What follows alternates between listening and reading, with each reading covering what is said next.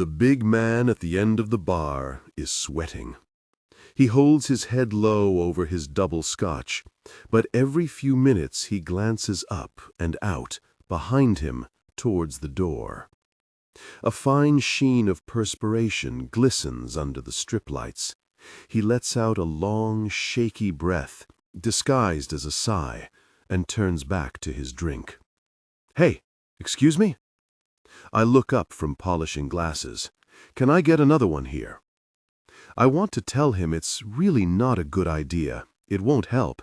It might even put him over the limit. But he's a big guy, and it's 15 minutes till closing time, and, according to company guidelines, I have no reason to tell him no. So I walk over, take his glass, and hold it up to the optic. He nods at the bottle. "Double," he says, and slides a fat hand down his damp face. "That'll be £7.20, please." It's 11:15 on a Tuesday night, and the Shamrock and Clover, East City Airport's Irish-themed pub, which is as Irish as Mahatma Gandhi, is winding down for the night. The bar closes 10 minutes after the last plane takes off, and right now it's just me, an intense young man with a laptop, the cackling women at table 2, and the man nursing a double Jameson's waiting for either the SC-107 to Stockholm or the DB-224 to Munich. The latter has been delayed for 40 minutes. I've been on since midday, as Carly has a stomachache and went home.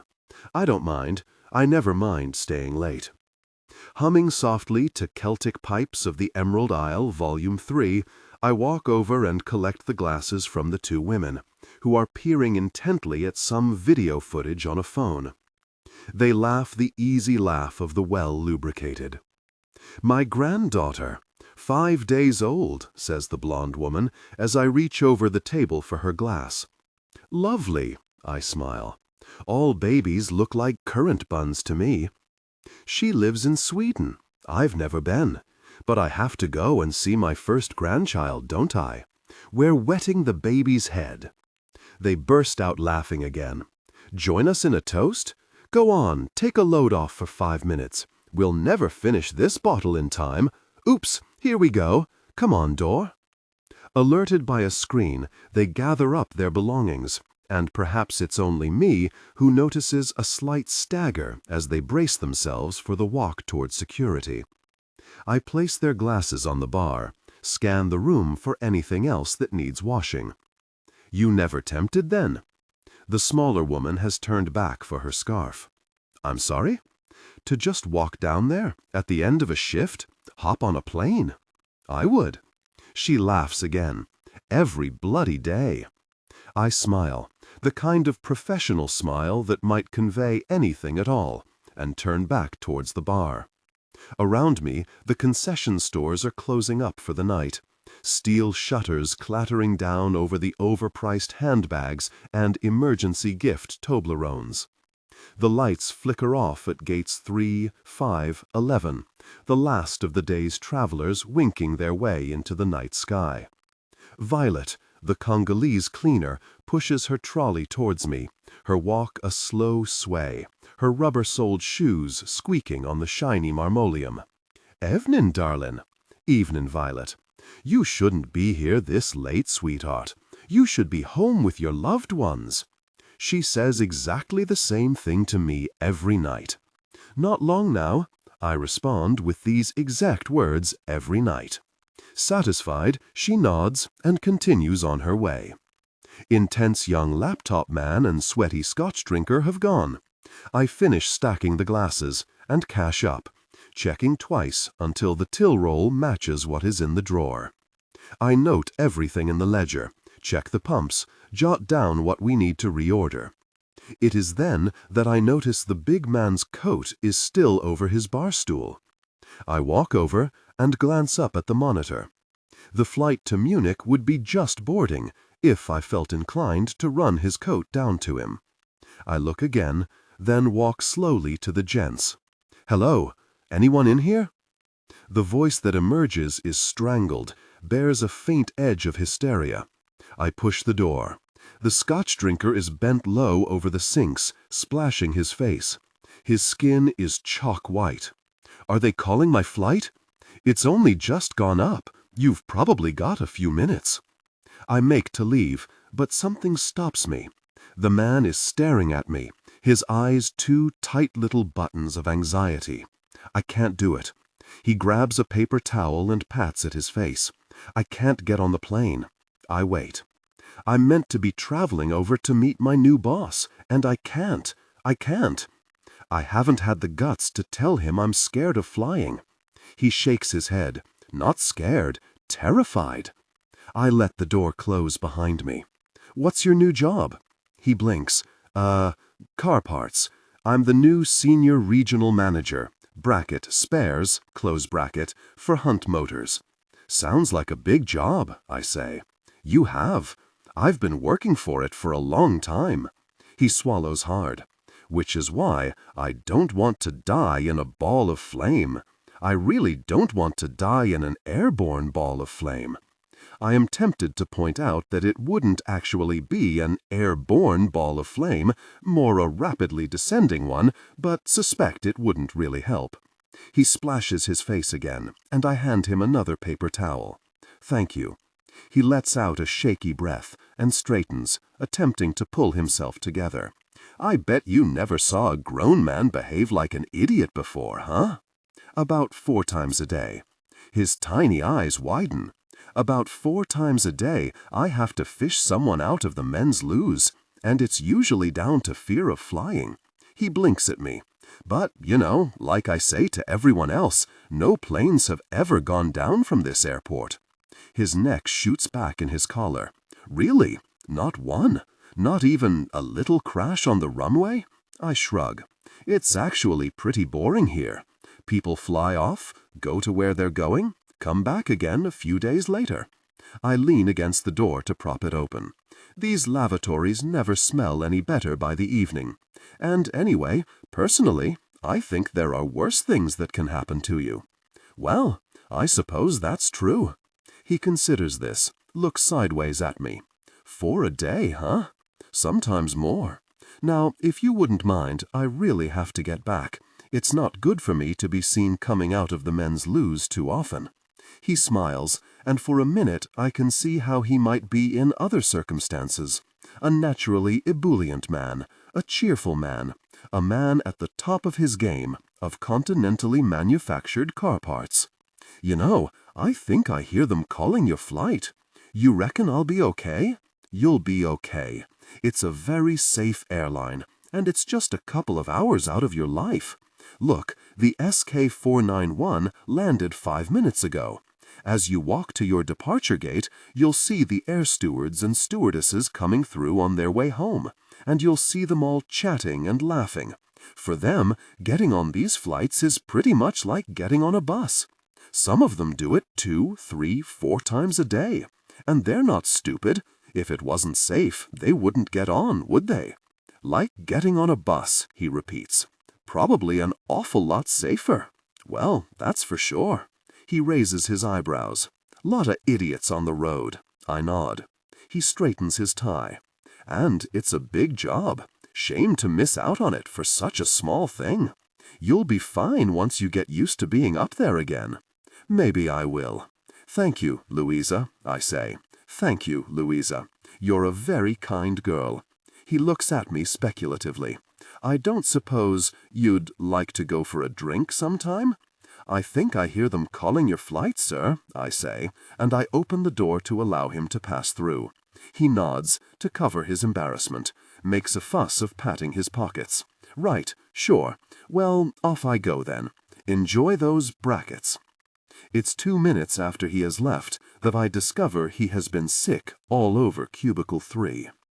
I arrive home at 1:15 and let myself into the silent flat. I change into my pajama bottoms and a hooded sweatshirt, then open the fridge, pull out a bottle of white, and pour a glass. It is lip-pursingly sour. I study the label and realize I must have opened it the previous night, then forgotten to put the top on the bottle, and decide it's never a good idea to think about these things too hard. I slump into a chair with it. On the mantelpiece, there are 2 cards. One is from my parents, wishing me a happy birthday.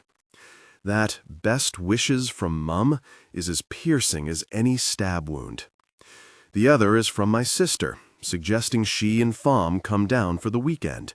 It is 6 months old. 2 voicemails on my phone, one from the dentist, one not. "Hi, Louisa, it's Jared here. We met in the Dirty Duck. Well, we spent some intimate time together. It was just, I enjoyed it. Thought maybe we could do it again. You've got my digits." When there is nothing left in the bottle, I consider buying another, but I don't want to go out again. I don't want Samir at the 24-hour grocery to make one of his jokes about my endless bottles of Pinot Grigio. I don't want to have to talk to anyone. I am suddenly bone-weary, but it is the kind of head-buzzing exhaustion that tells me if I go to bed, I won't sleep. I think briefly about Jared and that he had oddly shaped fingernails. Am I bothered about oddly shaped fingernails? I stare at the bare walls of the living room and realize suddenly that what I actually need is air. I really need air. I open the hall window and climb unsteadily up the fire escape until I am on the roof. The first time I came up, 9 months previously, the estate agent showed me how the previous tenants had made a small terrace garden up there, dotting around a few lead planters and a small bench. It's not officially yours, obviously, but yours is the only flat with direct access to it. I think it's pretty nice. You could even have a party up here. I had gazed at him, wondering if I really looked like the kind of person who held parties. The plants have long since withered and died. I am apparently not very good at looking after things. Now I stand on the roof, staring out at London's winking darkness below. Around me, 1,000,000 people are living, breathing, eating, arguing, 1,000,000 lives completely divorced from mine. It is a strange sort of peace. The sodium lights glitter as the sounds of the city filter up into the night air, engines revving, doors slamming. Several miles south, the distant brutalist thump of a police helicopter, its beams scanning the dark for some vanished miscreant in a local park. Somewhere in the distance, a siren, always a siren. "Won't take much to make this feel like home," the estate agent had said. I had almost laughed. The city feels as alien to me as it always has. But then, everywhere does these days. I hesitate, then take a step out onto the parapet, my arms lifted out to the side, a slightly drunken tightrope walker. One foot in front of the other, edging along the concrete, the breeze making the hairs on my outstretched arms prickle. When I first moved down here, when it all hit me hardest, I would sometimes dare myself to walk from one end to the other of my block. When I reached the other end, I would laugh into the night air. "You see? I'm here, standing alive, right out on the edge. I'm doing what you told me." It has become a secret habit. Me, the city skyline, the comfort of the dark, the anonymity, and the knowledge that up here, nobody knows who I am. I lift my head, feeling the night breezes. Hearing laughter below, the muffled smash of a bottle breaking, the traffic snaking up towards the city. Seeing the endless red stream of taillights, an automotive blood supply. Only the hours between 3 and 5 a.m. are relatively peaceful. The drunks having collapsed into bed, the restaurant chefs having peeled off their whites, the pubs having barred their doors. The silence of those hours is interrupted only sporadically by the night tankers, the opening up of the Jewish bakery along the street, the soft thump of the newspaper delivery vans dropping their paper bales. I know the subtlest movements of the city because I no longer sleep. Somewhere down there, a lock-in is going on in the White Horse, full of hipsters and Eastenders, and a couple are arguing outside. And across the city, the General Hospital is picking up the pieces of the sick and the injured and those who have just about scraped through another day. Up here is just the air, the dark, and somewhere the FedEx freight flight from LHR to Beijing, and countless travelers, like Mr. Scotch Drinker, on their way to somewhere new. 18 months. 18 whole months. So when is it going to be enough? I say into the darkness. And there it is. I can feel it boiling up again, the unexpected anger. I take 2 steps along, glancing down at my feet. Because this doesn't feel like living. It doesn't feel like anything. 2 steps, 2 more. I will go as far as the corner tonight. You didn't give me a real life, did you? Not really. You just smashed up my old one, smashed it into little pieces. What am I meant to do with what's left? When is it going to feel? I stretch out my arms, feeling the cool night air against my skin, and realize I am crying again. Really you, Will, I whisper. Really you, for leaving me. Grief wells up again, like a sudden tide, intense, overwhelming. And just as I feel myself sinking into it, a voice says, from the shadows, I don't think you should stand there. I half turn and catch a flash of a small pale face on the fire escape, dark eyes wide open. In shock, my foot slips on the parapet, my weight suddenly the wrong side of the drop. My heart lurches, a split second before my body follows. And then, like a nightmare, I am weightless, in the abyss of the night air, my legs flailing above my head as I hear the shriek that may be my own. Crunch! And then all is black. What's your name, sweetheart? A brace around my neck, a hand feeling around my head, gently, swiftly. I am alive. This is actually quite surprising. That's it. Open your eyes. Look at me now. Look at me. Can you tell me your name? I want to speak, to open my mouth, but my voice emerges muffled and nonsensical. I think I have bitten my tongue. There is blood in my mouth, warm and tasting of iron. I cannot move. We're going to put you onto a spinal board, okay? You may be a bit uncomfortable for a minute, but I'm going to give you some morphine to make the pain a bit easier. The man's voice is calm, level, as if it is the most normal thing in the world to be lying broken on concrete, staring up at the dark sky. I want to laugh. I want to tell him how ridiculous it is that I am here. But nothing seems to work as it should. The man's face disappears from view. A woman in a neon jacket, her dark curly hair tied back in a ponytail, looms over me and shines a thin torch abruptly in my eyes, gazing at me with the same detached interest as if I was a specimen, not a person. Do we need to bag her? I want to speak, but I'm distracted by the pain in my legs. Jesus, I say, but I'm not sure if I say it aloud. Multiple fractures, pupils normal and reactive, BP 90/60. She's lucky she hit that awning, eh? What are the odds of landing on a daybed, eh? I don't like that bruising, though. Cold air on my midriff, the light touch of warm fingers. Internal bleeding? Do we need a second team? Can you step back, please, sir? Right back. Another man's voice. I came outside for a smoke, and she dropped onto my really balcony. She nearly really landed on me. Well, there you go. It's your lucky day. She didn't. I got the shock of my life. You don't expect people to just drop out of the really sky. Look at my chair. That was 800 pounds from the Conran shop. Do you think I can claim for it? A brief silence. You can do what you want, sir. Tell you what, you could charge her for cleaning the blood off your balcony while you're at it. How about that? The first man's eyes slide towards his colleague. Time slips. I tilt with it. I've fallen off a roof? My face is cold, and I realize distantly that I'm starting to shake. She's going into shock, Sam.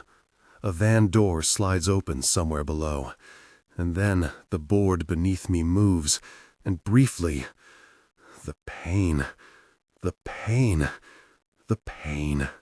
Everything turns black, a siren and a swirl of blue, always a siren in London. We are moving. Neon slides across the interior of the ambulance, hiccups and repeats, illuminating the unexpectedly packed interior, the man in the green uniform who is tapping something into his phone before turning to adjust the drip above my head. The pain has lessened. Morphine? But with consciousness comes growing terror, A giant airbag is inflating slowly inside me, steadily blocking out everything else. Oh no. Oh no. Yakuza? It takes 2 goes for the man, his arm braced against the back of the cab, to hear me. He turns and stoops towards my face. He smells of lemons, and he has missed a bit when shaving. You okay there? Ang? The man leans down. Sorry, hard to hear over the siren.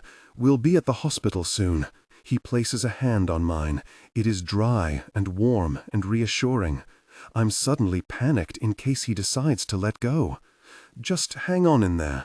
What's our ETA, Donna? I can't say the words. My tongue fills my mouth. My thoughts are muddled, overlapping. Did I move my arms when they picked me up? I lifted my right hand, didn't I? Carolized? It emerges as a whisper. What?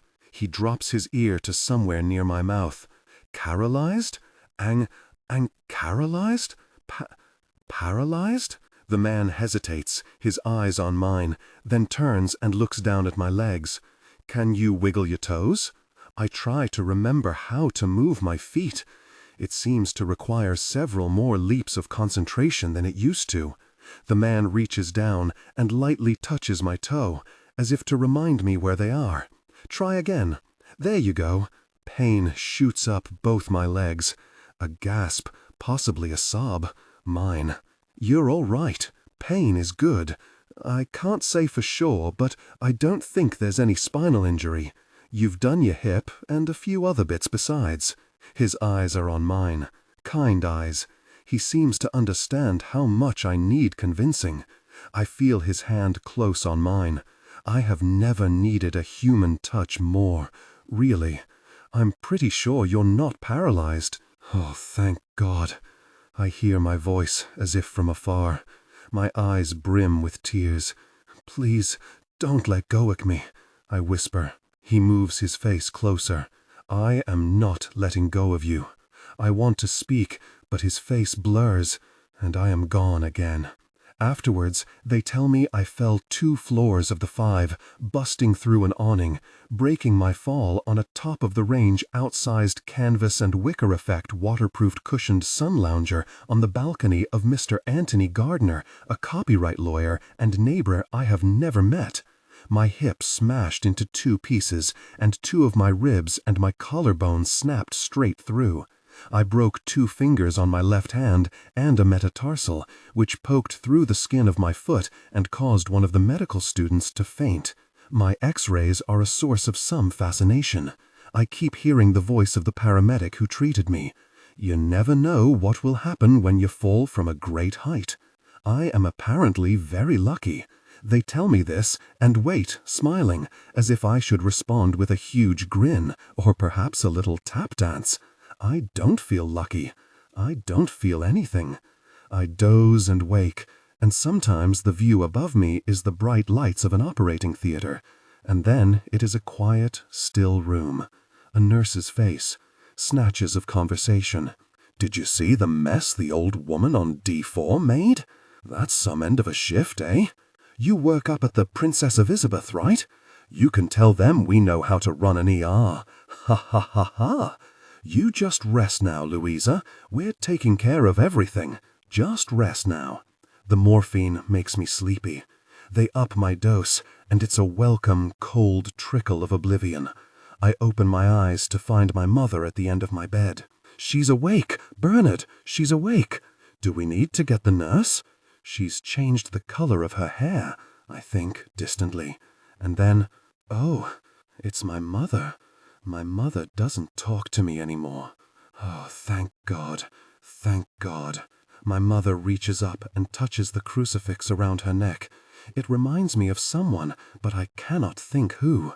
She leans forward and lightly strokes my cheek. For some reason, this makes my eyes fill immediately with tears. Oh, my little girl. She is leaning over me, as if to shelter me from further damage. I smell her perfume, as familiar as my own. Oh, Lou. She mops my tears with a tissue. I got the fright of my life when they called. Are you in pain? Do you need anything? Are you comfortable? What can I get you? She talks so fast that I cannot answer. We came as soon as they said. Trina's looking after Grandad. He sends his love. Well, he sort of made that noise, you know, but we all know what he means. Oh, love, how on earth did you get yourself into this mess? What on earth were you thinking? She doesn't seem to require an answer. All I have to do is lie here. My mother dabs at her eyes, and again at mine. You're still my daughter, and I couldn't bear it if something happened to you and we, you know. I swallow the words. My tongue feels ridiculous. I sound drunk. I never wonged. I know. But you made it so hard for me, Lou. I couldn't. Not now, love, eh? Dad touches her shoulder. She looks away into the middle distance and takes my hand. When we got the call, oh, I thought, I didn't know. She is sniffing again, her handkerchief pressed to her lips. Thank God she's okay, Bernard. Of course she is. Made of rubber, this one, eh? Dad looms over me. We had last spoken on the telephone 2 months previously, but I haven't seen him in person for the 18 months since I left my hometown. He looks enormous and familiar and desperately, desperately tired. Sorry, I whisper. I can't think what else to say. Don't be daft. We're just glad you're okay. Even if you do look like you've done 6 rounds with Mike Tyson. Have you seen yourself in a mirror since you got here? I shake my head. Maybe. I might just hold off a bit longer. You know Terry Nichols, that time he went right over his handlebars by the mini-mart? Well, take off the moustache, and that's pretty much what you look like. Actually, he peers closer at my face. Now you mention it. Bernard.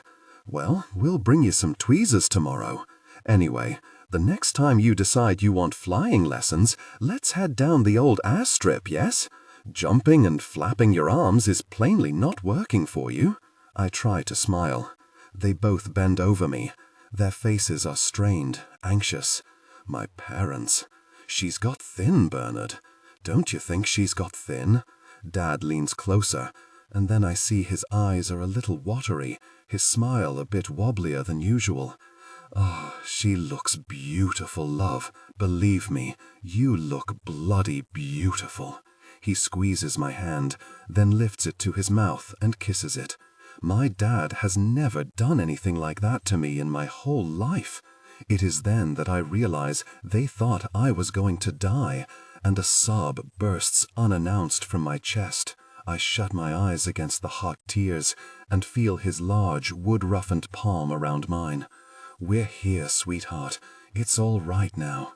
It's all going to be okay. They make the 50-mile journey every day for 2 weeks, catching the early train down, and then every few days. Dad gets special dispensation from work because Mum won't travel by herself. There are, after all sorts in London. This is said more than once, and always accompanied by a furtive glance behind her, as if a knife-wielding hood is even now sneaking into the ward. Trina is staying over to keep an eye on Grandad. There is an edge to the way Mum says it that makes me think this might not be my sister's first choice of arrangements. Mum brings homemade food, and has done so since the day we all stared at my lunch and, despite 5 minutes of intense speculation, couldn't work out what it was. And in plastic trays, Bernard, like a prison. She prodded it sadly with a fork, then sniffed it. Since then, she has arrived with enormous sandwiches, thick slices of ham or cheese in white bloomer bread, homemade soups in flasks, food you can recognize, and feeds me like a baby. My tongue slowly returns to its normal size. Apparently, I'd almost bitten through it when I landed. It's not unusual, they tell me. I have 2 operations to pin my hip, and my left foot and left arm are in plaster up to the joints. Keith, one of the porters, asks if he can sign my casts. Apparently it's bad luck to have them virgin white, and promptly writes a comment so filthy that Evelyn, the Filipina nurse, has to put a plaster on it before the consultant comes around. When he pushes me to X-ray or to the pharmacy, he tells me the gossip from around the hospital. I could do without hearing about the patients who die slowly and horribly, of which there seem to be an endless number, but it keeps him happy. I sometimes wonder what he tells people about me. I am the girl who fell off a 5-story building and lived. In hospital status, this apparently puts me some way above the compacted bowel in C ward, or that daft bint who accidentally took her thumb off with pruning shears. It's amazing how quickly you become institutionalized. I wake, accept the ministrations of a handful of people I now recognize, try to say the right thing to the consultants, and wait for my parents to arrive. My parents keep busy with small tasks in my room and become uncharacteristically deferential in the face of the doctors. Dad apologizes repeatedly for my inability to bounce until Mum kicks him, quite hard, in the ankle. After the rounds are finished, Mum usually has a walk around the concourse shops downstairs and returns exclaiming in hushed tones at the number of fast food outlets. That one-legged man from the cardio ward, Bernard, sitting down there stuffing his face with cheeseburger and chips like you wouldn't believe. Dad sits and reads the local paper in the chair at the end of my bed. The first week, he keeps checking it for reports of my accident. I try to tell him that in this part of the city, even double murders barely merit a news in brief. But in Stortford, the previous week the local paper's front page ran with supermarket trolleys left in wrong area of car park. The week before that, it was schoolboys sad at state of duck pond, so he has yet to be convinced. On the Friday after the final operation on my hip, my mother brings a dressing gown that is one size too big for me and a large brown paper bag of egg sandwiches. I don't have to ask what they are. The sulphurous smell floods the room as soon as she opens her bag. My father wafts his hand in front of his nose. "The nurses'll be blaming me, Josie," he says, opening and closing my door. "Eggs'll build her up. She's too thin. And besides, you can't talk. You were blaming the dog for your awful smells 2 years after he'd actually died. Just keeping the romance alive, love." Mum lowers her voice. "Trina says her last fellow put the blankets over her head when he broke wind. Can you imagine?"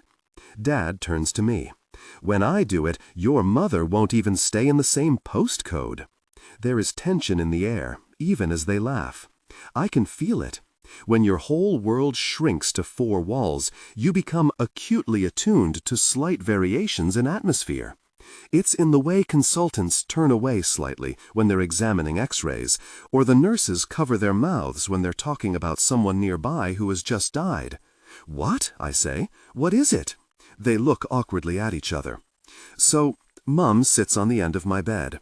The consultant said, "It's not clear how you fell." I bite into an egg sandwich. I can pick things up with my left hand now. "Oh, that. I got distracted while walking around a roof." I chew for a minute. "Is there any chance you were sleepwalking, sweetheart?" "Dad, I've never sleepwalked in my life." "Yes, you have. There was that time when you were 13 and you sleepwalked downstairs and ate half of Trina's birthday cake." I may not have actually been asleep." "And there's your blood alcohol level. They said you had drunk an awful lot." "I'd had a tough night at work. I had a drink or 2 and I just went up on the roof to get some air." "And then you heard a voice?" "I was standing on the top, looking out. I do it sometimes. And there was this girl's voice behind me, and it gave me a shock, and I lost my footing." "A girl?"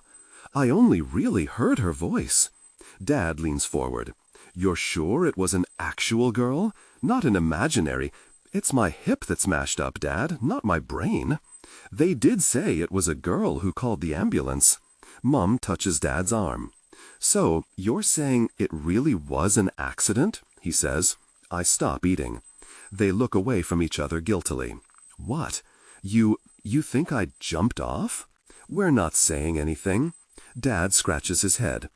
"It's just, well, things had all gone so wrong since, and we hadn't seen you for so long, and we were a bit surprised that you'd be up walking on the roof of a building in the wee small hours. You used to be afraid of heights. I used to be engaged to a man who thought it was normal to calculate how many calories he'd burned while he slept. Jesus, this is why you've been so nice to me? You think I tried to kill myself? It's just, he was asking us all sorts. Who was asking what? The psychiatrist bloke. They just want to make sure you're okay, love. We know things have been, well, you know, since. Psychiatrist?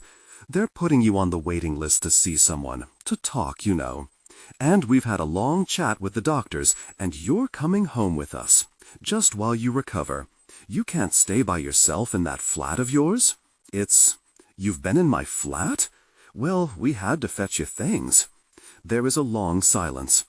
I think of them standing in my doorway, my mother's hands tight on her bag as she surveyed the unwashed bed linen, the empty wine bottles lined up in a row on the mantelpiece, the solitary half-bar of fruit and nut in the fridge. I picture them shaking their heads, looking at each other. Are you sure we've got the right place, Bernard? Right now, you need to be with your family, just till you're back on your feet. I want to say I'll be fine in my flat, no matter what they think of it. I want to do my job and come home and not think until my next shift. I want to say I can't come back to Stortford and be that girl again, the one who... I don't want to have to feel the weight of my mother's carefully disguised disapproval, of my father's cheerful determination that it's all okay, everything is just fine, as if saying it enough times will actually make it okay. I don't want to pass Will's house every day, to think about what I was part of, the thing that will always be there. But I don't say any of it, because suddenly I'm tired and everything hurts, and I just can't fight anymore. Dad brings me home 2 weeks later in his work van. There is only room for 2 in the front, so Mum has stayed behind to prepare the house, and as the motorway speeds beneath us, I find my stomach tightening nervously. The cheerful streets of my hometown feel foreign to me now. I look at them with a distant, analytical eye, noting how small everything looks, how tired, how twee. I realize this is how Will must have seen it when he first came home after his accident, and push the thought away. As we drive down our street, I find myself sinking slightly in my seat. I don't want to make polite conversation with neighbors to explain myself. I don't want to be judged for what I did. You okay? Dad turns, as if he guesses something of what's going through my head. Fine. Good girl. He puts a hand briefly on my shoulder. Mum is already at the door as we pull up. I suspect she has been standing by the window for the past half hour. Dad puts one of my bags on the step, then comes back to help me out, hoisting the other over his shoulder. I place my cane carefully on the paving stones and feel the twitching of curtains behind me as I make my way slowly up the path. "Look who it is," I can hear them whispering. "What do you think she's done now?" David steers me forward, watching my feet carefully, as if they might suddenly shoot out and go somewhere they shouldn't. "Okay there," he keeps saying. "Not too fast now." I can see Grandad hovering behind Mum in the hall, wearing his checked shirt and his good blue jumper. Nothing has changed. The wallpaper is the same. The hall carpet is the same. The lines in the worn pile visible from where Mum must have vacuumed that morning. I can see my old blue anorak hanging on the hook. 18 months. I feel as if I have been away for a decade. "Don't rush her," Mum says, her hands pressed together. "You're going too fast, Bernard. She's hardly flipping Mo Farah. If she goes any slower, we'll be moonwalking. Watch those steps. Should you stand behind her, Bernard, coming up the steps, you know, in case she falls backwards." "I know where the steps are," I say through gritted teeth. "I only lived here for 26 years. Watch she doesn't catch herself on that lip there, Bernard. You don't want her to smash the other hip." Oh, God, I think. Is this what it was like for you, Will? Every single day? And then my sister is in the doorway, pushing past Mum. "Oh, for God's sake, Mum, come on, hop along. You're turning us into a freaking sideshow." Trina wedges her shoulder under my armpit and turns briefly to glare out at the neighbors, her eyebrows raised as if to say, "Really?" I can almost hear the swishing of curtains as they close. Bunch of bloody rubberneckers. Anyway, hurry up. I promised Thomas he could see your scars before I take him to youth club. God, how much weight have you lost? Your boobs must look like 2 tangerines in a pair of socks. It's hard to laugh and walk at the same time. Thomas runs to hug me so that I have to stop and put a hand against the wall to keep my balance as we collide. "Did they really cut you open and put you back together?" he says. His head comes up to my chest. He's missing 4 front teeth. "Grandpa says they probably put you back together all the wrong way, and God only knows how well tell the difference." "Bernard, I was joking." "Louisa." Granddad's voice is thick and hesitant. He reaches forward unsteadily and hugs me, and I hug him back. He pulls away, his old hands gripping my arms surprisingly tightly, and frowns at me, a mock anger. "I know, Daddy, I know. But she's home now," says Mum. "You're back in your old room," says Dad. "I'm afraid we redecorated with Transformers wallpaper for Tom. You don't mind the odd Autobot and Predacon, right?"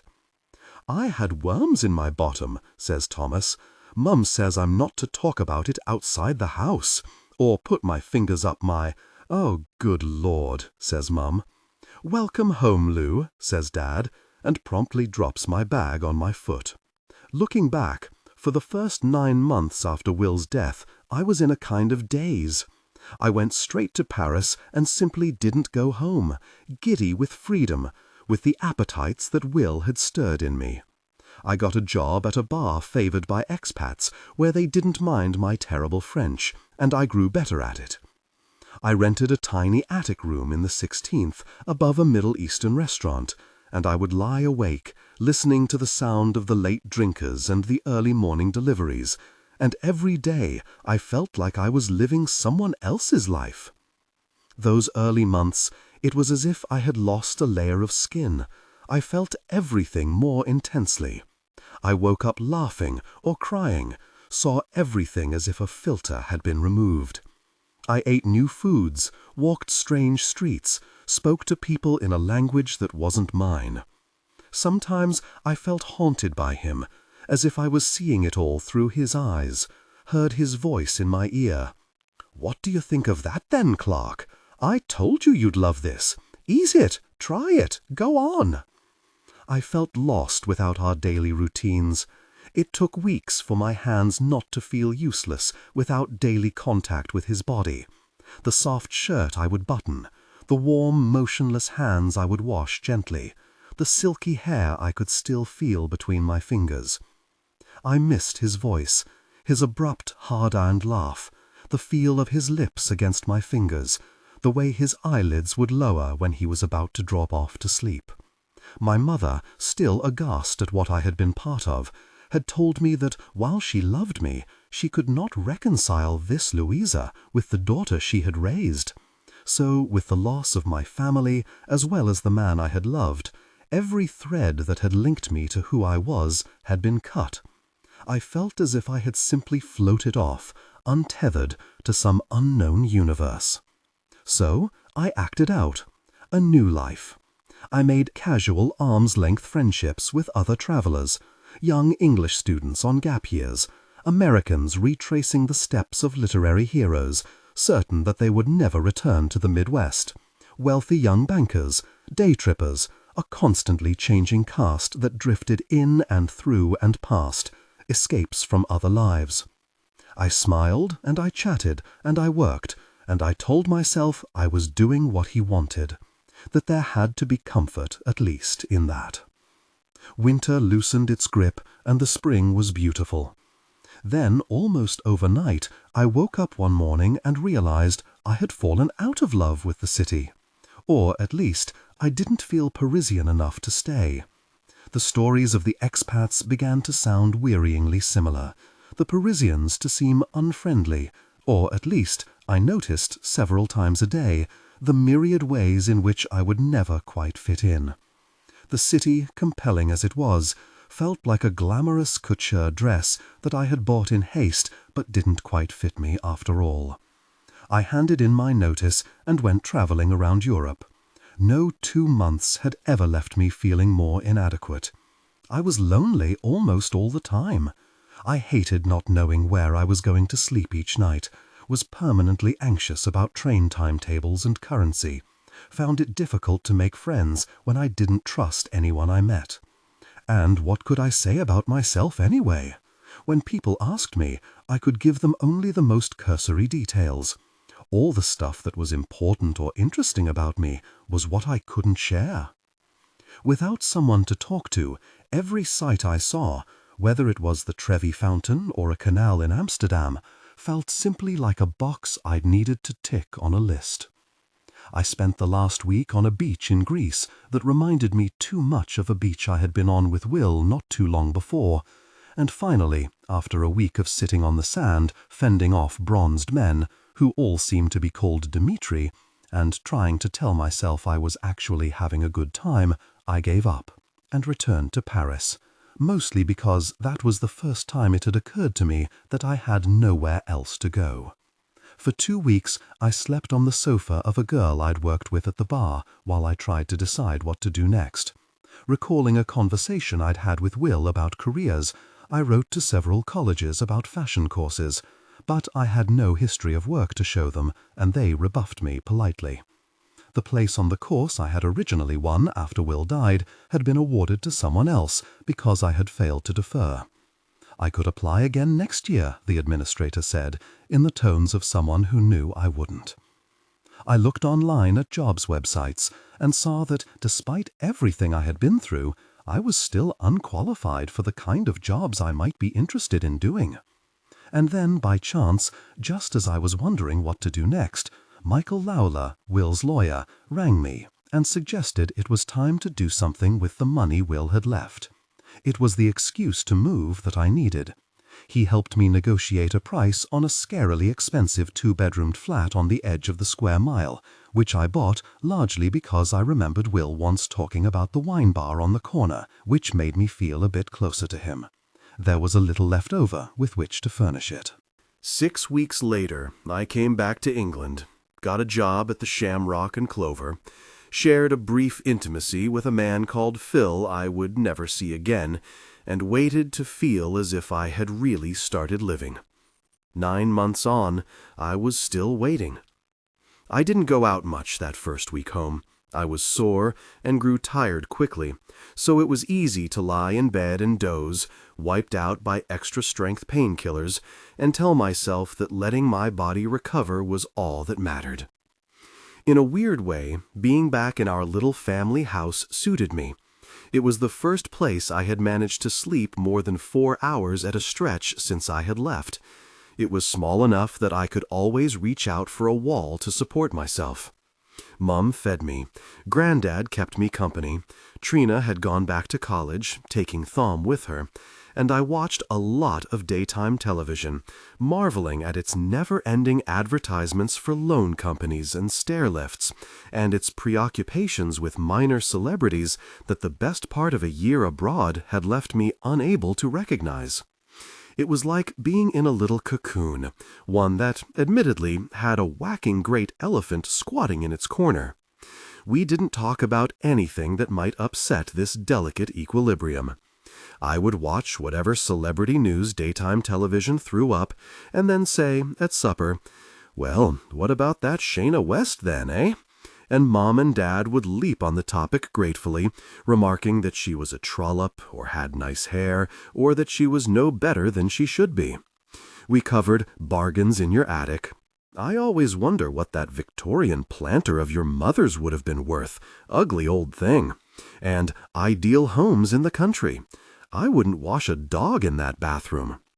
I didn't think beyond each mealtime, beyond the basic challenges of getting dressed, brushing my teeth, and completing whatever tiny tasks my mother set me. "You know, love, when I'm out, if you could sort your washing, I'll do it with my culleds." But like a creeping tide, the outside world insisted steadily on intruding. I heard the neighbors asking questions of my mother as she hung out the washing.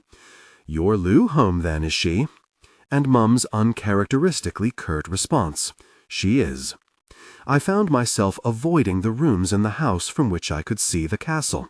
But I knew it was there, the people in it, living, breathing links to Will. Sometimes I wondered what had happened to them. While in Paris, I had been forwarded a letter from Mrs. Traynor, thanking me formally for everything I had done for her son. "I am conscious that you did everything you could." But that was it. That family had gone from being my whole life to a ghostly remnant of a time I wouldn't allow myself to remember. Now, as our street sat moored in the shadow of the castle for several hours every evening, I felt the Traynor's presence like a rebuke. I'd been there 2 weeks before I realized that Mum and Dad no longer went to their social club. "Isn't it Tuesday?" I said on the 3rd week as we sat around the dinner table. "Shouldn't you be gone by now?" They glanced at each other. No, we're fine here," Dad said, chewing a piece of his pork chop. "I'm fine by myself, honestly," I told them. "I'm much better now, and I'm quite happy watching television." I secretly longed to sit unobserved with nobody else in the room.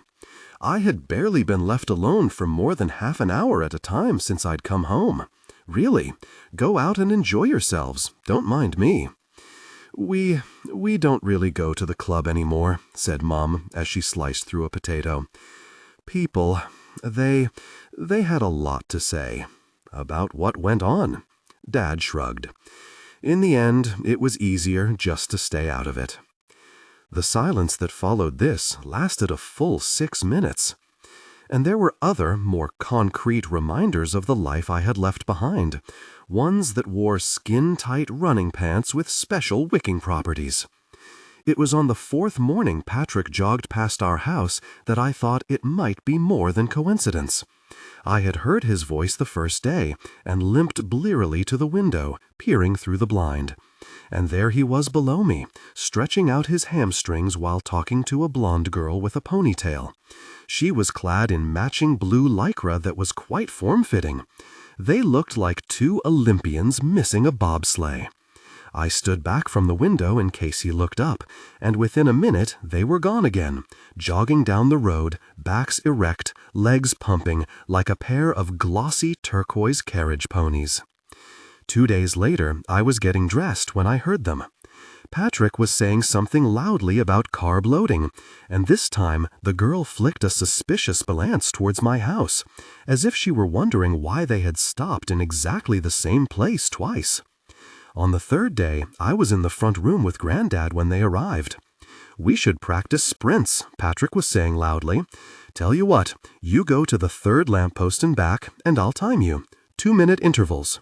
Go." Granddad rolled his eyes meaningfully. "Has he been doing this the whole time I've been back?" Granddad's eyes rolled pretty much into the back of his head.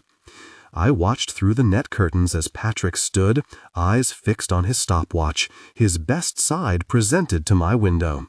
He was wearing a black fleece zip-up top and matching lycra shorts, and as he stood, a few feet the other side of the curtain, I was able to gaze at him quietly amazed that this was someone I had been sure for so long I loved. "Keep going," he yelled, looking up from the stopwatch. And, like an obedient gun dog, the girl touched the lamppost beside him and bolted away again. 42.38 seconds, he said approvingly when she returned, panting. "I reckon you could shave another 0.5 of a second off that." "That's for your benefit," said my mother, who had walked in bearing 2 mugs. I did wonder. His mother asked me in the supermarket, "Were you back?" And I said you were. Don't look at me like that. I could hardly lie to the woman. She nodded towards the window. "That one's had some cosmetic work done. They're the talk of Stortfold." She stood beside me for a moment. "You know, they're engaged." I waited for the pang, but it was so mild it could have been wind. "They look, well, suited." My mother stood there for a moment watching him. "He's not a bad sort, Lou. You just changed." She handed me a mug and turned away. Finally, on the morning he stopped to do press-ups on the pavement outside the house, I opened the front door and stepped out. I leaned against the porch, my arms folded across my chest, watching until he looked up. I wouldn't stop there for too long. Next door's dog is a bit partial to that bit of pavement. "Lou!" he exclaimed, as if I was the very last person he expected to see standing outside my own house, which he had visited several times a week for the 7 years we had been together. "Well, I'm surprised to see you back. I thought you were off to conquer the big wide world."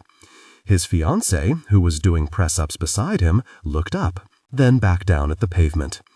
It might have been my imagination, but her form seemed to tense even more tightly. Up, down, she bobbed furiously, up and down. I found myself worrying slightly for the welfare of her recent enhancements. He bounced to his feet. "This is Caroline, my fiancée." He kept his eyes on me, perhaps waiting for some kind of reaction. "We're training for the next Ironman. We've done 2 together already."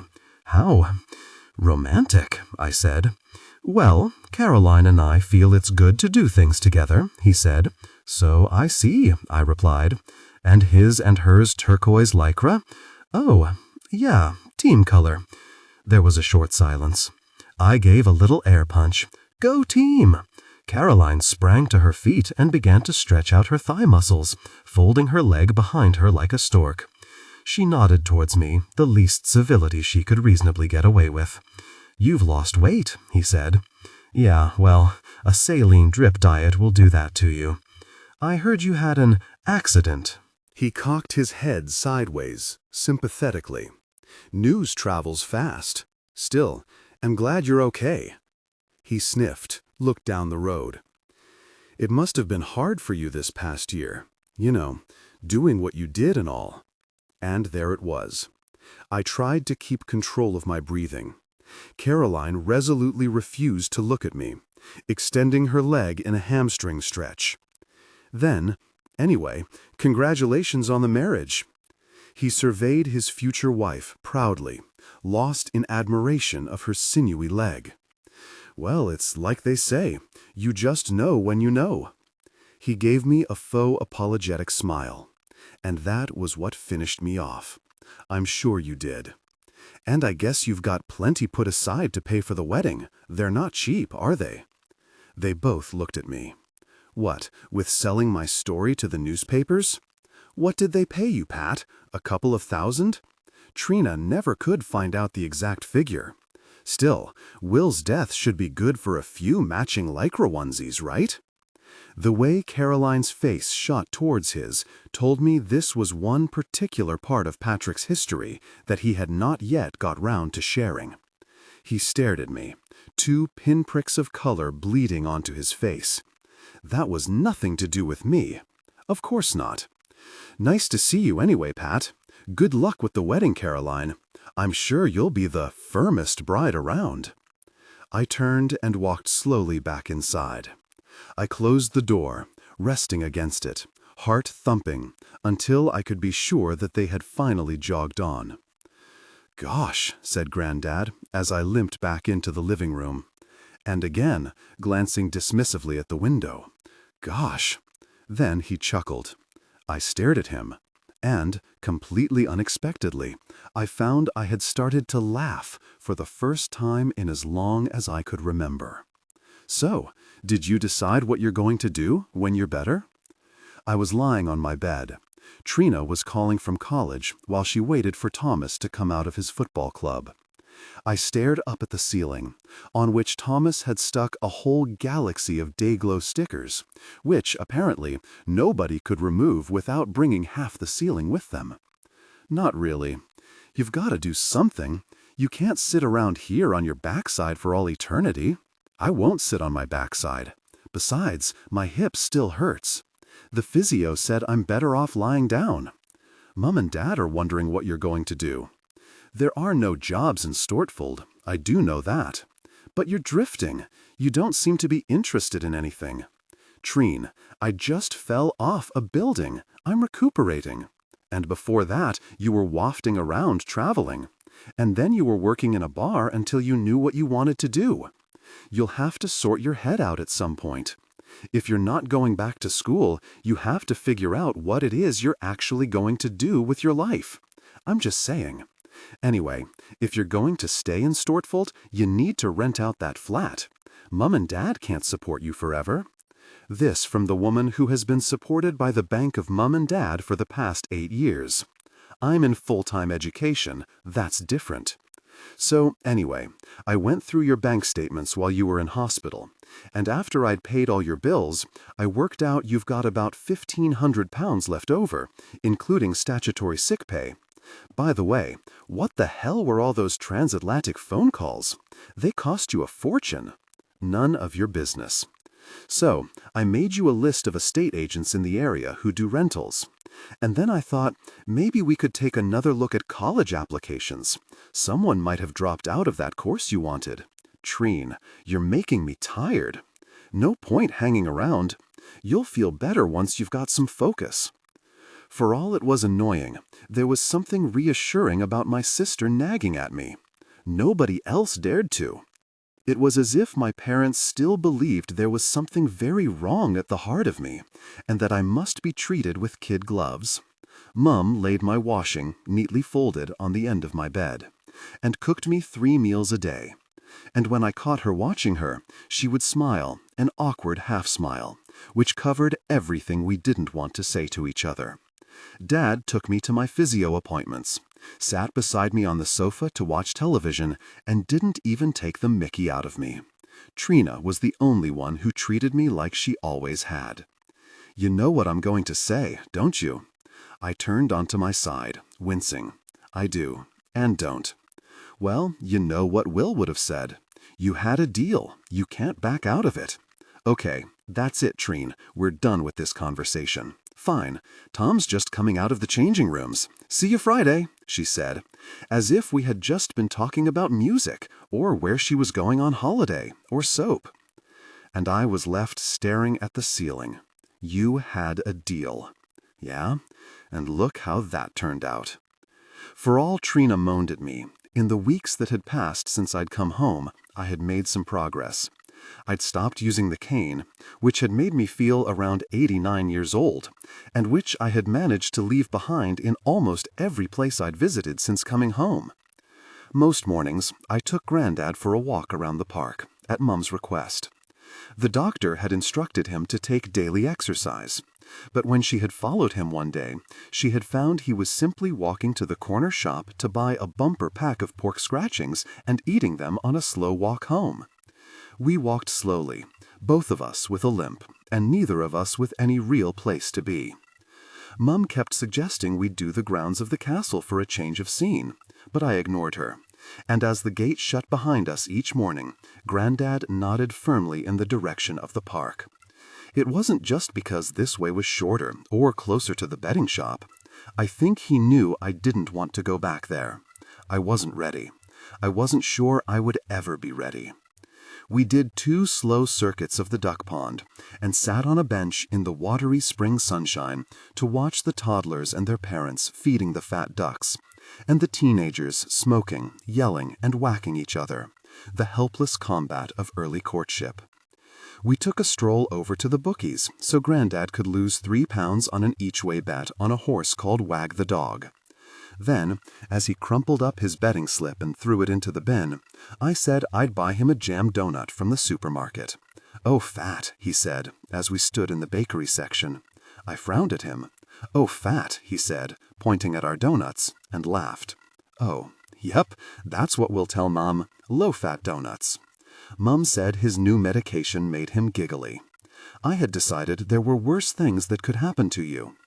Grandad was still giggling at his own joke as we queued at the checkout.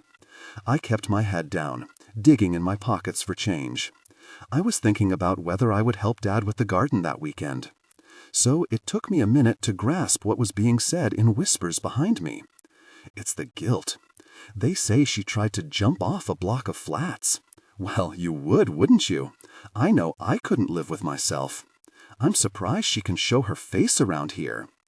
I stood very still. You know, poor Josie Clark is still mortified. She goes to confession every single week, and you know that woman is as blameless as a line of clean laundry." Grandad was pointing at the donuts and mouthing at the checkout girl. "Oh, fat." She smiled politely.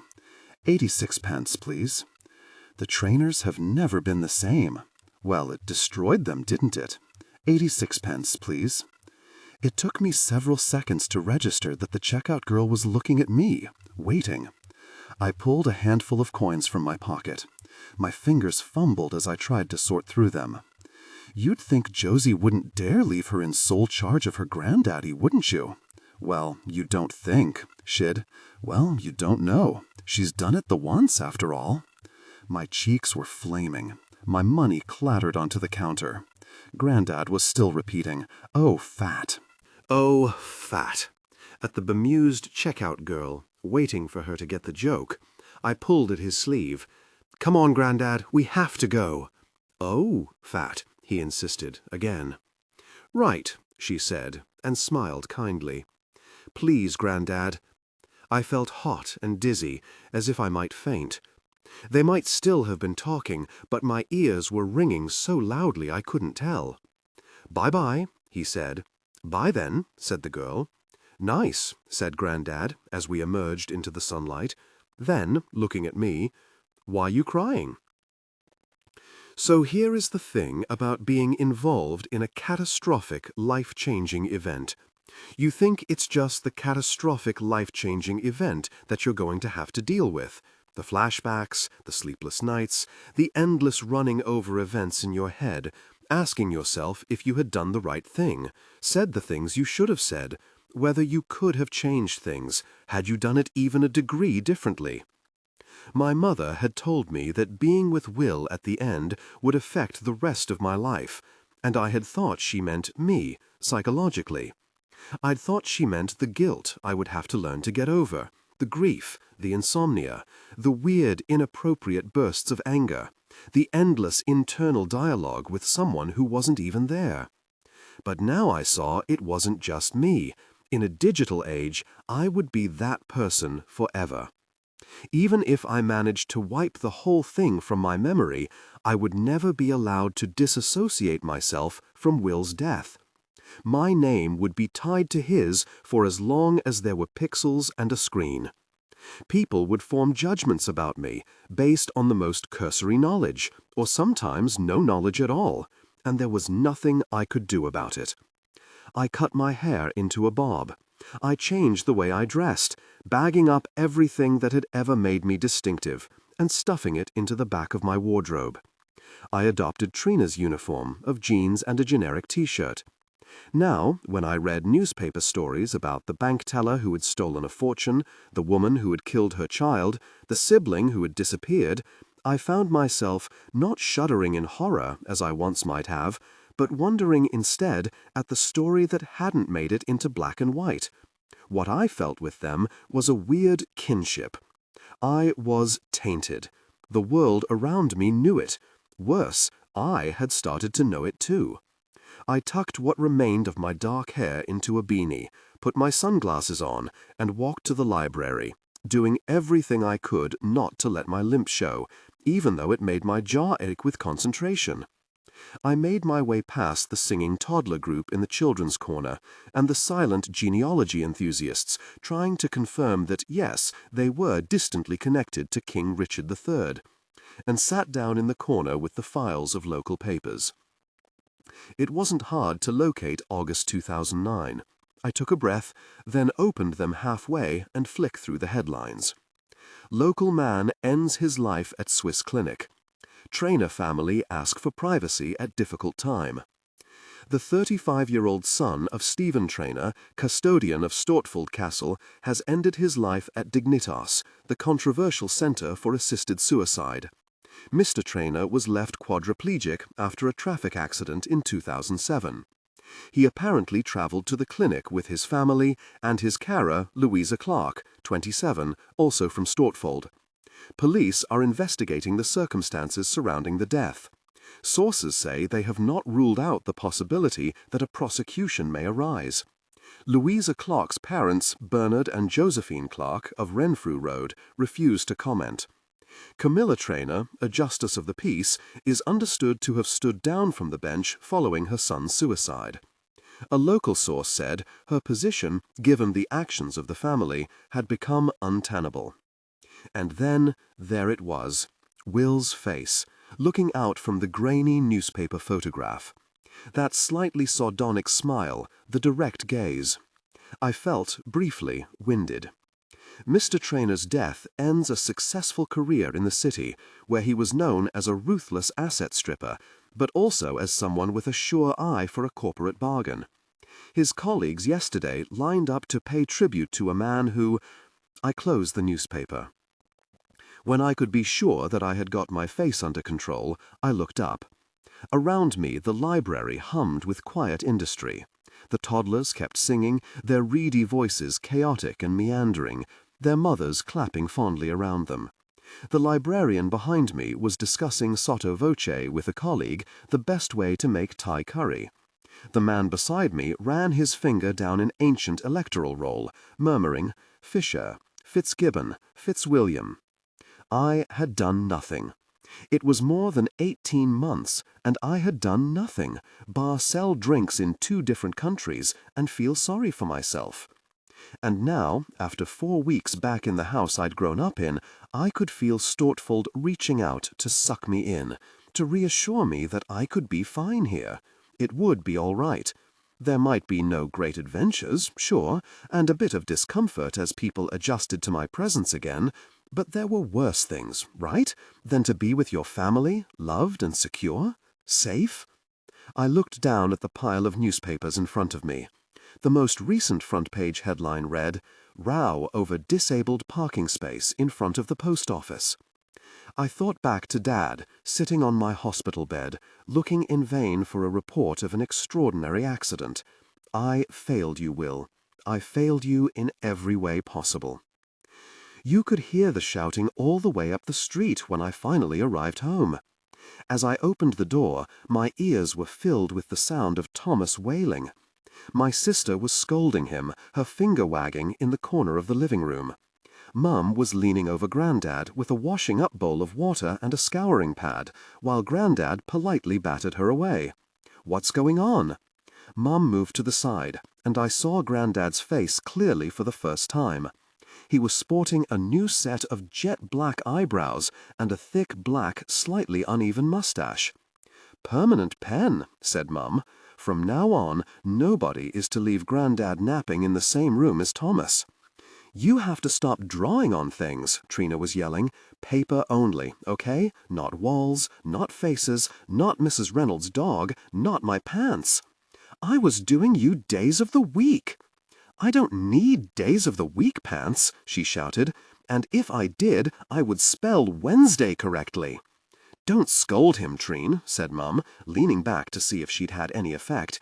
"It could be a lot worse." In our little house, Dad's footsteps coming down the stairs sounded like a particularly emphatic roll of thunder. He barreled into the front room, his shoulders hunched in frustration, his hair standing up on one side. Can't a man get a nap in his own house on his day off? This place is like a ruddy madhouse. We all stopped and stared at him. What? What did I say? Bernard. Come on. Our Lou doesn't think I mean her. Oh, my sweet Lord. Mum's hand flew to her face. My sister had started to push Thomas out of the room. "Oh, boy," she hissed. "Thomas, you'd better get out of here right now, because I swear when your grandpa gets hold of you—" "What?" Dad frowned. "What's the matter?" Grandad barked a laugh. He held up a shaking finger. It was almost magnificent. Thomas had colored in the hold of Dad's face with blue marker pen. His eyes emerged like 2 gooseberries from a sea of cobalt blue. "What?"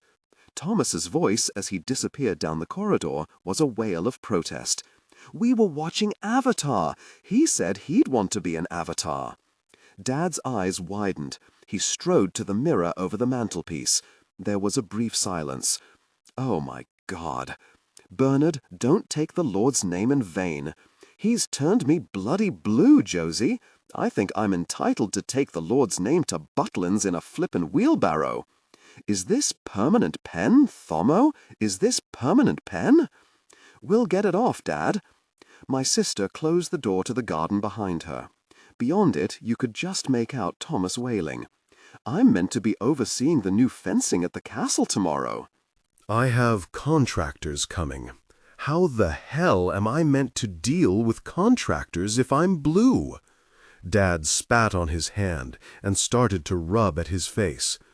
The faintest smudging appeared, but mostly seemed to spread onto his palm. It's not coming off. Josie, it's not coming off.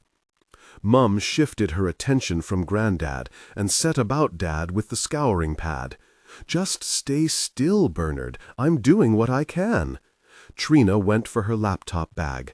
I'll go on the internet. I'm sure there's something.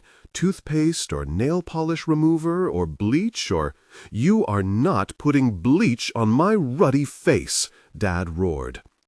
Grandad, with his new pirate mustache, sat giggling in the corner of the room.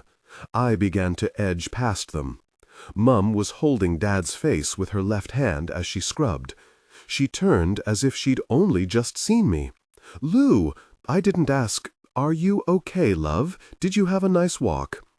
Everyone stopped abruptly to smile at me, a smile that said, everything's okay here, Lou, you don't have to worry. I hated that smile. Fine, it was the answer they all wanted. Mum turned to Dad. That's grand. Isn't it grand, Bernard? It is. Great news. If you sort out your whites, love, I'll pop them in the wash with Daddy's later. Actually, I said, don't bother. I've been thinking. It's time for me to go home. Nobody spoke. Mum branched at Dad.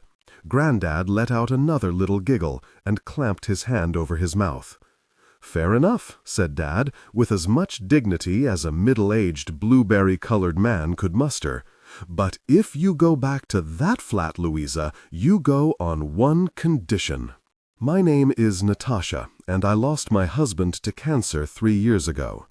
On a humid Monday night, the members of the Moving On Circle sat in a ring of orange office chairs in the Pentecostal church hall, alongside Mark, the leader, a tall, mustachioed man whose whole being exuded a kind of exhausted melancholy, and one empty chair.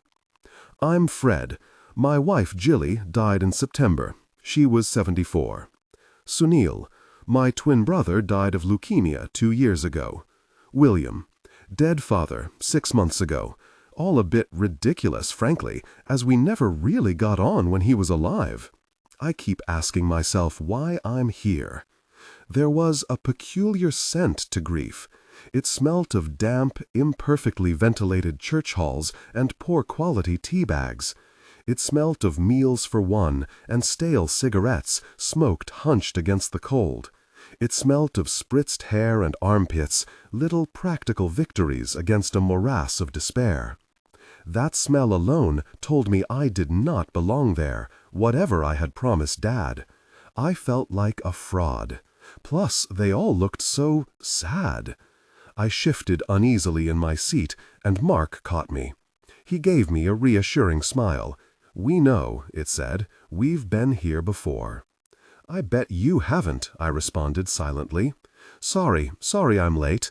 The door opened, letting in a blast of warm air, and the empty chair was taken by a mop-headed teenager who folded his limbs into place as if they were always somehow too long for the space they were in. Jake, you missed last week. Everything okay? Sorry, Dad messed up at work and he couldn't get me here. Don't worry, it's good you made it. You know where the drinks are.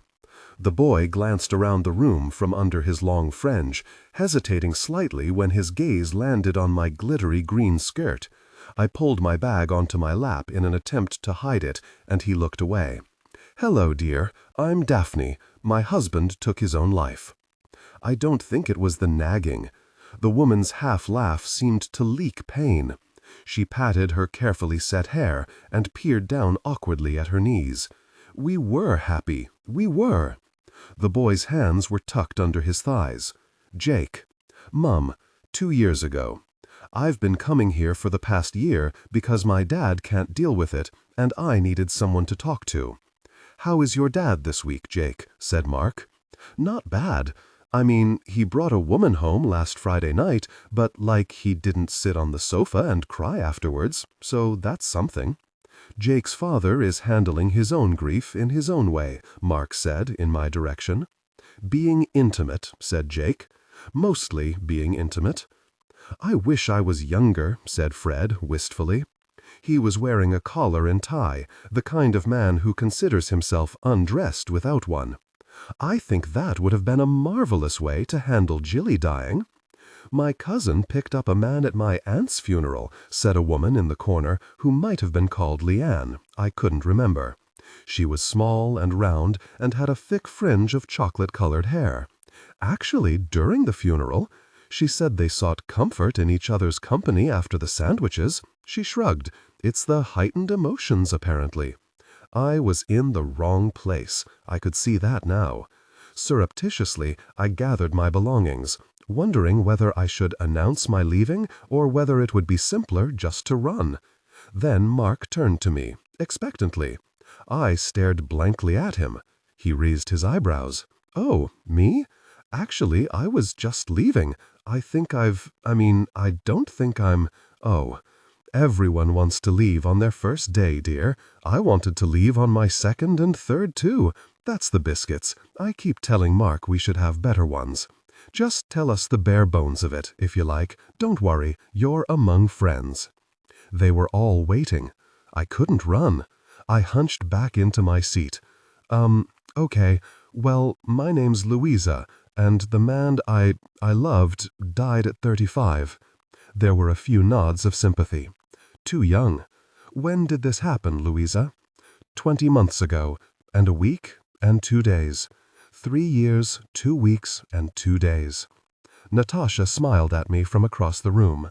There was a low murmur of commiseration. Daphne, beside me, reached out a plump, ringed hand and patted my leg. "We've had many discussions in this room about the particular difficulties when someone dies young," said Mark. "How long were you together?" Well, a little less than 6 months." A few barely hidden looks of surprise. "That's quite brief," a voice said. "I'm sure Louisa's pain is just as valid," said Mark smoothly. "And how did he pass, Louisa?" "Pass what?" "Die," said Fred helpfully. "Oh, he took his own life." "That must have been a great shock?" "Not really. I knew he was planning it." There is a peculiar sort of silence, it turns out, when you tell a room full of people who think they know everything there is to know about the death of a loved one that they don't. I took a breath. He knew he wanted to do it before I met him. I tried to change his mind, and I couldn't. So I went along with it, because I loved him, and it seemed to make sense at the time. And now it makes a lot less sense. "Death never makes sense," said Daphne. "Unless you're Buddhist," said Natasha. "I keep trying to think Buddhist thoughts, but I'm worried that Olaf is going to come back as a mouse or something, and I'm going to poison him." She sighed. "I have to put poison down. We have a terrible mouse problem in our block." "You'll never get rid of them. They're like fleas," said Sunil. "For every one you see, there are hundreds of them behind the scenes." "You might want to think about what you're doing, Natasha, love," said Daphne. "There could be hundreds of little Olafs running around. My Alan could be one of them. You could actually be poisoning the both of them." "Well," said Fred, "if it's Buddhist, he'd just come back as something else, wouldn't he?" "But what if it's a fly or something, and Natasha kills that too?" "I'd hate to come back as a fly," said William. "Horrible black hairy things." He shuddered. "I'm not like some mass murderer," said Natasha. "You're making it sound like I'm out there slaughtering everyone's reincarnated husbands. Well, that mouse might be someone's husband, even if it isn't Olaf." "I think we should try to steer this session back on track," said Mark. "Louisa, it's brave of you to come and tell your story.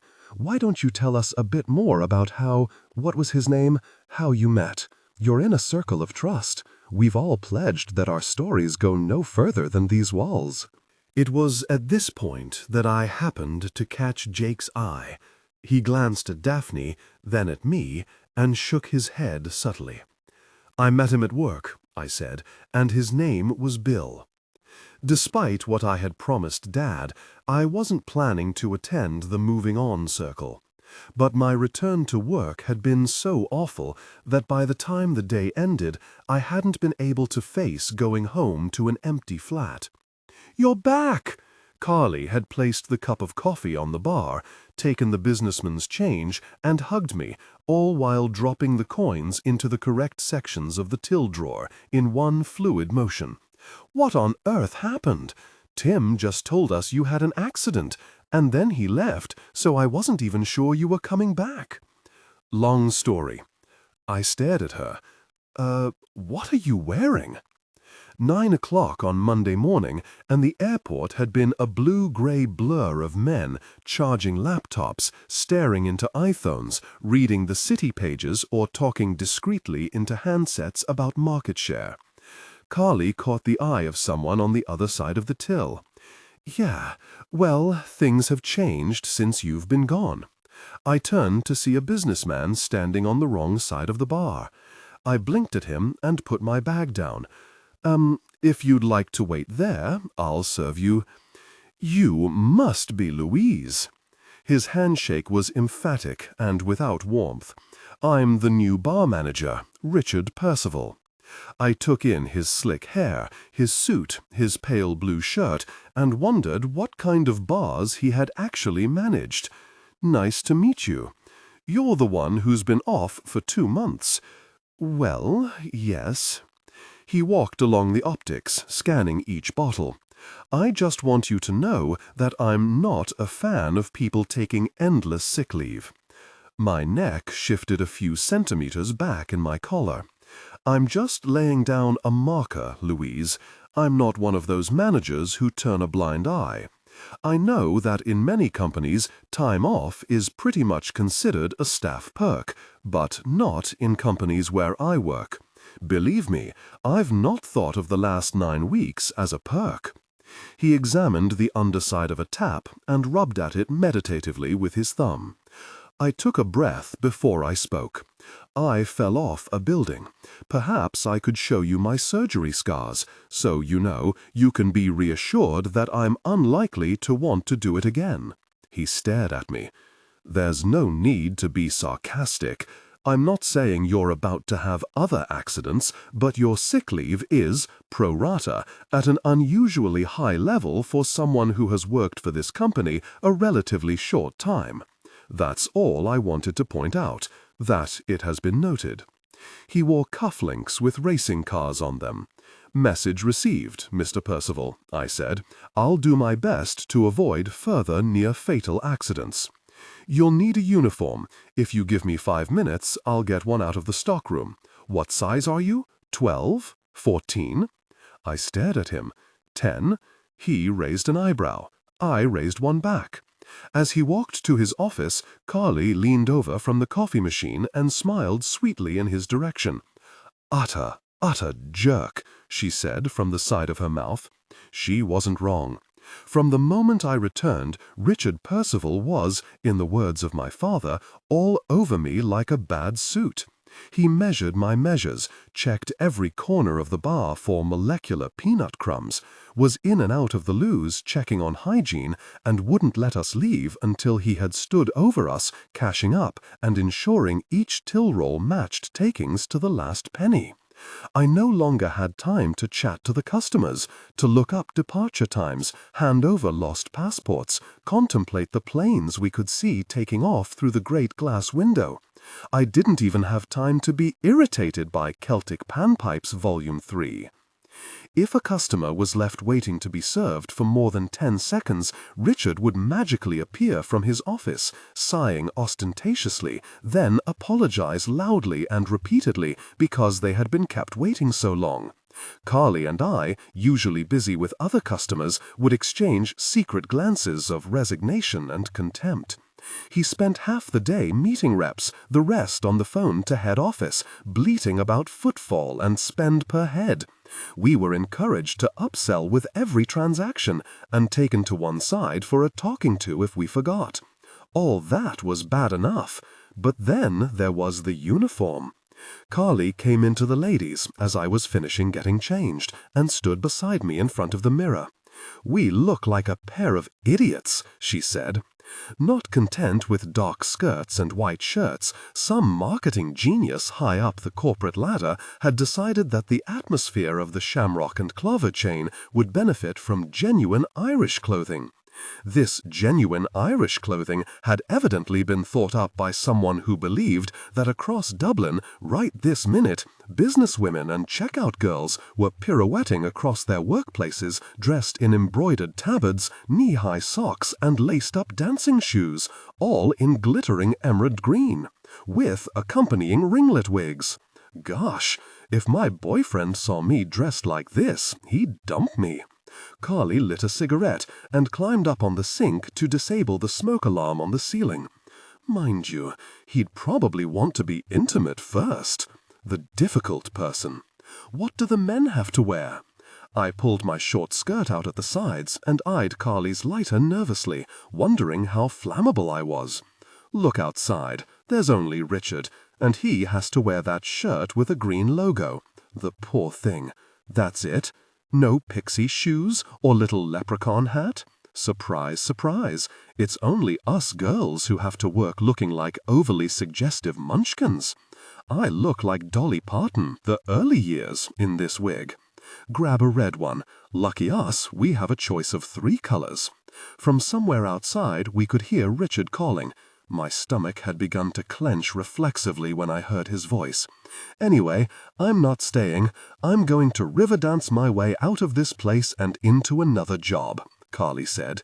He can take his really shamrocks and his corporate demands.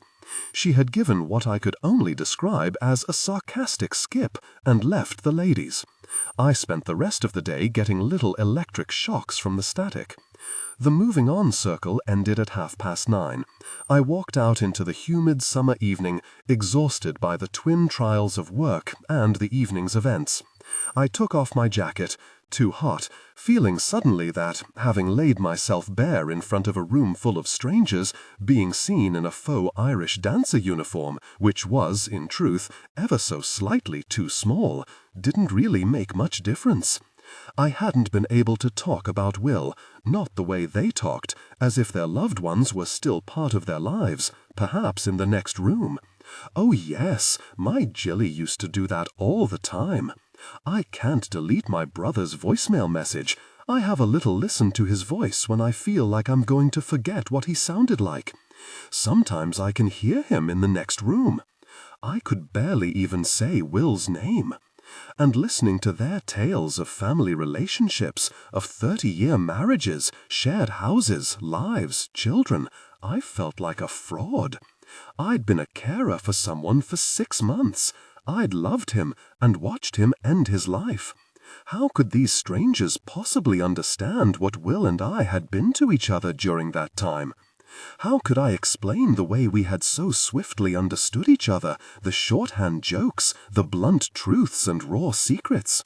How could I convey the way those short months had changed the way I felt about everything? The way he had skewed my world so totally that it made no sense without him in it? And when it came down to it, what was the point in re-examining your sadness all the time anyway? It was like picking at a wound and refusing to let it heal.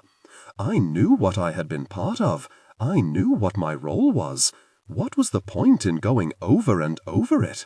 I wouldn't come next week. I knew now. I would find an excuse for Dad. I walked slowly across the car park, rummaging in my bag for my keys, telling myself it had at least meant that I hadn't had to spend another evening alone in front of my television, dreading the passing of the 12 hours until I had to return to work. His name wasn't really Bill, right? Jake fell into step alongside me. Nope. Daphne's like a one-woman broadcasting corporation. She means well, but your personal story will be all over her social club before you can say rodent reincarnation."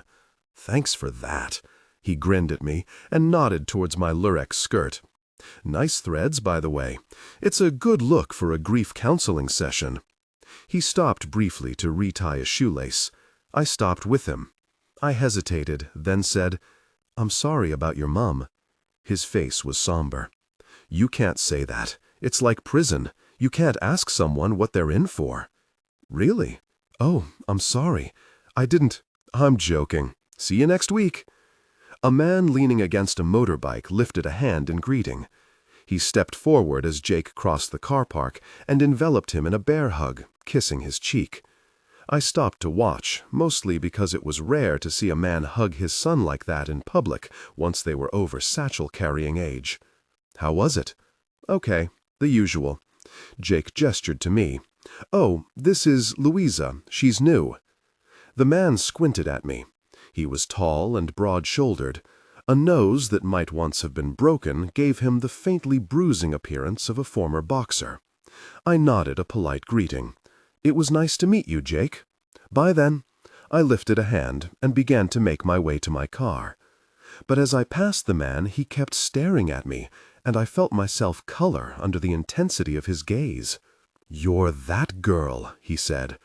"Oh no," I thought, slowing suddenly. "Not here, too." I stared at the ground for a moment and took a breath. Then I turned back to face them both. "Okay, as I've just made clear in the group, my friend made his own decisions. All I ever did was support them. Not that, if I'm honest, I really want to get into this right here and with a complete stranger." Jake's father continued to squint at me. He lifted his hand to his head. "I understand that not everybody will get it, but that's the way it was. I don't feel I have to debate my choices, and I'm really tired, and it's been a bit of a day, and I think I'm going to go home now." He cocked his head to one side, and then he said, "I have no idea what you're talking about." I frowned. "The limp. I noticed you have a limp. You live near that massive new development, right? You're the girl who fell off the roof." March? April? And suddenly I recognized him. "Oh, you were the paramedic. We were the team who picked you up. I'd been wondering what happened to you." I almost buckled with relief. I let my gaze run over his face, his hair, his arms, suddenly recalling with Pavlovian accuracy his reassuring manner, the sound of the siren, the faint scent of lemons, and I let out a breath. "I'm good. Well, not good exactly. I have a shot hip and a new boss who's an utter jerk and, I'm at a grief counseling club in a damp church hall with people who are just really sad," said Jake helpfully. "The hip will get better. It's plainly not hindering your dance career." My laugh emerged as a honk. "Oh, no, the outfit is related to the boss who is a jerk, not my normal mode of dress. Anyway, thank you." "Wow." I put my hand to my head. "This is weird. You saved me. It's good to see you. We don't often get to see what happens afterwards. You did a great job. It was, well, you were really kind. I remember that much." "De nada." I stared at him. "De nada? Spanish? It was nothing." "Oh, okay then. I take it all back. Thanks for nothing."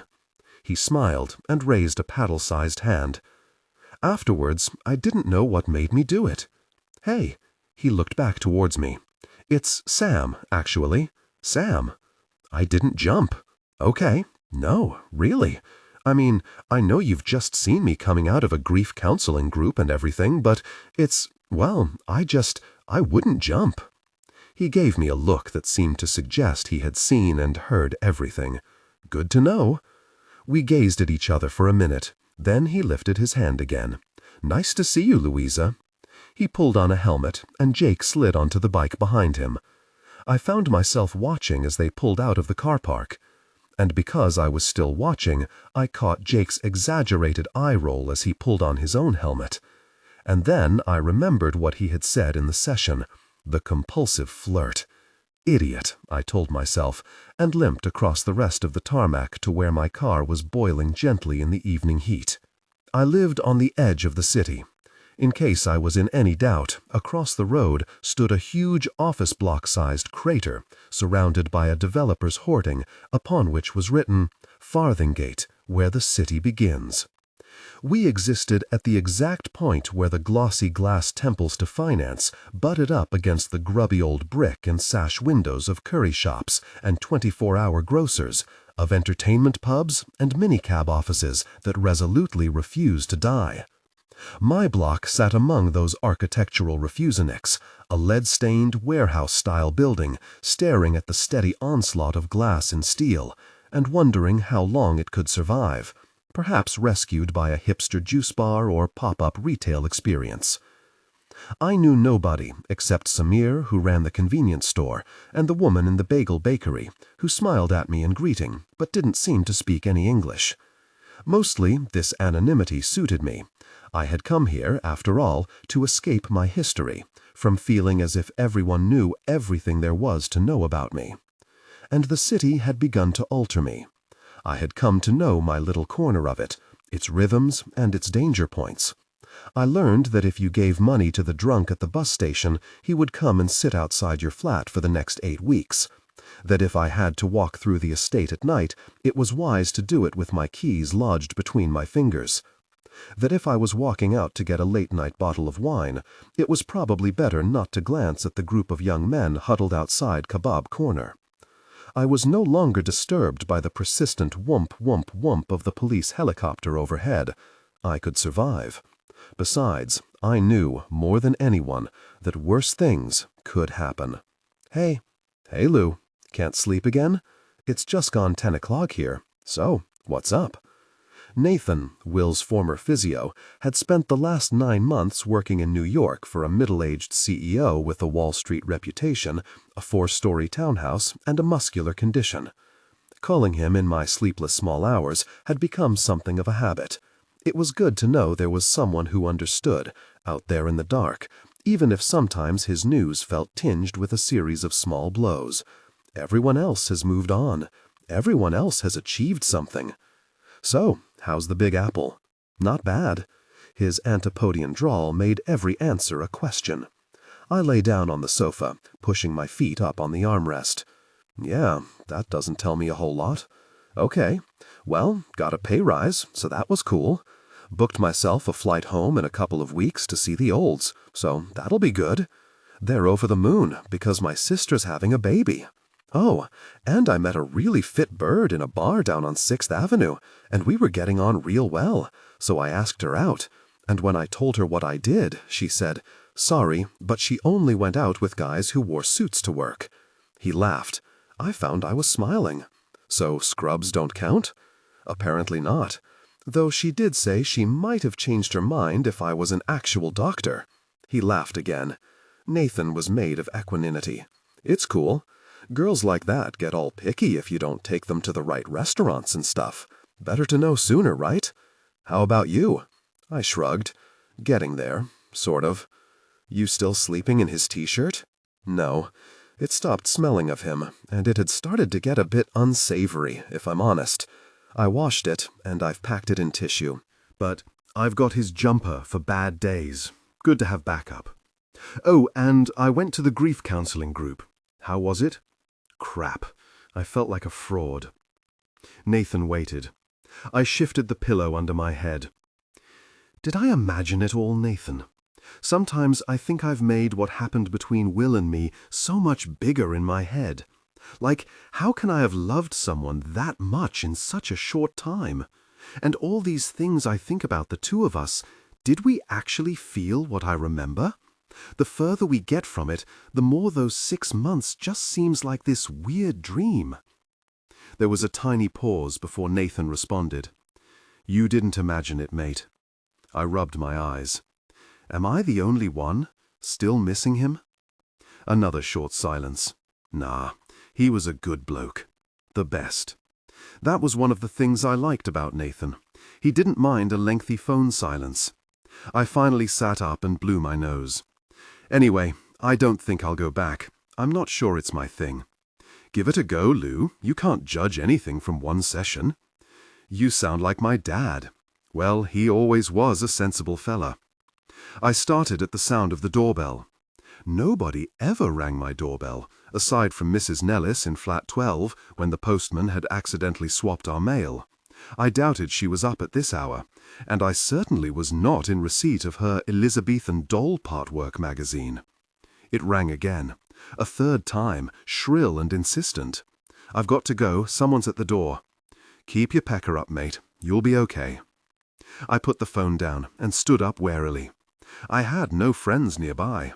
I hadn't worked out how you actually made them when you moved to a new area and spent most of your upright hours working. And if my parents had decided to stage an intervention and bring me back to Stortfold, they would have organized it between rush hours, as neither of them liked driving in the dark. I waited, wondering if whoever it was would simply realize their mistake and go away. But it rang again, jarring and endless, as if they were now leaning against the bell. I got up and walked to the door. "Who is it?" "I need to talk to you." A girl's voice. I peered through the spy hole. She was looking down at her feet, so I could only make out long chestnut hair, an oversized bomber jacket. She swayed slightly, rubbed at her nose. "Drunk? I think you have the wrong flat. Are you Louisa Clark?" I paused. "How do you know my name?" "I need to talk to you. Can you just open the door?" "It's almost 10:30 at night." "Yeah, that's why I'd rather not be standing here in your corridor." I had lived there long enough to know not to open my door to strangers. In that area of town, it was not unusual to get the odd junkie ringing bells speculatively in the hope of cash. But this was a well-spoken girl, and young. Too young to be one of the journalists who had briefly fixated on the story of the handsome former whiz kid who had decided to end his life. Too young to be out this late? I angled my head, trying to see if there was anyone else in the corridor. It appeared to be empty. "Can you tell me what it's about?" "Not out here, no." I opened the door to the length of the safety chain so that we were eye to eye. "You're going to have to give me more than that." She couldn't have been more than 16, the dewy plumpness of youth still visible in her cheeks. Her hair long and lustrous, long skinny legs in tight black jeans, flicky eyeliner in a pretty face. "So, who did you say you were?" I asked. Lily Houghton Miller. "Look," she said, and lifted her chin an inch. "I need to talk to you about my father." "I don't know anyone called Houghton Miller. There must be another Louisa Clark you've confused me with." I made to shut the door, but she had wedged the toe of her shoe in it. I looked down at it and slowly back up at her. "Not his name," she said, as though I was stupid. And when she spoke, her eyes were both fierce and searching. "His name is Will Traynor." Lily Houghton Miller stood in the middle of my living room and surveyed me with the detached interest of a scientist gazing at a new variety of manure-based invertebrate. "Wow, what are you wearing?" I work in an Irish pub." "Pole dancing?" Having apparently lost interest in me, she pivoted slowly, gazing at the room. "This is where you actually live? Where's your furniture?" "I just moved in." "One sofa, one television, 2 boxes of books?" She nodded towards the chair on which I sat, my breathing still unbalanced, trying to make any kind of sense out of what she had just told me. I stood up. "I'm going to get a drink. Would you like something?" "I'll have a Coke, unless you've got wine." "How old are you?" "Why do you want to know?"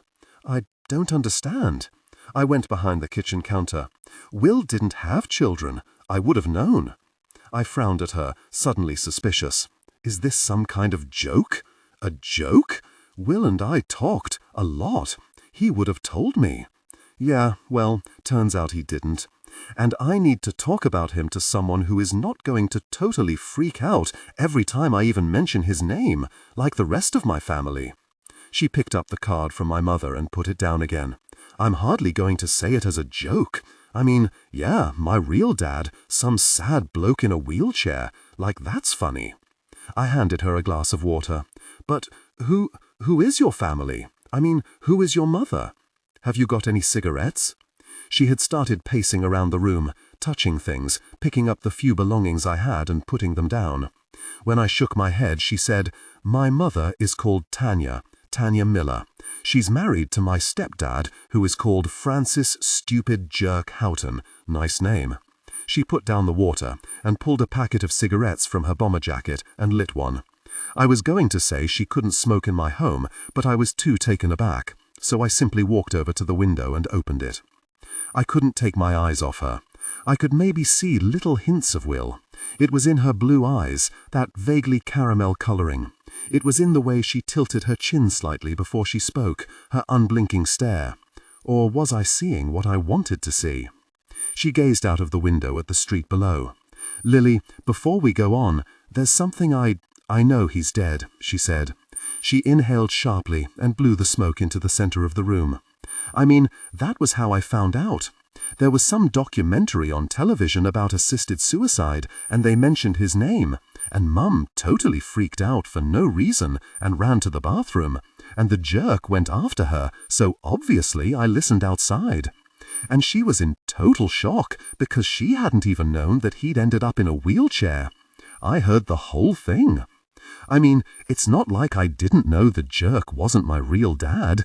It's just that my mum only ever said my real dad was a jerk who didn't want to know me. Will wasn't a jerk." She shrugged. "He sounded like one. But anyway, when I tried to ask her questions, she just started totally flipping out and said that I knew everything about him that I needed to know, and the jerk Francis had been a better dad to me than Will Traynor ever would have been, and I really should leave it alone." I sipped my water. I had never wanted a glass of wine more. "So, what did you do?" She took another drag of her cigarette. "I Googled him, of course, and I found you." I needed to be alone to digest what she had told me. It was too overwhelming. I didn't know what to make of the spiky girl who walked around my living room making the air around her crackle. So, did he not say anything about me at all? I was staring at her shoes, ballerina pumps, heavily scuffed, as if they had spent too much time shuffling around London streets. I felt as if I was being reeled in. "How old are you, Lily?" 16. "Do I at least look like him?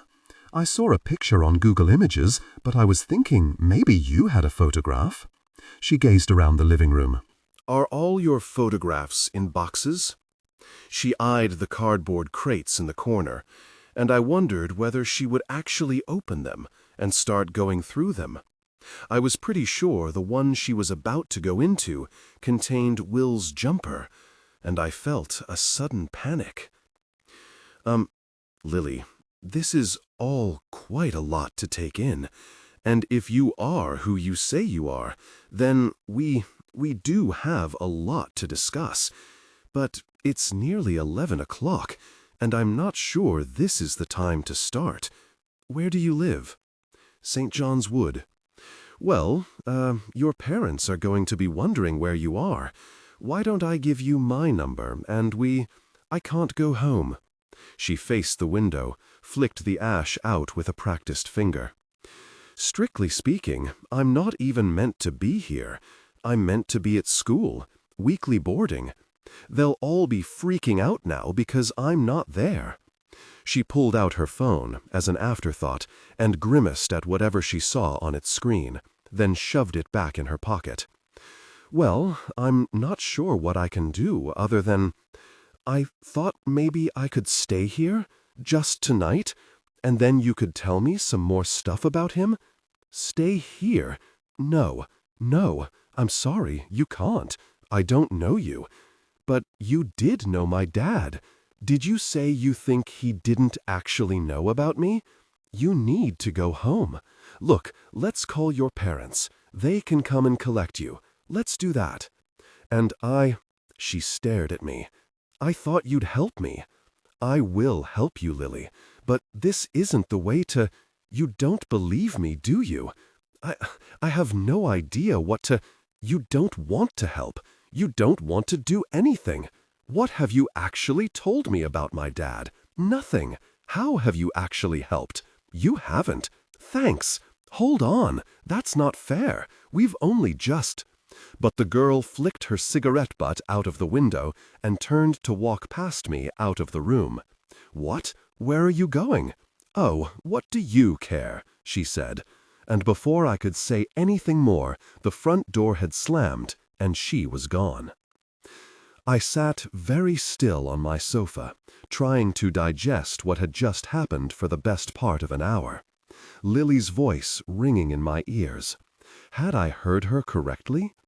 I went over and over what she had told me, trying to recall it through the buzz in my ears.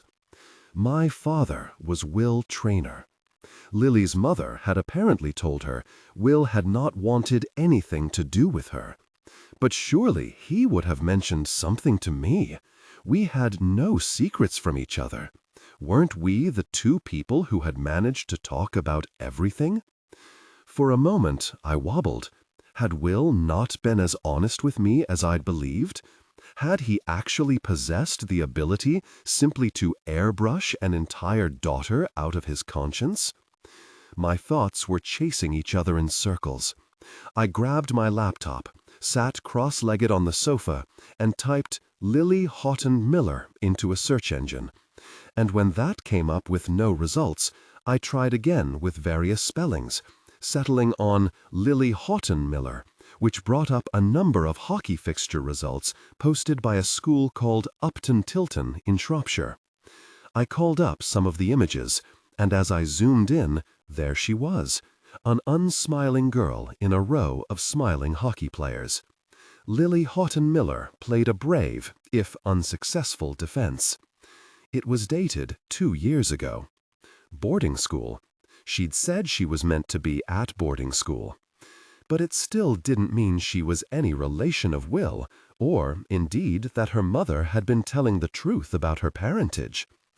I altered the search to just the words Houghton Miller, which brought up a short diary item about Francis and Tonya Houghton Miller attending a banking dinner at the Savoy, and a planning application from the previous year for a wine cellar under a house in St. John's Wood. I sat back, thinking, then did a search on Tonya Miller and William Traynor. It turned up nothing. I tried again, using Will Traynor, and suddenly I was on a Facebook thread for alumni of Durham University, on which several women, all of whose names seemed to end in Ella, Estella, Fenella, Arabella, were discussing Will's death. I couldn't believe it when I heard it on the news. Him, of all people. R.I.P. Will. Nobody gets through life unscathed. You know Rory Appleton died in the Turks and Caicos in a speedboating accident? Didn't he do geography? Red hair? No, PPE. I'm sure I kissed Rory at the Freshers' Ball. I'm not being funny, Fenella, but that's rather bad taste. The poor man is dead. Wasn't Will Traynor the one who went out with Tonya Miller for the whole of the 3rd year? I don't see how it's in poor taste to mention that I may have kissed someone just because they then went on to pass away. I'm sure she knows. I mean, she married him. Rory Appleton got married. Tonya married some banker. Here's a link. I always thought she and Will would get married when we were at uni. They were so gorgeous. I clicked on the link, which showed a picture of a reed-thin blonde woman with an artfully tousled chignon, smiling as she stood on the steps of a register office with an older, dark-haired man. A short distance away, at the edge of the picture, a young girl in a white tulle dress was scowling. She bore a definite resemblance to the Lily Houghton Miller I had met. But the image was 7 years old, and, in truth, it could have portrayed any grumpy young bridesmaid with long mid-brown hair. I reread the thread and closed my laptop. What should I do? If she really was Will's daughter, should I call the school? I was pretty sure there were rules about strangers who tried to contact teenage girls. And what if this really was some elaborate scam? Will had died a wealthy man. It wasn't beyond the realm of possibility that somebody could think up an intricate scheme by which to leech money from his family. When Dad's mate Chulky died of a heart attack, 17 people had turned up at the wake telling his wife he owed them betting money. I would steer clear, I decided. There was too much potential for pain and disruption if I got this wrong. But when I went to bed, it was Lily's voice I heard, echoing into the silent flat. Will Traynor was my father. Sorry, my alarm didn't go off. I rushed past Richard and hummed my coat on the peg, pulling my synthetic skirt down over my thighs. 3/4 of an hour late. This is not acceptable. It was 8:30 a.m. We were, I noted, the only two people in the bar. Carly had left. She hadn't even bothered telling Richard to his face. She simply sent a text telling him she would drop the uniform in at the end of the week, and that, as she was owed 2 weeks' holiday pay, she was taking her notice in lieu. If she had bothered to read the employment handbook, he had fumed, she would have known that taking notice in lieu of holiday was completely unacceptable. It was there in Section 3, as clear as day, if she had cared to look. And the language was simply unnecessary. He was now going through the due processes to find a replacement, which meant that until due processes were completed, it was just me and Richard. I'm sorry, something came up at home. I had woken with a start at 7:30, unable for several minutes to recall what country I was in or what my name was, and had lain on my bed, unable to move, while I mulled over the previous evening's events. A good worker doesn't bring their home life to the workplace with them, Richard intoned, as he pushed past me with his clipboard. I watched him go, wondering if he even had a home life. He never seemed to spend any time there. Yeah, well, a good employer doesn't make his employee wear a uniform Stringfellows would have rejected as tacky, I muttered, as I tapped my code into the till, pulling the hem of my lurex skirt down with my free hand. He turned swiftly and walked back across the bar. What did you say? Nothing. Yes, you did. I said, I'll remember that for next time. Thank you very much. He looked at me for several seconds longer than was comfortable for either of us, and then he said, The cleaner is off sick again. You'll need to do the gents before you start on the bar. His gaze was steady, daring me to say something. I reminded myself that I could not afford to lose this job. I swallowed. Right. Oh, and Cubicle 3's a bit of a mess. Jolly good, I said. He turned on his highly polished heel and walked back into the office. I sent mental voodoo arrows into the back of his head the whole way. This week's Moving On circle is about guilt, survivor's guilt, guilt that we didn't do enough. It's often this that keeps us from moving forward. Mark waited as we handed around the biscuit tin, then leaned forward on his plastic chair, his hands clasped in front of him. He ignored the low rumbling of discontent that there were no bourbon creams. I used to get ever so impatient with Jilly, Fred said into the silence. When she had the dementia, I mean. She would put dirty plates back in the kitchen cupboards, and I would find them days later, and I'm ashamed to say I did shout at her a couple of times. He wiped at an eye. She was such a house-proud woman before. That was the worst thing. You lived with Jilly's dementia for a long time, Fred. You'd have to have been superhuman not to find it a strain. Dirty plates would drive me mad, said Daphne. I think I would have shouted something terrible. But it wasn't her fault, was it? Fred straightened on his chair. I think about those plates a lot. I wish I could go back. I'd wash them up without saying a word. Just give her a nice cuddle instead. I find myself fantasizing about men on the tube, said Natasha. Sometimes when I'm riding up an escalator, I exchange a look with some random man going down. And before I've even got to the platform, I'm building a whole relationship with him in my head. You know, where he runs back down the escalator because he just knows there's something magical between us, and we stand there, gazing at each other, amid the crowds of commuters on the Piccadilly line, and then we go for a drink, and before you know it, we're— "Sounds like a Richard Curtis movie," said William. "I like Richard Curtis movies," said Sunil, "especially that one about the actress and the man in his pants." "Shepherd's Bush," said Daphne. There was a short pause. "I think it's Notting Hill, Daphne," Mark said. "I preferred Daphne's version." "What?" said William, snorting. "We're not allowed to laugh now?"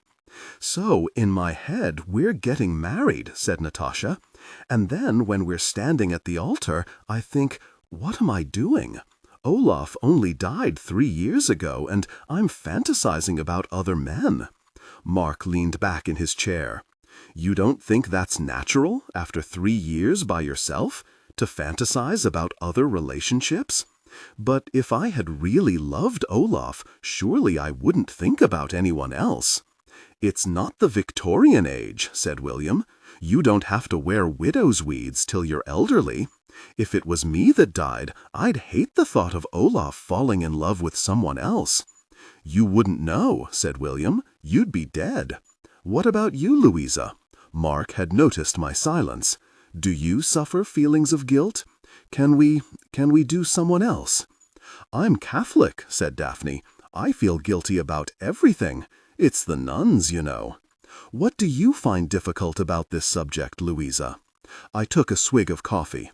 I felt everyone's eyes on me. "Come on," I told myself. I swallowed. "That I couldn't stop him," I said. "Sometimes I think if I had been smarter, or handled things differently, or just been more, I don't know, more anything." "You feel guilty about Bill's death because you feel you could have stopped him?" I pulled at a thread. When it came away in my head, it seemed to loosen something in my brain. Also, that I'm living a life that is so much less than the one I promised him I'd live. And guilt over the fact that he basically paid for my flat when my sister will probably never be able to afford one of her own. And guilt that I don't even really like living in it, because it doesn't feel like mine. And it feels wrong to make it nice, because all I associate it with is the fact that Bill is dead, and somehow I benefited from that. There was a short silence. "You shouldn't feel guilty about property," said Daphne. "I wish someone would leave me a flat," said Sunil. "But that's just a fairy tale ending, isn't it? Man dies, everyone learns something, moves on, creates something wonderful out of his death." I was speaking without thinking now. I've done none of those things. I've basically just failed at all of it. My dad cries nearly every time he's intimate with someone who isn't my mom, Jake blurted, twisting his hands together. He stared out from under his fringe. He charms women into being intimate with him, and then he finds a strange satisfaction in being sad about it. It's like as long as he feels guilty about it afterwards, it's okay. You think he uses his guilt as a crutch? I just think either you are intimate and feel glad that you're being intimate. I wouldn't feel guilty about all that intimacy, said Fred. Or you treat women like human beings and make sure you don't have anything to feel guilty about. Or don't even be intimate with anyone and treasure Mom's memory until you're actually ready to move on. His voice broke on treasure, and his jaw tautened. We were used by then to the sudden stiffening of expressions, and an unspoken group courtesy meant that we each looked away until any potential tears subsided. Mark's voice was gentle. "Have you told your father how you feel, Jake?" "We don't talk about Mom. He's fine as long as, we don't actually mention her." "That's quite a burden for you to carry alone." "Yeah, well, that's why I'm here, isn't it?" There was a short silence. "Have a biscuit, Jake darling," said Daphne, and we passed the tin back around the circle, vaguely reassured, in some way nobody could quite define, when Jake finally took one. I kept thinking about Lily. I barely registered Sunil's tale of weeping in the baked goods section of the supermarket, and just about raised a sympathetic expression for Fred's solitary marking of Jilly's birthday with a bunch of foil balloons. For days now, the whole episode with Lily had taken on the tenor of a dream, vivid and surreal. How could Will have a daughter? "You look happy." Jake's father was leaning against his motorbike as I walked across the church hall's car park. I stopped in front of him. "It's a grief counseling session. I'm hardly going to come out tap dancing." "Fair point." "It's not what you think. I mean, it's not me," I said. "It's to do with a teenager." He tipped his head backwards, spying Jake behind me. "Oh, right. Well, you have my sympathies there. You look young to have a teenager, if you don't mind me saying." "Oh, no, not mine. It's complicated. I'd love to give you advice, but I don't have a clue." He stepped forward and enveloped Jake in a hug, which the boy tolerated glumly. "You all right, young man?" "Fine." "Fine," Sam said, glancing sideways at me. "There you go. Universal response of all teenagers to everything. War, famine, lottery wins, global fame. It's all fine. You didn't need to pick me up. I'm going to Jules." "You want a lift?" "She lives like there, in that block." Jake pointed. "I think I can manage that by myself." Sam's expression remained even. "So, maybe text me next time? Save me coming here and waiting?" Jake shrugged and walked off, his rucksack slung over his shoulder. We watched him in silence. "I'll see you later, yes, Jake." Jake lifted a hand without looking back. "Okay," I said. "So now I feel a tiny bit better." Sam gave the slightest shake of his head. He watched his son go, as if, even now, he couldn't bear to just leave him. Some days he feels it harder than others. And then he turned to me. "You want to grab a coffee or something, Louisa?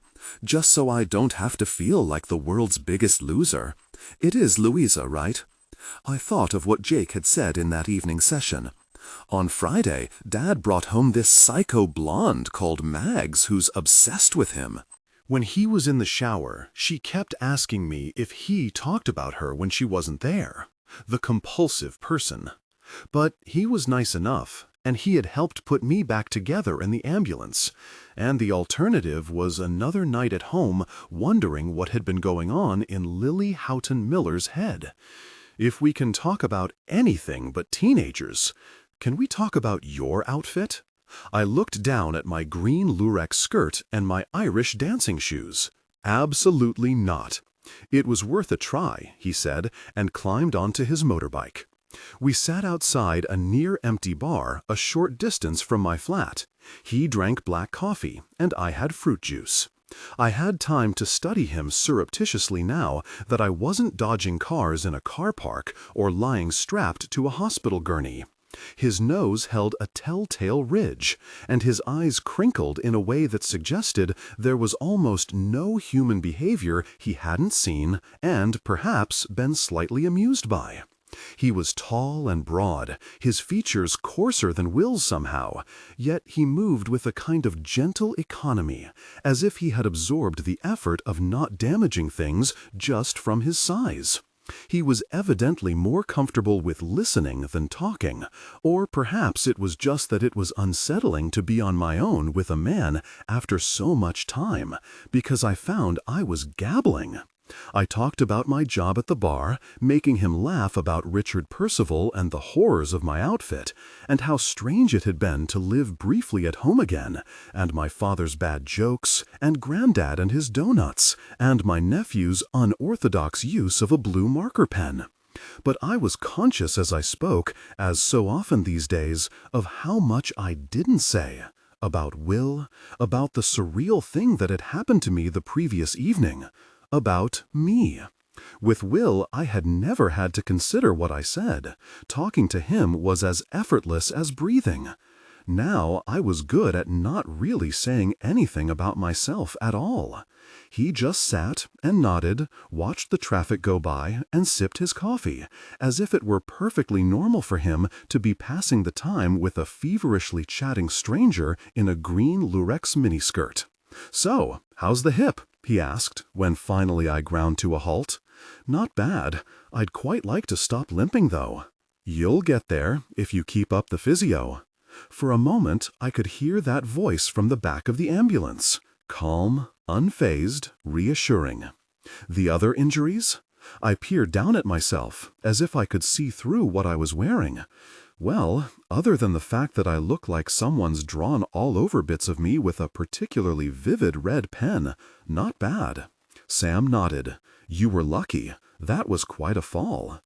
And there it was again, the sick lurch in my stomach, the air beneath my feet. You never know what will happen when you fall from a great height. I wasn't trying to, "you said," but I'm not sure anyone believes me. We exchanged an awkward smile, and for a minute I wondered if he didn't either. "So, do you pick up many people who fall off the tops of buildings?" He shook his head, gazed out across the road. "I just pick up the pieces. I'm glad that in your case, the pieces fit back together." We sat in silence for a while longer. I kept thinking about things I should say, but I was so out of practice at being alone with a man, well, sober at least, that I kept losing my nerve, my mouth opening and closing like that of a goldfish. "So, you want to tell me about the teenager?" Sam said. It was a relief to explain it to someone. I told him about the late knock at the door, and our bizarre meeting, and what I had found on Facebook, and the way she had run away before I'd had a chance to work out what on earth to do. "Whoa," he said when I'd finished. "That's—" He gave a little shake of his head. "You think she is who she says she is?" "She does look a bit like him, but I don't honestly know. Am I looking for signs? Am I seeing what I want to see? It's possible. I spend half my time thinking how amazing that there's something of him left behind, and the other half wondering if I'm being a complete sucker. And then there's this whole extra layer of stuff in the middle. Like, if this is his daughter, then how is it fair that he never even got to meet her? And how are his parents supposed to cope with it? And what if meeting her would actually have changed his mind?" My voice tailed away. Sam leaned back in his chair, his brow furrowed. "And this man would be the reason you're attending the group?" "Yes." I could feel him studying me, perhaps reassessing what Will had meant to me. "I don't know what to do," I said. "I don't know whether to seek her out or whether I should just leave well enough alone." He looked out at the city street, thinking, and then he said, "Well, what would he have done?" And just like that, I faltered. I gazed up at that big man, with his direct gaze, his 2-day stubble, and his kind, capable hands, and all my thoughts evaporated. "You okay?" I took a deep gulp of my drink, trying to hide what I felt was written clearly on my face. Suddenly, for no reason I could work out, I wanted to cry. It was too much. That odd, unbalancing night. The fact that Will had loomed up again, ever present in every conversation. I could see his face suddenly, that sardonic eyebrow raised, as if to say, "What on earth are you up to, Clark?" "Just a long day. Actually, would you mind if I—" Sam pushed his chair back, stood up. No, you go. Sorry, I didn't think. This has been really nice. It's just—" "No problem. A long day. And the whole grief thing. I get it." No, don't worry," he said as I reached for my purse. "Really, I can stand you an orange juice." I think I might have run to my car, in spite of my limp. I felt his eyes on me the whole way. I pulled up in the car park and let out a breath I felt as if I'd been holding all the way from the bar. I glanced over at the corner shop, then back at my flat, and decided I didn't want to be sensible. I wanted wine, several large glasses of it, until I could persuade myself to stop looking backwards. Or maybe not look at anything at all. My hip ached as I climbed out of the car. Since Richard had arrived, it hurt constantly. The physio at the hospital had told me not to spend too much time on my feet. But the thought of saying as much to Richard filled me with dread. I see. So you work in a bar, but you want to be allowed to sit down all day? Is that it? That milk-fed, preparing for middle management face, that carefully nondescript haircut, that air of weary superiority, even though he was barely 2 years older than me. I closed my eyes and tried to make the knot of anxiety in my stomach disappear. "Just this, please," I said, placing a bottle of cold Sauvignon Blanc on the counter. "Party, is it? What? Fancy dress? You're going as—" "Don't tell me." Samir stroked his chin. "Snow White?" "Sure," I said. "You want to be careful with that. Empty calories in it. You want to drink vodka. That's a clean drink. Maybe a bit of lemon. That's what I tell Ginny across the road. You know she's a lap dancer, right? They gotta watch their figures. Dietary advice. Nice. It's like all this stuff about sugar. You gotta watch the sugar. No point buying the low-fat stuff if it's full of sugar, right? There's your empty calories, right there. And them chemical sugars are the worst. They stick to your gut." He rang up the wine, handed me my change. "What's that you're eating, Samir?" "Smoky bacon pot noodle. It's good, man." I was lost in thought, somewhere in the dark crevasse between my sore pelvis, existential job-related despair, and a weird craving for a smoky bacon pot noodle, when I saw her. She was in the doorway of my block, sitting on the ground, her arms wrapped around her knees. I took my change from Samir and half walked, half ran across the road. "Lily?" She looked up slowly. Her voice was slurred, her eyes bloodshot, as if she had been crying. "Nobody would let me in. I rang all the bells, but nobody would let me in." I wrestled the key into the door and propped it with my bag, crouching down beside her. "What happened?" "I just want to go to sleep," she said, rubbing her eyes. "I'm so tired." I wanted to get a taxi home, but I hadn't got any money. I caught the sour whiff of alcohol. "Are you drunk?" "I don't know." She blinked at me, tilting her head. I wondered then if it was just alcohol. "If I'm not, you've totally turned into a leprechaun." She patted her pockets. "Oh, look what I've got." She held up a half-smoked roll-up that even I could smell was not just tobacco. "Let's have a smoke, Lily," she said. "Oh no, you're Louisa, I'm Lily." She giggled and, pulling a lighter clumsily from her pocket, promptly tried to light the wrong end. "Okay, you, time to go home." I took it from her hand and, ignoring her vague protests, squashed it firmly under my foot. "I'll call you a taxi." "But I don't—" "Lily!" I glanced up. A young man stood across the street, his hands in his jeans pockets, watching us steadily. Lily looked up at him and then away. "Who is that?" I said. She stared at her feet. "Lily, come here." His voice held the surety of possession. He stood, legs slightly apart, as if even at that distance he expected her to obey him. Something made me instantly uneasy. Nobody moved. "Is he your boyfriend? Do you want to talk to him?" I said quietly. The first time she spoke, I couldn't make out what she said. I had to lean closer and ask her to repeat herself. "Make him go away." She closed her eyes and turned her face towards the door. "Please." He began to walk across the street towards us. I stood and tried to make my voice sound as authoritative as possible. "You can go now, thanks. Lily's coming inside with me." He stopped halfway across the road. I held his gaze. "You can speak to her some other time, okay?" I had my hand on the buzzer and now muttered at some imaginary, muscular, short-tempered boyfriend. "Yeah, do you want to come down and give me a hand, Dave? Thanks." The young man's expression suggested this was not the last of it. Then he turned, pulled his phone from his pocket, and began a low, urgent conversation with someone as he walked away, ignoring the beeping taxi that had to swerve around him, and casting us only the briefest of backwards looks. I sighed. a little more shakily than I'd expected, put my hands under her armpits, and, with not very much elegance and a fair amount of muffled swearing, managed to haul Lily Houghton Miller into the lobby. That night she slept at my flat. I couldn't think what else to do with her. She was sick twice in the bathroom, batting me away when I tried to hold her hair up for her.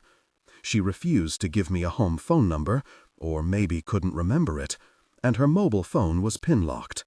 I cleaned her up, helped her into a pair of my jogging bottoms and a t-shirt, and let her into the living room. "You tidied up," she said, with a little exclamation, as if I had done it just for her. I made her drink a glass of water, and put her on the sofa in the recovery position, even though I was pretty sure by then that there was nothing left inside her to come out. As I lifted her head and placed it on the pillow, she opened her eyes, as if recognizing me properly for the first time. "Sorry." She spoke so quietly that for a moment I couldn't be entirely sure that that was what she had said, and her eyes brimmed briefly with tears. I covered her with a blanket and watched her as she fell asleep. Her pale face, the blue shadows under her eyes, the eyebrows that followed the same curve that Will's had, the same faint sprinkling of freckles. Almost as an afterthought, I locked the flat door and brought the keys into my bedroom with me, tucking them under my pillow to stop her stealing anything, or simply to stop her leaving, I wasn't sure. I lay awake, my mind still busy with the sound of the sirens, and the airport, and the faces of the grieving in the church hall, and the hard, knowing stare of the young man across the road, and the knowledge that I had someone who was essentially a stranger sleeping under my roof. And all the while, a voice kept saying, "What on earth are you doing?" But what else could I have done?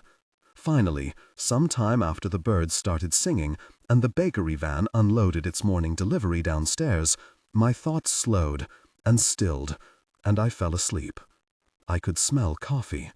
It took me several seconds to consider why the smell of coffee might be filtering through my flat, and when the answer registered, I sat bolt upright and leaped out of bed, hauling my hoodie over my head. She was cross-legged on the sofa, smoking, using my one good mug as an ashtray. The television was on, some manic children's confection of brightly clad gurning presenters, and 2 styrofoam cups sat on the mantelpiece. "Oh, hi, that one on the right's yours," she said, turning briefly towards me. "I didn't know what you liked, so I got you an Americano." I blinked, wrinkling my nose against the cigarette smoke. I crossed the room and opened a window. I looked at the clock. Is that the time?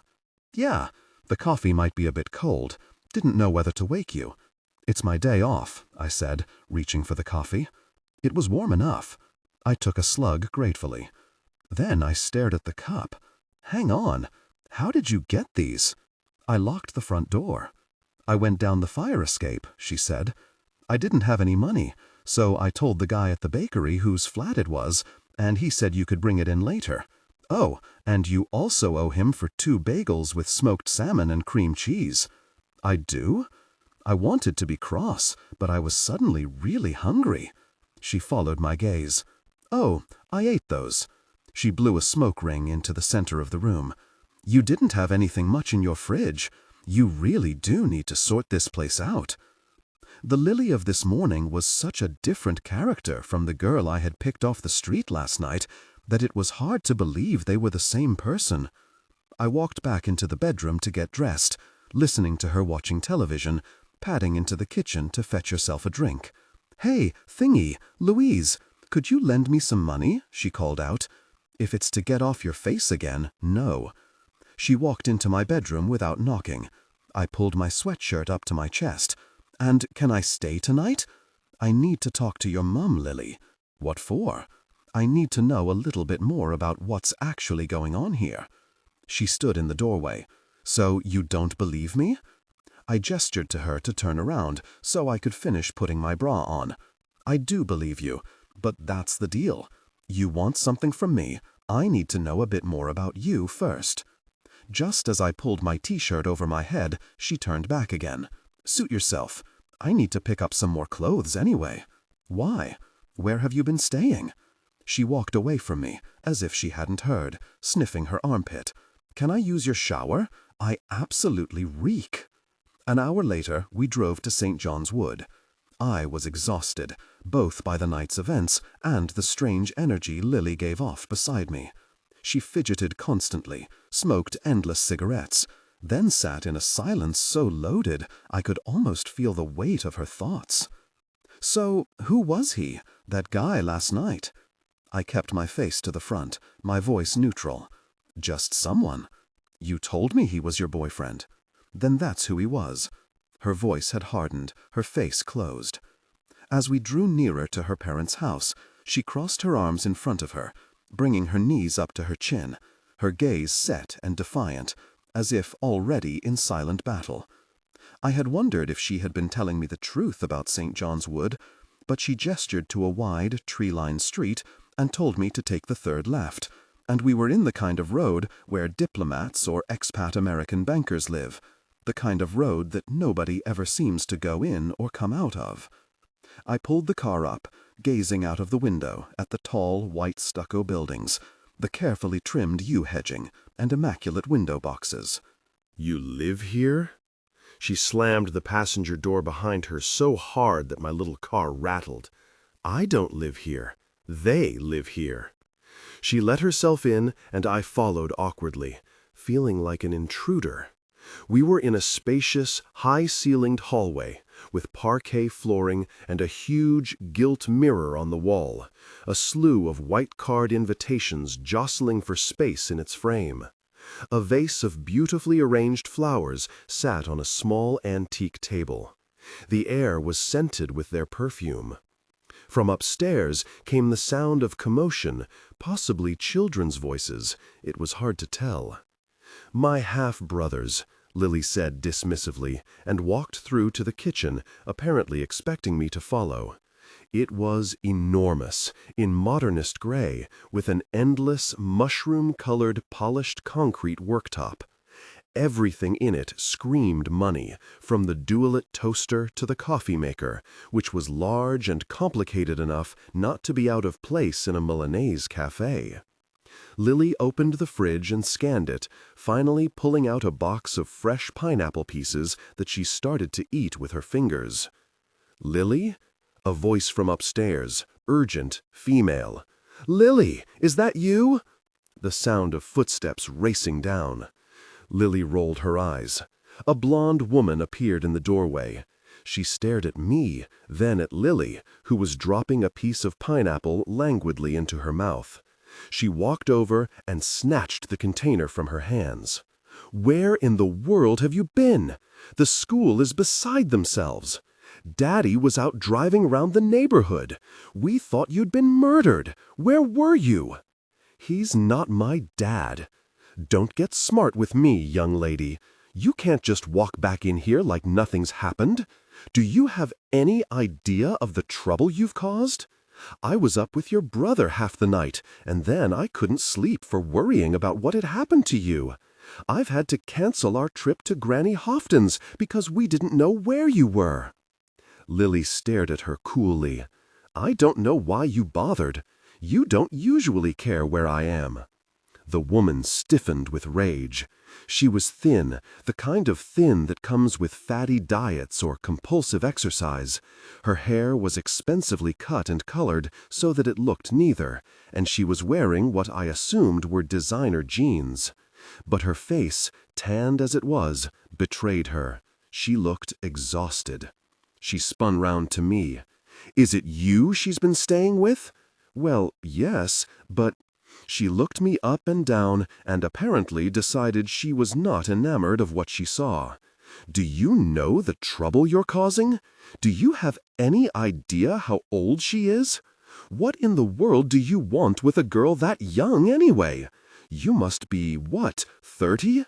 Actually, Is this what it's about?" she asked her daughter. "Are you having a relationship with this woman?" "Oh, Mum, shut up." Lily had picked up the pineapple again and was fishing around in it with her forefinger. "It's not what you think. She hasn't caused any of it." She lowered the last piece of pineapple into her mouth, pausing to chew, perhaps for dramatic effect, before she spoke again. "She's the woman who used to look after my dad, my real dad." Tanya Houghton-Miller sat back in the endless cushions of her cream sofa and stirred her coffee. I perched on the edge of the sofa opposite, gazing at the oversized diptyque candles and the artfully placed interiors magazines. I was slightly afraid that if I sat back as she had, my coffee would tip into my lap. "How did you meet my daughter?" she said wearily. Her wedding finger sported 2 of the biggest diamonds I'd ever seen. "I didn't, really. She turned up at my flat. I had no idea who she was." She digested that for a minute. "And you used to look after Will Traynor?" "Yes, until he died." There was a brief pause as we both studied the ceiling. Something had just crashed above our heads. "My sons," she sighed. "They have some behavioral issues." "Are they from your—" "They're not Will's, if that's what you're asking." We sat there in silence, or as near to silence as it could get when you could hear furious screaming upstairs. There was another thud, followed by an ominous silence. "Mrs. Houghton," I said, "is it true? Is Lily Will's daughter?" She raised her chin slightly. "Yes." I felt suddenly shaky and put my coffee cup on the table.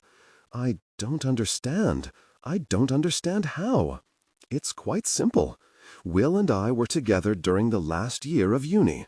I was totally in love with him, of course. Everyone was. Although I should say it wasn't all one-way traffic, you know?" She raised a small smile and waited, as if expecting me to say something. I couldn't. How could Will not have told me he had a daughter, after everything we had been through? Tanya drawled on. "Anyway, we were the golden couple of our group. Balls, punting, weekends away, you know the drill. Will and I, well, we were everywhere." She told the story as if it were still fresh to her, as if it were something she had gone over and over in her head.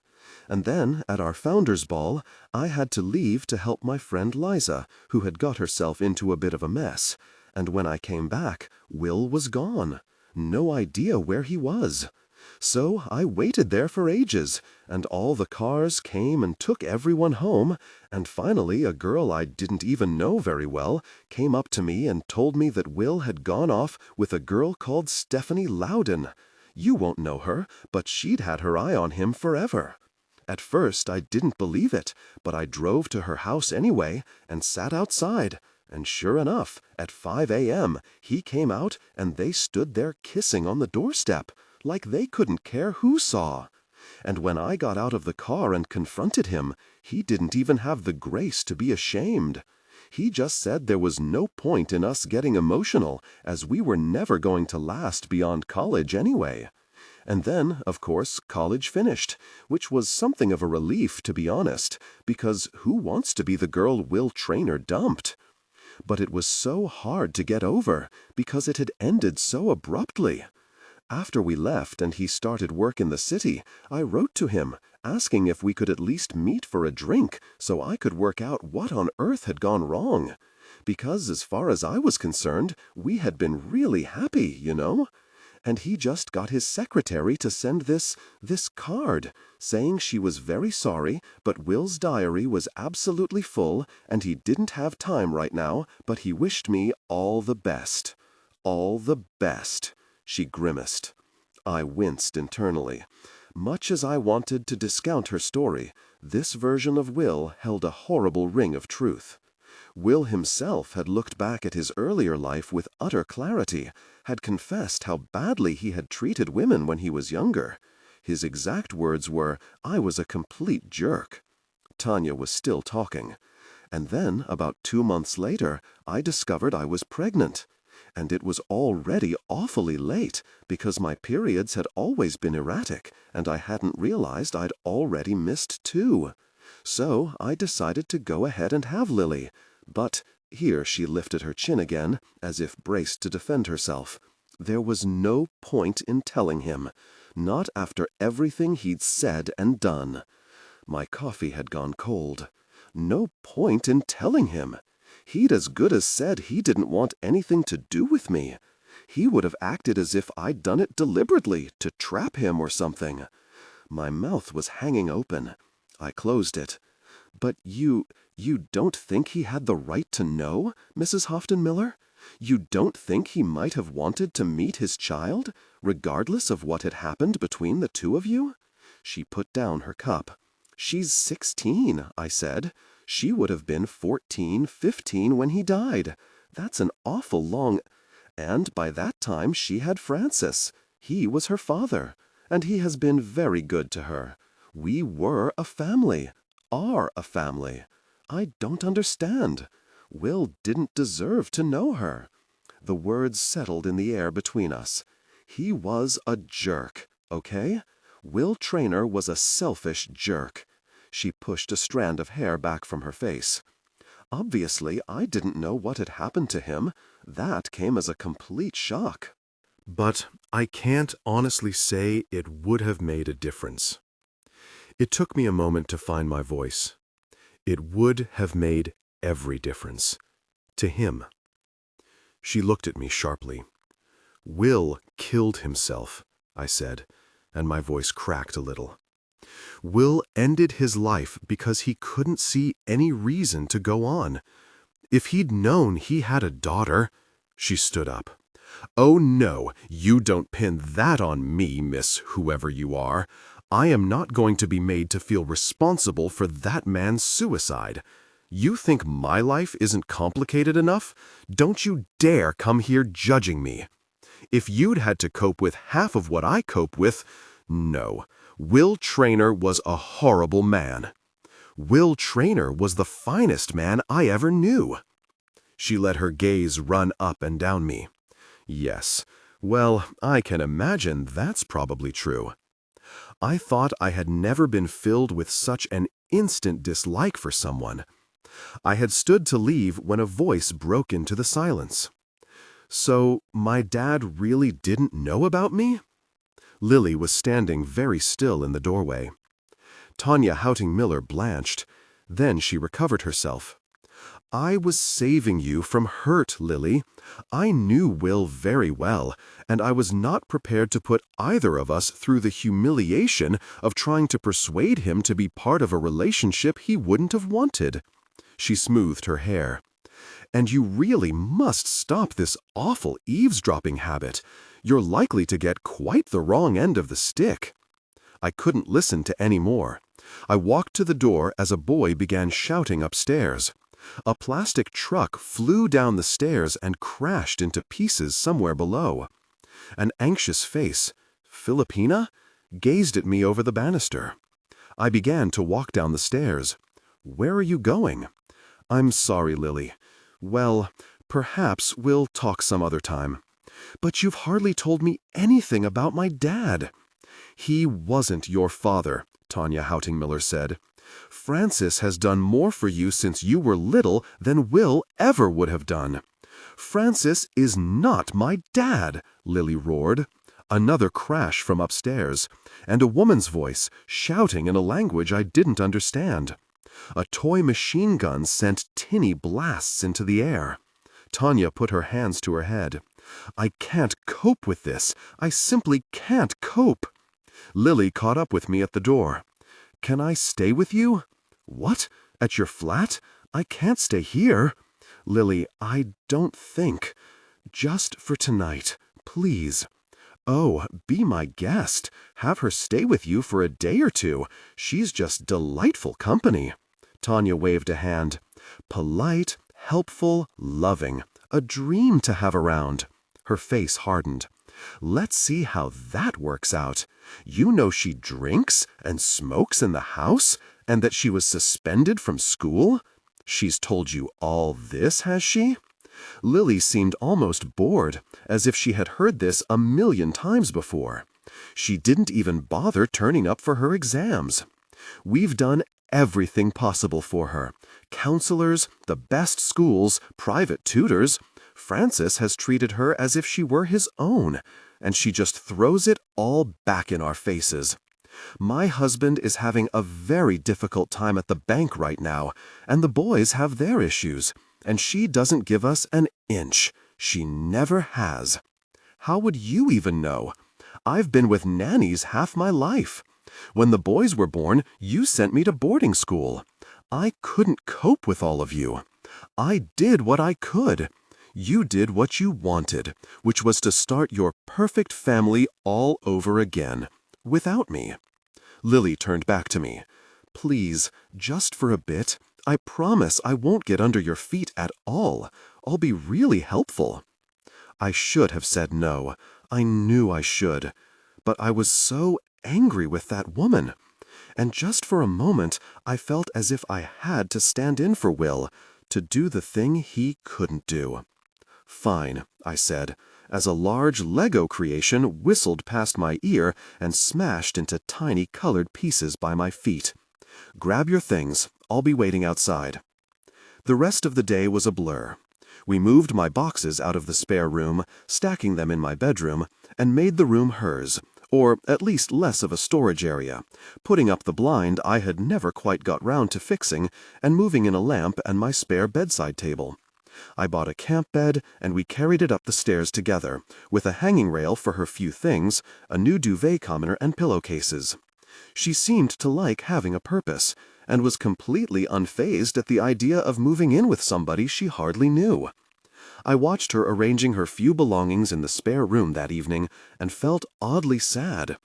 How unhappy did a girl have to be to want to leave all that luxury for a box room with a camp bed and a wobbly clothes rail? I cooked pasta, conscious of the strangeness of having someone to cook for, and we watched television together. At 8:30, her phone went off, and she asked for a piece of paper and a pen. Here, she said, scribbling on it, this is my mom's mobile number. She wants your phone number and address, in case of emergencies. I wondered fleetingly how often she thought Lily was going to stay. At 10, exhausted, I told her I was turning in. She was still watching television, sitting cross-legged on the sofa, and messaging someone on her little laptop. Don't stay up too late, okay? It sounded fake on my lips, like someone pretending to be an adult. Her eyes were still glued to the television. Lily? She looked up, as if she'd only just noticed I was in the room. Oh, yeah, I meant to tell you. I was there. Where? On the roof, when you fell. It was me who called the ambulance. I saw her face suddenly, those big eyes, that skin, pale in the darkness. But what were you doing up there? I found your address. After everyone at home had gone nutso, I just wanted to work out who you were before I tried to talk to you. I saw I could get up there by the fire escape, and your light was on. I was just waiting, really. But when you came up and started messing about on the edge, I suddenly thought if I said anything, I'd freak you out. Which you did. Yeah, I didn't mean to do that. I actually thought I'd killed you. She laughed nervously. We sat there for a minute. Everyone thinks I tried to jump. Her face swiveled towards me. Really? Yeah. She thought about this. Because of what happened to my dad? Yes. Do you miss him? Every single day. She was silent. Eventually she said, So, when is your next day off? Sunday. Why? I said, dragging my thoughts back. Can we go to your hometown? You want to go to Stortfold? I want to see where he lived. I didn't tell Dad we were coming. I wasn't entirely sure how to have that conversation. We pulled up outside our house, and I sat for a minute, conscious, as she peered out of the window, of the small, rather weary appearance of my parents' house in comparison with her own. She had suggested we bring flowers when I told her my mother would insist we stay for lunch, and got cross when I suggested petrol station carnations, even though they were for someone she'd never met. I had driven to the supermarket on the other side of Stortfold, where she had chosen a huge hand-tied bouquet of freesias, peonies, and ranunculus, which I had paid for. Stay here a minute, I said, as she started to climb out. I'm going to explain before you come in. But trust me, I said, they're going to need a minute. I walked up the little garden path and knocked on the door. I could hear the television in the living room and pictured Granddad there, watching the racing, his mouth working silently along with the horse's legs. the sights and sounds of home. I thought of the months I had kept away, no longer sure I was even welcome.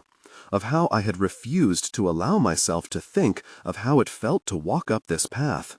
The fabric-conditioned scent of my mother's embrace, my father's distant bellow of laughter. Dad opened the door, and his eyebrows shot up. "Lou, we weren't expecting you." "Were we expecting you?" He stepped forward and enveloped me in a hug. I realized I liked having my family back. "Hi, Dad." He waited on the step, arm outstretched. The smell of roast chicken wafted down the corridor. "You coming in then, or are we going to have a picnic out on the front step? I need to tell you something first. You lost your job." "No, I did not lose my—" "You got another tattoo? You knew about the tattoo? I'm your father. I've known about every bloody thing you and your sister have done since you were 3 years old." He leaned forward. "Your mother would never let me have one." "No, Dad, I don't have another tattoo." I took a breath. I have Will's daughter." Dad stood very still. Mom appeared behind him with her apron on. "Lou?" She caught the look on Dad's face. "What? What's wrong?" "She says she has Will's daughter." "She has Will's what?" Mom squawked. Dad had gone quite white. He reached behind him for the radiator and clutched it. "What?" I said, anxious. "What's the matter? You're not telling me you harvested his genetic material?" I pulled a face. "She's in the car." She stood there, her arms crossed over her chest, her head moving slowly from side to side as she watched us go. When we got home, Lily disappeared onto the roof. I hadn't been up there since the accident. I'd told myself the spring weather had made it pointless to try, that the fire escape would be slippery because of the rain, that the sight of all those pots of dead plants would make me feel guilty. But really, I was afraid. Even thinking about heading up there again made my heart thump harder. It took nothing for me to recall that sense of the world disappearing from beneath me, like a rug pulled from under my feet. I watched her climb out of the landing window and shouted up that she should come down in 20 minutes. When 25 had gone by, I began to get anxious. I called out of the window, but only the sound of the traffic came back to me. At 35 minutes, I found myself, swearing under my breath, climbing out of the hall window onto the fire escape. It was a warm summer evening, and the rooftop asphalt radiated heat. Below us, the sounds of the city spelled a lazy Sunday in slow-moving traffic, windows down, music blaring, youths hanging out on street corners, and the distant charge-grilled smells of barbecues on other rooftops. Lily sat on an upturned plant pot, looking out over the city. I stood with my back to the water tank, trying not to feel a reflexive panic whenever she leaned towards the edge. It had been a mistake to go up there. I felt the asphalt listing gently underneath my feet, like the deck of a ship. I made my way unsteadily to the rusting iron seat, lowering myself into it. My body knew exactly how it felt to stand on that ledge, how the infinitesimal difference between the solid business of living and the lurch that would end everything could be measured in the smallest of units, in grams, in millimeters, in degrees. And that knowledge made the hairs on my arms prickle and a fine sweat seep through the skin on the back of my neck. "Can you come down, Lily? All your plants have died." She was picking at the dead leaves of a desiccated shrub. "Yes. Well, I haven't been up here for months. You shouldn't let plants die. It's cruel." I looked at her sharply to see if she was joking, but she didn't seem to be. She stooped, breaking off a twig and examining the dried-up center. "How did you meet my dad?" I reached for the corner of the water tank, trying to stop my legs shaking. "I just applied for a job to look after him, and I got it." "Even though you weren't medically trained?"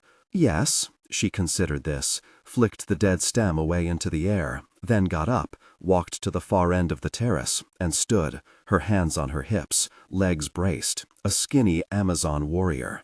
"He was handsome, wasn't he? The roof was swaying under me. I needed to go downstairs. I can't do this up here, Lily. Are you really frightened? I'd just really rather we went down. Please." She tilted her head and watched me, as if trying to work out whether to do as I asked. She took a step towards the wall and put her foot up speculatively, as if to jump onto the edge, just long enough to make me break out into a spontaneous sweat. Then she turned to me, grinned, put her cigarette between her teeth, and walked back across the roof towards the fire escape. "You won't fall off again, silly. Nobody's that unlucky." "Yeah, well, right now, I don't really want to test the odds." Some minutes later, when I could make my legs obey my brain, we went down the 2 flights of iron steps. We stopped outside my window when I realized I was shaking too much to climb through, and I sat down on the step. Lily rolled her eyes, waiting. Then, when she grasped I couldn't move, she sat down on the steps beside me. We were only, perhaps, 10 feet lower than we had been, but with my hallway visible through the window and a rail on each side, I began to breathe normally again. "You know what you need," she said, and held up her roll-up. "Are you seriously telling me to get stoned 4 floors up? You know I just fell off a roof? It'll help you relax." And then, when I didn't take it, "Oh, come on. What? Are you seriously the straightest person in the whole of London?" "I'm not from London." Afterwards, I couldn't believe I had been manipulated by a 16-year-old. But Lily was like the cool girl in class, the one you found yourself trying to impress. Before she could say anything else, I took it from her and had a tentative drag, trying not to cough when it hit the back of my throat. "Anyway, you're 16, I muttered. "You shouldn't be doing this. And where is someone like you getting this stuff?" Lily peered over the railing. "Did you fancy him?" "Fancy who? Your dad?" "Not at first." "Because he was in a wheelchair? Because he was doing an impression of Daniel Day-Lewis in my left foot, and it scared the bejesus out of me?"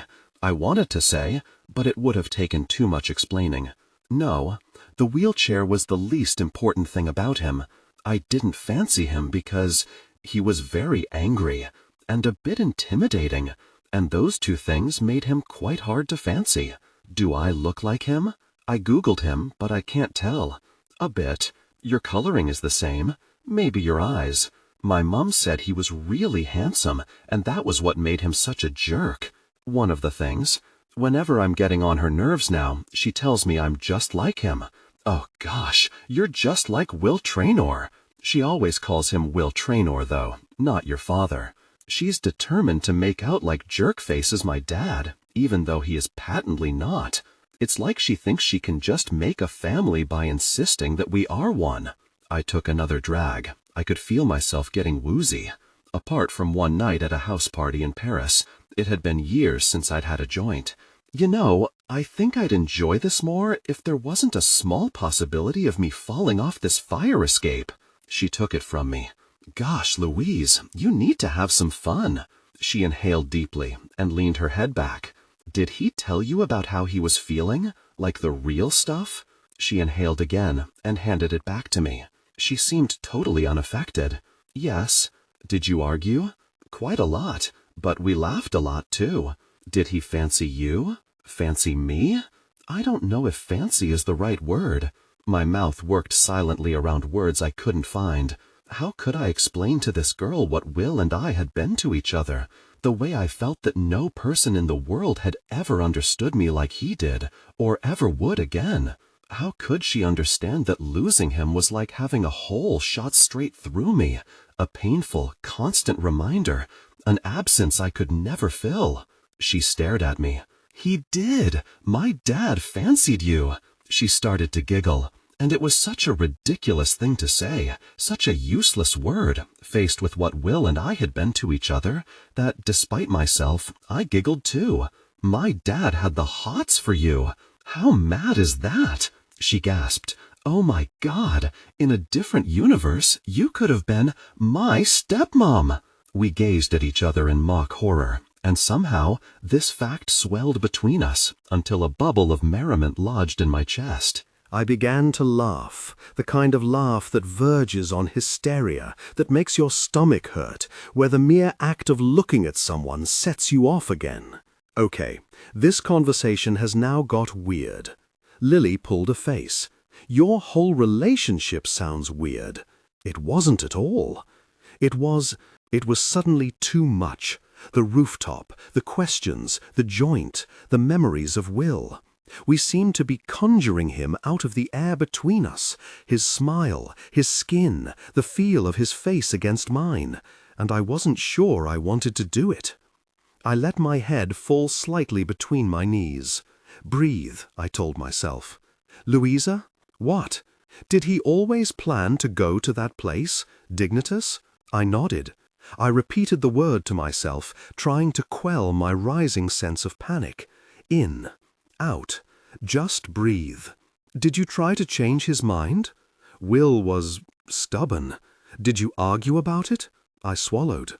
Right up until the last day. The last day. Why had I said that?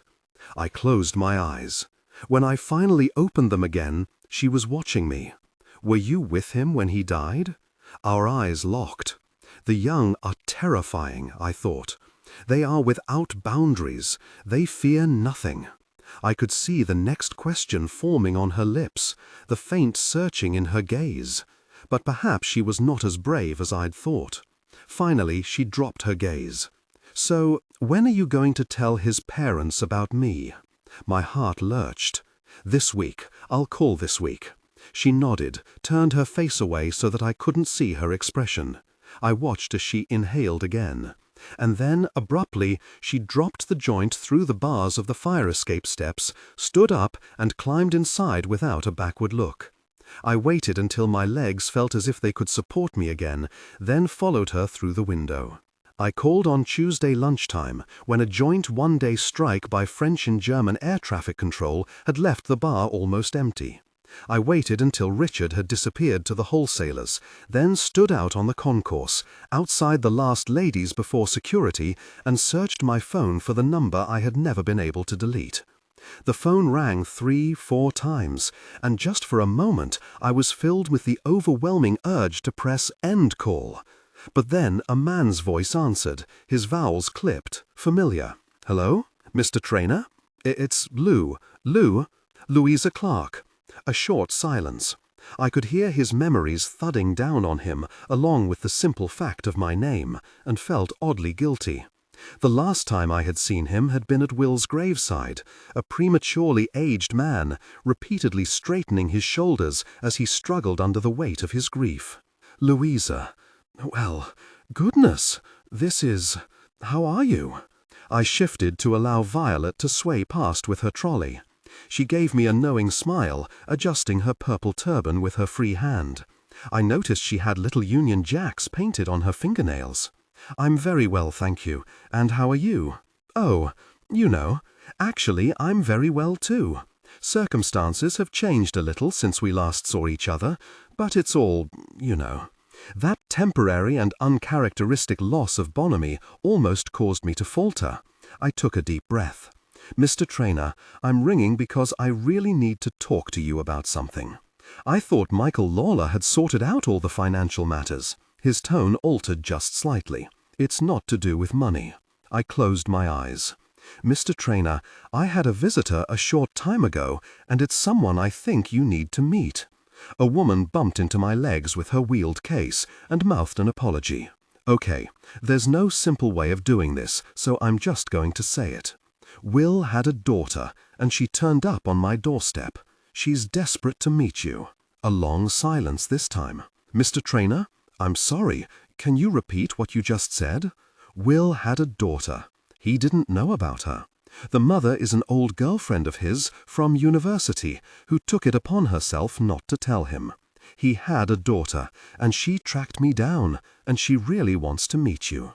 She's 16. Her name is Lily. Lily? Yes.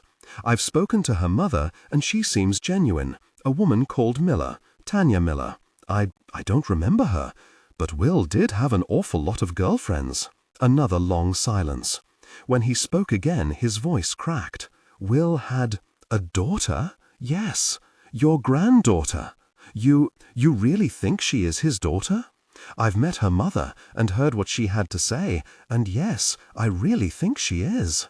Oh my. I could hear a voice in the background. Stephen, are you all right? Another silence. Mr. Traynor? I'm so sorry. It's just, I put my head to my head. It's a huge shock. I know. I'm sorry. I couldn't think of the best way to tell you. I didn't want to just turn up at your house in case— No, don't be sorry. It's good news. Extraordinary news. A granddaughter. What's going on? Why are you sitting down like that? The voice in the background sounded concerned. I heard a hand go over the receiver. Then, I'm fine, darling. Really, I'll explain everything in a minute. More muffled conversation. And then back to me, his voice suddenly uncertain. Louisa? Yes? You're absolutely sure? I mean, this is just so. As sure as I can be, Mr. Traynor. I'm happy to explain more to you, but she's 16 and she's full of life and she's just very keen to find out about the family she never knew she had. Oh my goodness. Oh my. Louisa? I'm still here. When he spoke again, I found my eyes had filled unexpectedly with tears. How do I meet her? How do we go about meeting Lily? We drove up the following Saturday. Lily was afraid to go alone, but wouldn't say as much. She just told me it was better if I explained everything to Mr. Traynor, because old people are better at talking to each other. We drove in silence. I felt almost sick with nerves at having to enter the Traynor house again, not that I could explain it to the passenger beside me. Lily said nothing. Did he believe you? Yes, I told her. I think he did, although she might be wise to have a blood test, just to reassure everyone. Did he actually ask to meet me, or did you suggest it? I couldn't remember. My brain had set up a kind of static buzz just speaking to him again. What if I'm not what he's expecting? I wasn't sure he was expecting anything. He'd only just discovered he had a grandchild. Lily had turned up on Friday night, even though I hadn't expected her until Saturday morning, saying that she'd had a massive row with her mother and that freakin' Francis had told her she had some growing up to do. She sniffed. This from a man who thinks it's normal to have a whole room devoted to a train set. I had told her she was welcome to stay as long as A. I could get confirmation from her mother that she always knew where she was, B. she didn't drink, and C. she didn't smoke in my flat. Which meant that while I was in the bath, she walked across the road to Samir's shop and chatted to him for the length of time it took to smoke 2 cigarettes, but it seemed churlish to argue. Tanya Houghton-Miller wailed on for almost 20 minutes about the impossibility of everything, told me 4 times I would end up sending Lily home within 48 hours, and only got off the phone when a child started screaming in the background. I listened to Lily clattering around in my little kitchen, and music I didn't understand vibrating the few bits of furniture in my living room. Okay, Will, I told him, if this was your idea of pushing me into a whole new life, you certainly pulled a blinder. The next morning, I walked into the spare room to wake Lily and found her already awake, her arms curled round her legs, smoking by my open window. An array of clothes was tossed around on the bed as if she had tried on a dozen outfits and found them all wanting. She glared at me as if daring me to say anything. I had a sudden image of Will turning from the window in his wheelchair, his gaze furious and pained, and just for a moment it took my breath away. We leave in half an hour. We reach the outskirts of town shortly before 11.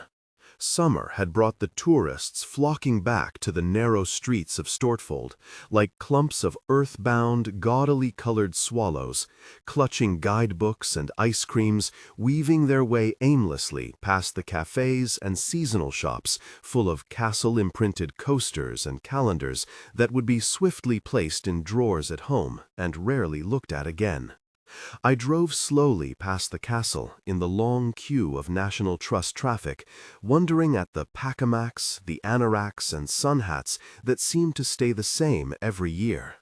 This year was the 500th anniversary of the castle, and everywhere we looked there were posters advertising events linked to it, Morris dancers, hog roasts, fetes. I drove up to the front of the house, grateful that we weren't facing the annex where I had spent so much time with Will. We sat in the car and listened to the engine ticking down. Lily, I noticed, had bitten away nearly all of her nails. "You okay?" She shrugged. "Shall we go in then?" She stared at her feet. "What if he doesn't like me? Why wouldn't he? Nobody else does." I'm sure that's not true. Nobody at school likes me. My parents can't wait to get rid of me." She bit savagely at the corner of a remaining thumbnail. What kind of mother lets her daughter go and live at the moldy old flat of someone they don't even know? I took a deep breath. Mr. Traynor's a nice man, and I wouldn't have brought you here if I thought it wouldn't go well. If he doesn't like me, can we just leave? Like, really quickly? Of course, I'll know, just from how he looks at me. Well, skid out on 2 wheels if necessary. She smiled reluctantly. "Okay," I said, trying not to show her that I was almost as nervous as she was.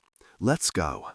I stood on the step, watching Lily so that I wouldn't think too hard about where I was.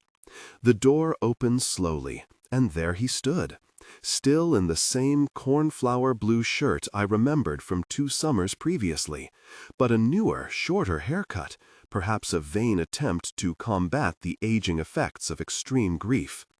He opened his mouth as if he wanted to say something to me, but had forgotten what it was, and then he looked at Lily, and his eyes widened just a little. "Lily?" She nodded. He gazed at her intently. Nobody moved. And then his mouth compressed, and tears filled his eyes, and he stepped forward and swept her into his arms. "Oh, my dear! Oh, my goodness! Oh, it's so very good to meet you! Oh, my goodness!" His gray head came down to rest against hers. I wondered, briefly, if she would pull back. Lily was not someone who encouraged physical contact. But as I watched, her hands crept out, and she reached around his waist and clutched his shirt, her knuckles whitening and her eyes closing as she let herself be held by him. They stood like that for what seemed an eternity, the old man and his granddaughter, not moving from the front step. He leaned back, and there were tears running down his face. "Let me look at you. Let me look." She glanced at me, embarrassed and pleased at the same time. "Yes, yes, I can see it. Look at you. Look at you." His face swung towards mine. "She looks like him, doesn't she?" I nodded. She was staring at him too, searching, perhaps for traces of her father. When she looked down, they were still holding each other's hands.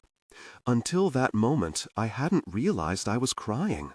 It was the naked relief on Mr. Traynor's battered old face, the joy of something he had thought lost and partially recaptured, the sheer unexpected happiness of both of them in finding each other.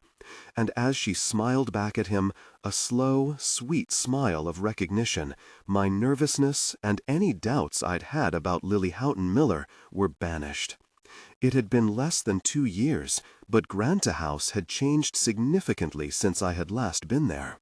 Gone were the enormous antique cabinets, the trinket boxes on highly polished mahogany tables, the heavy drapes. It took the waddling figure of Della Layton to indicate why that might be. There were still a few glowing pieces of antique furniture, yes, but everything else was white or brightly colored. New sunshine yellow Sanderson curtains and pale rugs on the old wood floors, modern prints in unmolded frames. She moved towards us slowly, and her smile was faintly guarded, like something she had forced herself to wear. I found myself moving back involuntarily as she approached. There was something oddly shocking about such a very pregnant woman, the sheer bulk of her, the almost obscene curve of her stomach. "Hello, you must be Louisa. How lovely to meet you." Her lustrous red hair was pinned up in a clip, a pale blue linen shirt rolled up around slightly swollen wrists. I couldn't help noticing the enormous diamond ring cutting into her wedding finger, and wondered, with a vague pang, what the last months had been like for Mrs. Traynor. "Congratulations," I said, indicating her belly. I wanted to say something else, but I could never work out whether it was appropriate to say a heavily pregnant woman was large, not large, neat, blooming, or any of the other euphemisms people seemed to use to disguise what they wanted to say, which was essentially along the lines of, "Bloody hell!" "Thank you. It was a bit of a surprise, but a very welcome one." Her gaze slid away from me. She was watching Mr. Traynor and Lily. He still had one of her hands encased in his, patting it for emphasis, and was telling her about the house, how it had been passed through the family for so many generations. "Would everyone like tea?" she asked, and then again, "Stephen, tea? Lovely, darling, thank you. Lily, do you drink tea? Could I have juice, please, or some water?" Lily smiled. "I'll help you," I said to Della. Mr. Traynor had begun to point out ancestors in the portraits on the wall, his hand at Lily's elbow, remarking on the similarity of her nose to this one, or the color of her hair to that one over there. Della watched them for a moment, and I thought I noticed something close to dismay flicker across her features. She caught me looking and smiled briskly, as if embarrassed to have her feelings so nakedly on display. "That would be lovely, thank you." We moved around each other in the kitchen, fetching milk, sugar, a teapot, exchanging polite queries about biscuits. I stooped to get the cups out of the cupboard when Della couldn't comfortably reach that low, and placed them on the kitchen worktop. New cups, I noticed. A modern geometrical design, instead of the worn, flowery porcelain her predecessor had favored, all delicately painted wild herbs and Latin names. All traces of Mrs. Traynor's 38-year tenure here seem to have been swiftly and ruthlessly erased. "The house looks nice, different," I said. "Yes. Well, Stephen lost a lot of his furniture in the divorce, so we had to change the look a bit." She reached for the tea caddy. "He lost things that had been in his family for generations." Of course, she took everything she could. She flashed me a look, as if assessing whether I could be considered an ally. "I haven't spoken to Mrs. Camilla since Will," I said, feeling oddly disloyal. "So, Stephen said this girl just turned up on your doorstep?" Her smile was small and fixed. "Yes, it was a surprise, but I've met Lily's mother, and she was obviously close to Will for some time." Della put her hand to the small of her back, then turned back to the kettle. "Mum had said she headed a small solicitor's practice in the next town. You've got to wonder about a woman who hasn't been married by 30, she had said sniffily. And then, after a quick look in my direction, 40. I meant 40. What do you think she wants? I'm sorry, what do you think she wants? The girl?" I could hear Lily in the hall, asking questions, childish and interested, and felt oddly protective. "I don't think she wants anything. She just discovered she had a father she hadn't known about, and wants to get to know his family. Her family." Della warmed and emptied the teapot, measured out the tea leaves, loose, I noted, just as Mrs. Traynor would have had. She poured the boiling water slowly, careful not to splash herself. "I have loved Stephen for a very long time. He has had a very hard time this last year or so. It would be," she didn't look at me as she spoke, "very difficult for him if Lily were to complicate his life at this point." "I don't think Lily wants to complicate either of your lives," I said carefully, "but I do think she has a right to know her own grandfather." "Of course," she said smoothly, that automatic smile in place.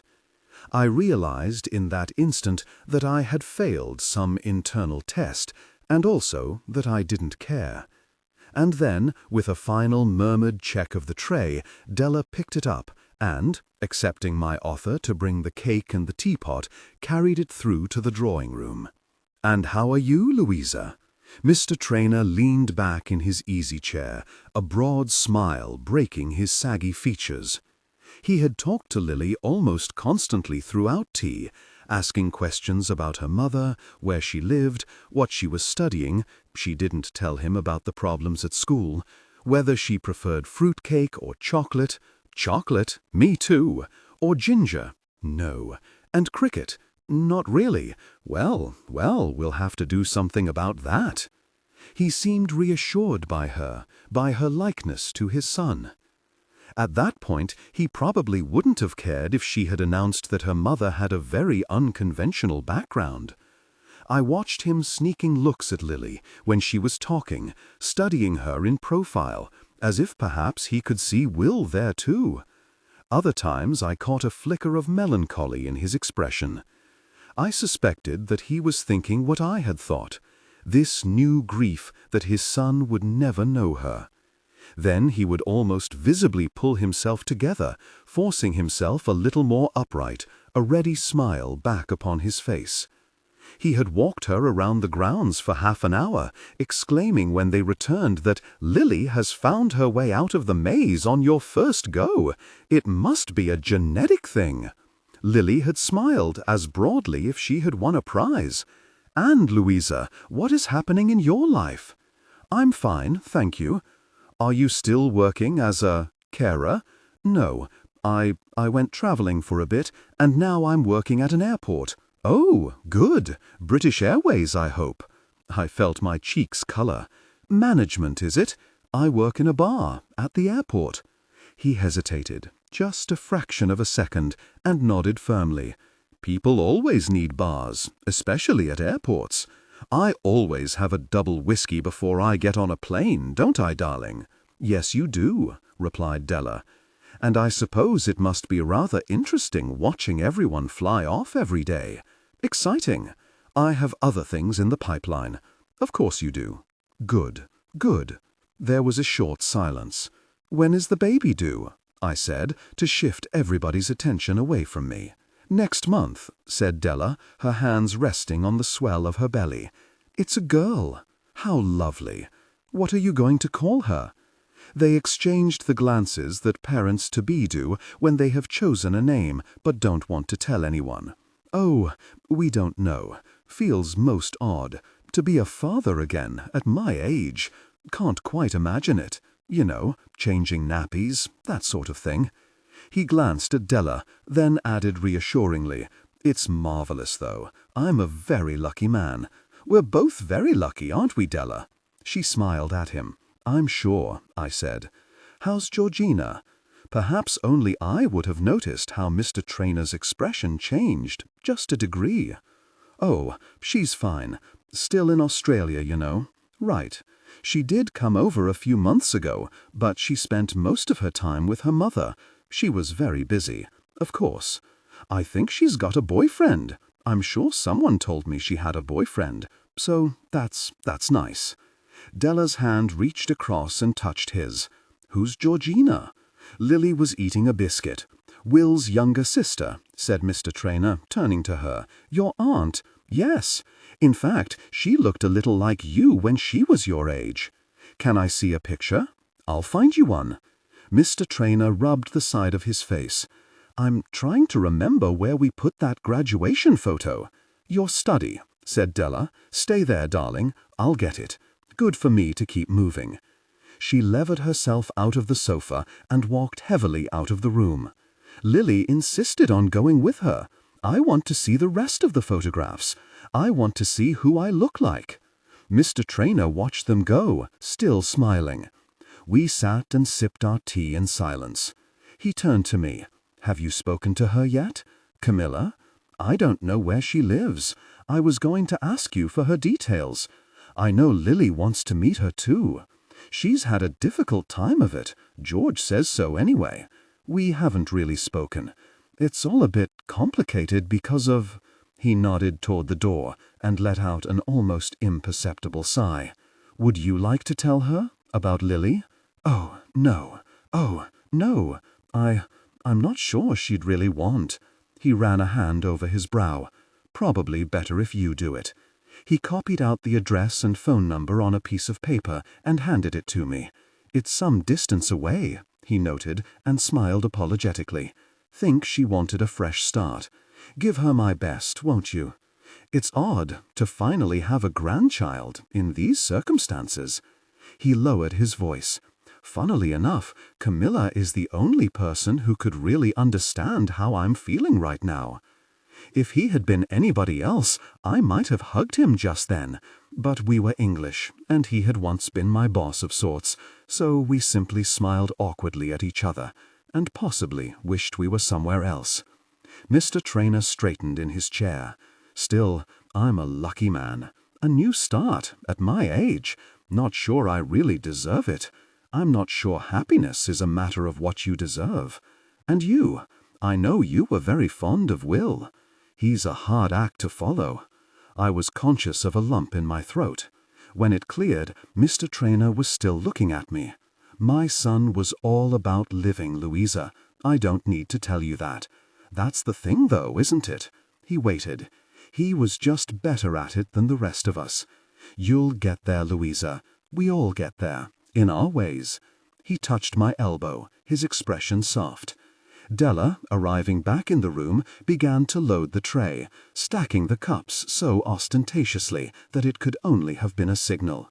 "We'd better get going," I said to Lily, standing as she came in, holding out the framed photograph. "She does look like me, doesn't she? Do you think our eyes are a bit the same? Do you think she'd want to speak to me? Is she on email?" "I'm sure she will," said Mr. Traynor. "But if you don't mind, Lily, I'll speak to her myself first. It's quite big news for us all to digest. Best give her a few days to get used to it." "Okay, so when can I come and stay?" To my right, I heard the clatter of Della almost dropping a cup. She stooped slightly, writing it on the tray. "Stay." Mr. Traynor bent forward as if he weren't sure he'd heard her correctly. "Well, you're my grandfather. I thought maybe I could come and stay for the rest of the summer. Get to know you. We've got so much to catch up on, haven't we?" Her face was alight with anticipation. Mr. Traynor looked towards Della, whose expression halted whatever he might have been about to say. "It would be lovely to have you at some point," Della said, holding the tray in front of her. "But we have other things going on just now. It's Della's first child, you see. I think she'd like... I just need a little time by myself with Stephen and the baby." "I could help. I'm really good with babies," Lily said. "I used to look after my brothers all the time when they were babies, and they were awful, really horrible babies. They screamed like all the time." Mr. Traynor looked at Della. "I'm sure you'll be simply brilliant, Lily darling," he said. "It's just that right now is not a very good time." "But you've got loads of room. I can just stay in one of the guest rooms. You won't even know I'm here." You'll be really helpful with nappies and stuff, and I could babysit, so you could still go out. Lily trailed off. She glanced from one to the other, waiting. "Lily," I said, hovering uncomfortably near the door, "you don't want me here." Mr. Traynor stepped forward, made as if to put a hand on her shoulder. "Lily, darling, that's—" She ducked away. "You like the idea of having a granddaughter, but you don't actually want me in your life. You just want a visitor." "It's the timing, Lily," said Della calmly. Well, I waited a long time for Stephen, your grandfather, and this time with our baby is very precious to us. And I'm not. That's not it at all." Mr. Traynor moved towards her again. She batted him off. "Oh, God, you're all the same. You and your perfect little families, all closed off. Nobody has any room for me."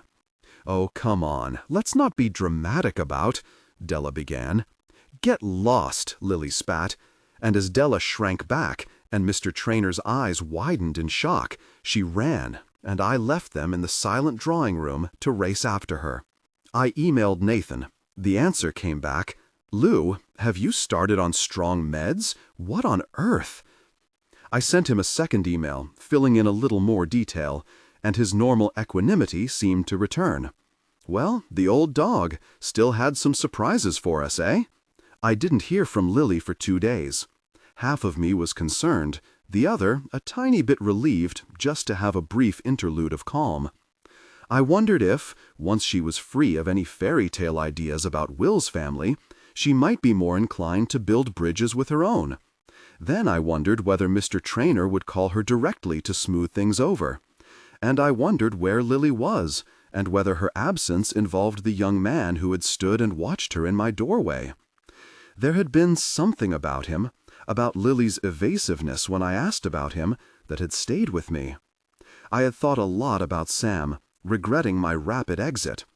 With hindsight, it had all seemed a bit over-emotional and weird, running away from him like that. I must have seemed the exact person I kept protesting I wasn't. I resolved that the next time I saw him outside the moving on circle, I would react very calmly, perhaps say hello, with an enigmatic, non-depressed person smile. Work sagged and dragged. A new girl had started, Vera, a stern Lithuanian who completed all the bar's tasks wearing the kind of peculiar half-smile of someone contemplating the fact that they had planted a dirty bomb nearby. She called all men filthy, filthy beasts when out of earshot of Richard. He had begun giving morning motivational chats, after which we all had to pump the air and jump and shout, "Yeah!" which always dislodged my curly wig, at which he would frown, as if it was somehow a failure indicative of my personality, not an inbuilt hazard of wearing a nylon hairpiece that didn't actually stick to my head. Vera's wig stayed immobile on hers. Perhaps it was too afraid to fall off. One night when I got home, I did an internet search on teenagers' problems, trying to work out whether I could help to repair the damage of the weekend. But it had quite a lot on hormonal breakouts, and nothing on what to do when you had introduced a 16-year-old you had just met to her dead quadriplegic father's surviving family. At 10:30, I gave up, gazed around at the bedroom in which half my clothes were still stored in boxes, promised myself that this would be the week I did something about it, and then, having reassured myself that I totally would, fell asleep. I was woken at 2:30 in the morning by the sound of someone trying to force my front door. I stumbled out of bed, grabbed a mop, then put my eye to the spy hole, my heart thumping. "I'm calling the police," I yelled. "What do you want?" "It's Lily, duh." She fell through the door as I opened it, half laughing, reeking of cigarettes, her mascara smeared around her eyes. I wrapped my dressing gown around myself and locked the door behind her. "Jesus, Lily, it's the middle of the night. Do you want to go dancing? I thought we could go dancing. I love dancing. Actually, that's not entirely true. I do like dancing, but that's not why I'm here. Mom wouldn't let me in. They've changed the locks. Can you believe it?" I was tempted to answer that, with my alarm clock set for 6 a.m., funnily enough, I could. Lily bumped heavily against the wall. She wouldn't even open the stupid door, just shouted through the letterbox at me, like I was some kind of vagrant. So I thought I'd stay here, or we could go dancing. She swayed past me and headed for the music system, where she turned up the sound to a deafening level. I raced towards it to turn it down, but she grabbed my hand. "Let's dance, Louisa. You need to bust some moves. You're so sad all the time. Cut loose. Come on." I wrenched my hand away and rushed to the volume button, just in time for the first thumps of outrage to land from downstairs. When I turned, Lily had disappeared into the spare room, where she teetered and finally collapsed face down on the camp bed. Oh my God, this bed is so rubbish. Lily, you can't just come in here and... "Oh, for God's sake, just for a minute," came the muffled answer. "Literally a stopover. And then I'm going dancing. We're going dancing." "Lily, I have work tomorrow morning." "I love you, Louisa. Did I tell you that? I really do love you. You can't just collapse here like, disco nap." She didn't move. I touched her shoulder. "Lily, Lily." She let out a small snore.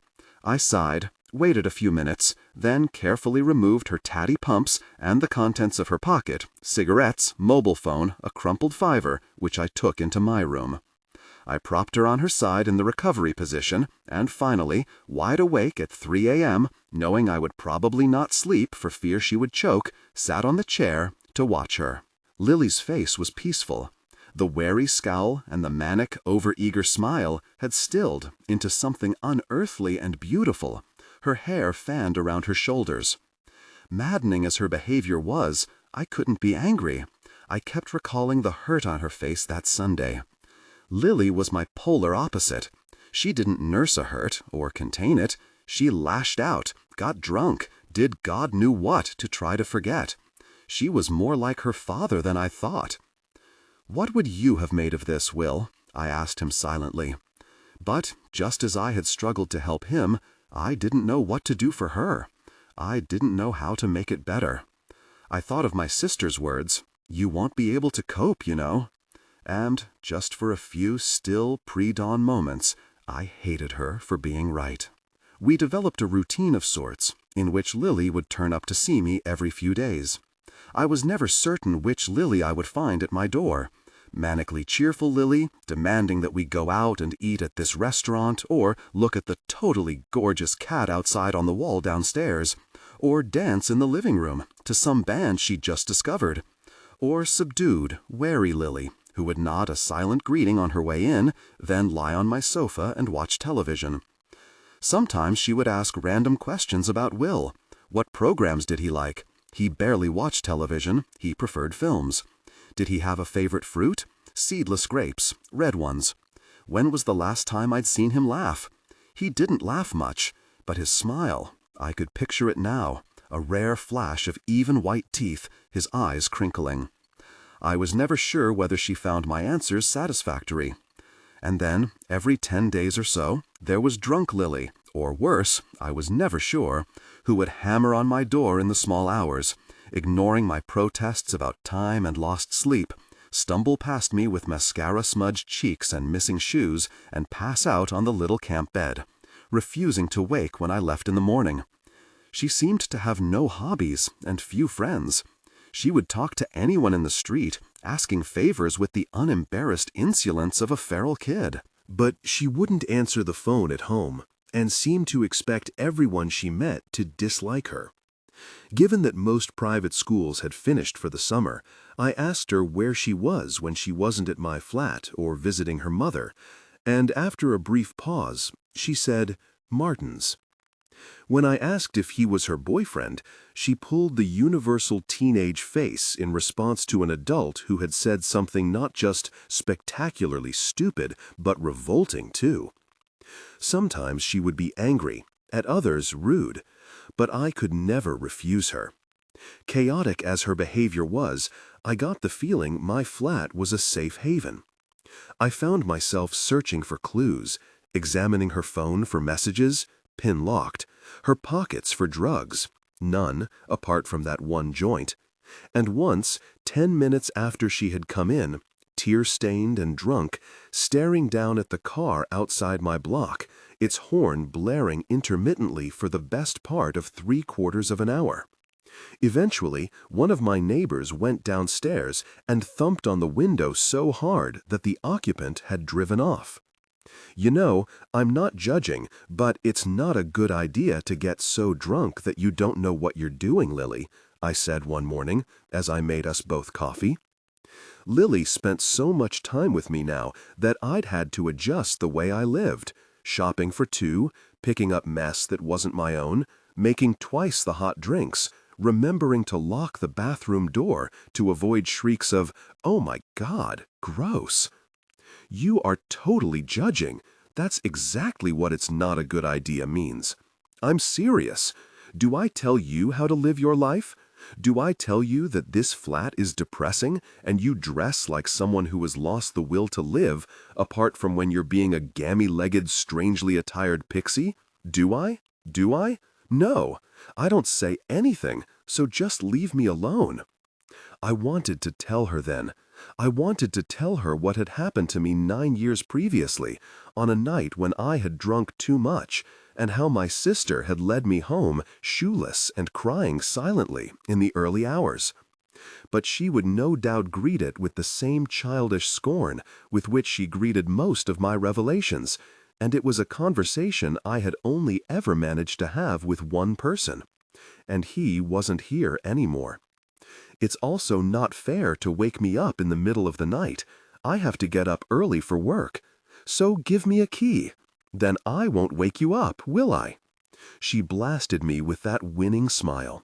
It was rare and dazzling, and enough like Will's that I found myself giving the key to her. Even as I handed it over, I knew what my sister would say. I spoke to Mr. Traynor twice during that time. He was anxious to know Lily was well, had started to worry about what she was going to do with her life. I mean, she's plainly a bright girl. It's not a good idea for her to drop out of school at 16.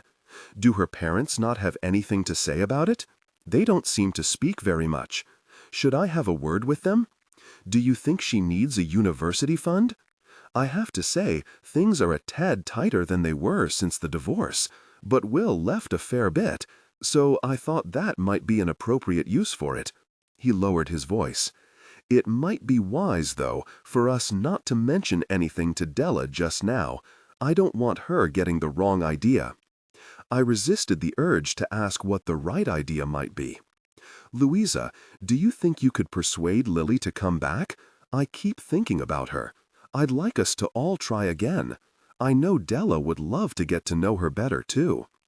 I remembered Della's expression as we had tiptoed around each other in the kitchen, and wondered whether Mr. Traynor was willfully blind or just an eternal optimist. I'll try, I promised. There is a peculiar sort of silence in a flat when you are on your own in a city on a hot summer weekend. I was on earlies, finished my shift at 4, arrived home by 5, exhausted, and was secretly grateful that, for a few brief hours, I had my home to myself. I showered, ate some toast, took a look online to see if there were any jobs that either paid more than the minimum wage or were not 0-hours contracts, then sat in the living room with all the windows open to encourage a breeze, listening to the sounds of the city filtering in on the warm air. Most of the time, I was reasonably content with my life. I had been to enough group sessions now to know that it was important to be grateful for simple pleasures. I was healthy. I had my family again. I was working. If I hadn't made peace with Will's death, I did at least feel like I might be crawling out from under its shadow. And yet, on evenings like this, when the streets below were filled with couples strolling, and laughing people spilled out of pubs, already planning meals, nights out, trips to clubs, something ached inside me, something primal, telling me that I was in the wrong place, that I was missing something. These were the moments when I felt most left behind. I tidied up a little, washed my uniform, and then, just as I was sinking into a kind of quiet melancholy, my buzzer went. I stood and picked up the entry phone wearily, expecting a request for directions from a UPS driver or some misdirected Hawaiian pizza, but instead I heard a man's voice. "Louisa? Who is this?" I said, though I knew immediately who it was. "Sam. Ambulance Sam. I was just passing on the way home from work, and well, you left in such a hurry the other night, I thought I'd make sure you were okay." "A fortnight later? I could have been eaten by cats by now. I'm guessing you weren't. I don't have a cat." A short silence. "But I'm fine, Ambulance Sam. Thanks. Great. That's good to hear." I shifted so I could see him through the grainy black and white of the little entry video screen. He was wearing a biker jacket instead of his paramedic uniform, and had one hand resting against the wall, which he now removed and turned to face the road. I saw him let out a breath, and that small motion prompted me to speak. "So, what are you up to?" "Not much. Trying and failing to chat someone up through an entry phone." My laugh was too quick, too loud. "I gave up on that ages ago," I said. "It makes buying them a drink really, really hard." I saw him laugh. I looked around at my silent flat, and I spoke before I could think. "Stay there. I'll come down." I was going to bring my car, but when he held out a spare motorcycle helmet, it seemed prissy to insist on my own transport. I stuffed my keys into my pocket and stood waiting for him to motion me aboard. "You're a paramedic, and you ride a motorcycle?" "I know. But, as vices go, she's pretty much the only one I have left." He grinned wolfishly. Something inside me lurched unexpectedly. "You don't feel safe with me?" There was no appropriate answer to that question. I held his gaze and climbed onto the back. If he did anything dangerous, he had the skills to patch me up again afterwards. "So what do I do?" I said, as I pulled the helmet over my head. "I've never been on one of these before." "Hold on to those handlebars on the seat and just move with the bike. Don't brace against me. If you're not happy, tap me on the shoulder and I'll stop." "Where are we going?" "You any good at interior decorating?" "Hopeless." "Why?" He fired up the ignition. I thought I'd show you my new house." And then we were in the traffic, weaving in and out of the cars and lorries, following signs to the motorway. I had to shut my eyes, press myself against his back, and hope that he couldn't hear me squeal. We went out to the very edge of the city, a place where the gardens grew larger, then morphed into fields, and houses had names instead of numbers. We came through a village that wasn't quite separate from the one before it, and Sam slowed the bike at a field gate and finally cut the engine, motioning for me to climb off. I removed the helmet, my heart still thumping in my ears, and tried to lift my sweaty hair from my head with fingers that were still stiff from gripping the pillion handlebars. Sam opened the gate and ushered me through. Half the field was grassland, the other an irregular mess of concrete and breeze blocks. In the corner beyond the building work, sheltered by a high hedge, stood a railway carriage, and, beside it, a chicken run in which several birds stopped to look expectantly towards us. My house. Nice. I glanced around. Where is it? Sam began to walk down the field. There, that's the foundations. Took me the best part of 3 months to get those down. You live here? Yup.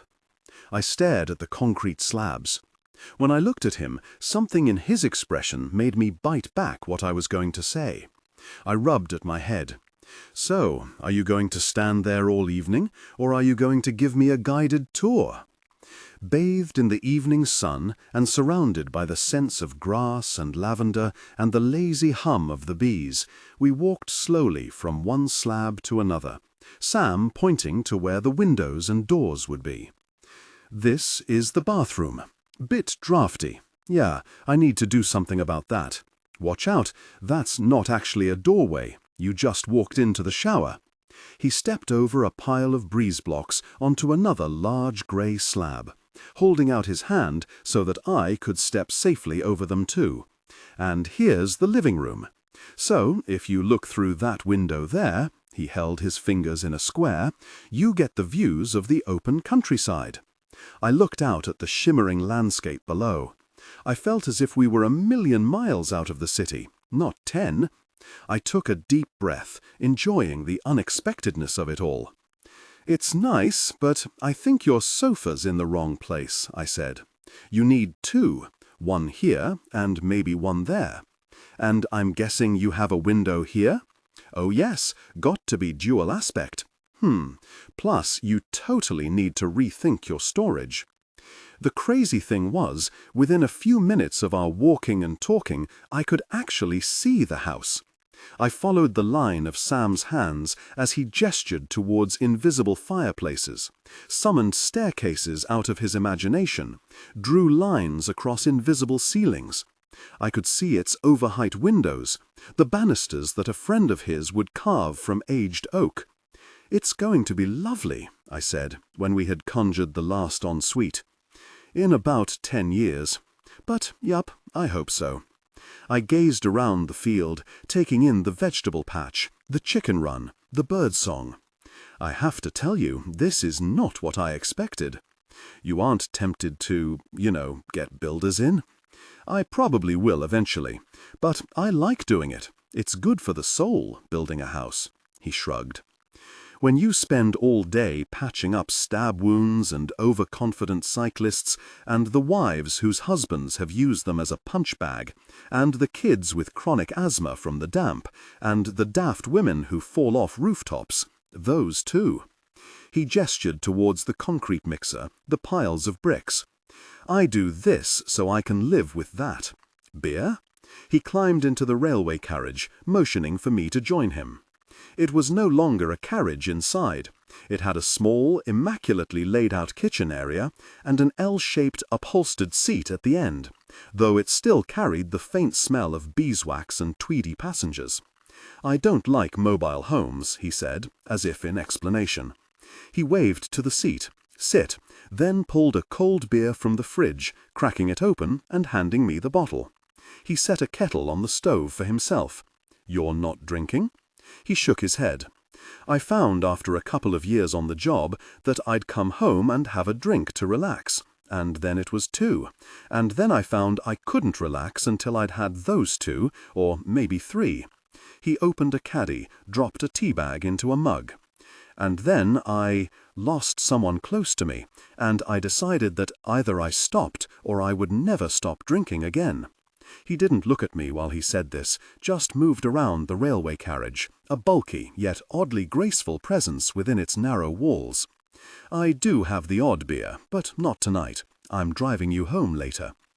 Comments like that took the weirdness out of sitting in a railway carriage with a man I didn't really know.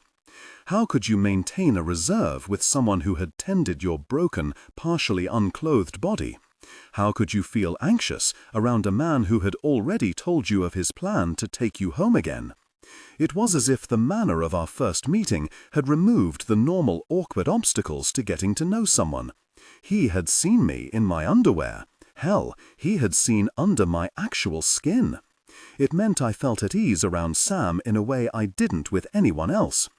The carriage reminded me of the gypsy caravans I had read about in childhood, where everything had a place and there was order in a confined space. It was homey but austere, and unmistakably male. It smelt agreeably of sun-warmed wood, soap and bacon. A fresh start, I guessed. I wondered what had happened to his and Jake's old home. So, what does Jake think of it? He sat down at the other end of the bench with his tea. He thought I was mad at first. Now he quite likes it. He does the animals when I'm on shift. In return, I've promised to teach him to drive around the field once he turns 17. He lifted a mug. Gosh help me. I raised my beer in return. Perhaps it was the unexpected pleasure of being out on a warm Friday evening with a man who held your eye as he spoke and had the kind of hair you slightly wanted to ruffle with your fingers. Or maybe it was just the second beer, but I finally started to enjoy myself. It got stuffy in the carriage, so we moved outside onto 2 fold-up chairs, and I watched the chickens peck around in the grass, which was oddly restful, and listened to Sam's tales of obese patients who required 4 teams to lift them out of their homes, and young gang members who tried to attack each other even as they were being stitched up in the back of his rig. As we talked, I found myself sneaking surreptitious glances at him, at the way his hands held his mug, at his unexpected smiles, which caused 3 perfect lines to span out from the corner of each eye, as if they had been drawn with fine-point precision. He told me about his parents. His father, a retired fireman, his mother, a nightclub singer, who had given up her career for her children. I think it's why your outfit spoke to me. I'm comfortable with glitter. He didn't mention his late wife by name, but observed that his mother worried about the ongoing lack of a feminine influence in Jake's life. She comes and scoops him up once a month and takes him back to Cardiff, so she and her sisters can coo over him and feed him up and make sure he has enough socks. He rested his elbows on his knees. He moans about going, but he secretly loves it. I told him about Lily's return, and he winced at my tale of her meeting with the Traynors. I told him about her perplexing moods and her erratic behavior, and he nodded, as if this were all to be expected. When I told him about Lily's mother, he shook his head. Just because they're wealthy doesn't make them better parents, he said. If she was on benefits, that mother would probably get a little visit from social services. He lifted a mug to me. It's a nice thing you're doing, Louisa Clark. I'm not sure I'm doing it very well. Nobody ever feels they're doing well with teenagers, he said. I think that's kind of the point of them. It was hard to reconcile this Sam, at ease in his home, caring for his chickens, with the sobbing, womanizing version we heard about in the Moving On circle. But I knew very well how the persona you choose to present to the world could be very different from what was inside. I knew how grief could make you behave in ways you couldn't even begin to understand. I love your railway carriage, I said, and your invisible house. Then I hope you'll come again, he said, the compulsive womanizer. If this was how he picked up women, I thought a little wistfully, then boy, he was good. It was a potent mix, the gentlemanly grieving father, the rare smiles, the way he could scoop up a hen one-handed and the hen actually looked happy about it. I would not allow myself to become one of the psycho girlfriends, I told myself repeatedly. But there was a sneaking pleasure to be had in just flirting gently with a handsome man. It was nice to feel something other than anxiety or mute fury, the twin emotions that seemed to make up so much of my daily life. The only other encounters I'd had with the opposite sex over the last several months had been fueled by alcohol and ended with a taxi and tears of self-loathing in the shower. What do you think, Will? Is this okay? It had grown darker, and we watched as the chickens clucked their way indignantly into their coop. Sam watched them. He leant back in his chair. I get the feeling, Louisa Clark, that when you're talking to me, there's a whole other conversation going on somewhere else. I wanted to come back with a smart answer, but he was right, and there was nothing I could say. You and I were both skirting around something. You're very direct, and now I've made you uncomfortable. No? I glanced at him. Well, maybe, a little. Behind us, a crow lifted noisily into the sky, its flapping wings sending vibrations through the still air.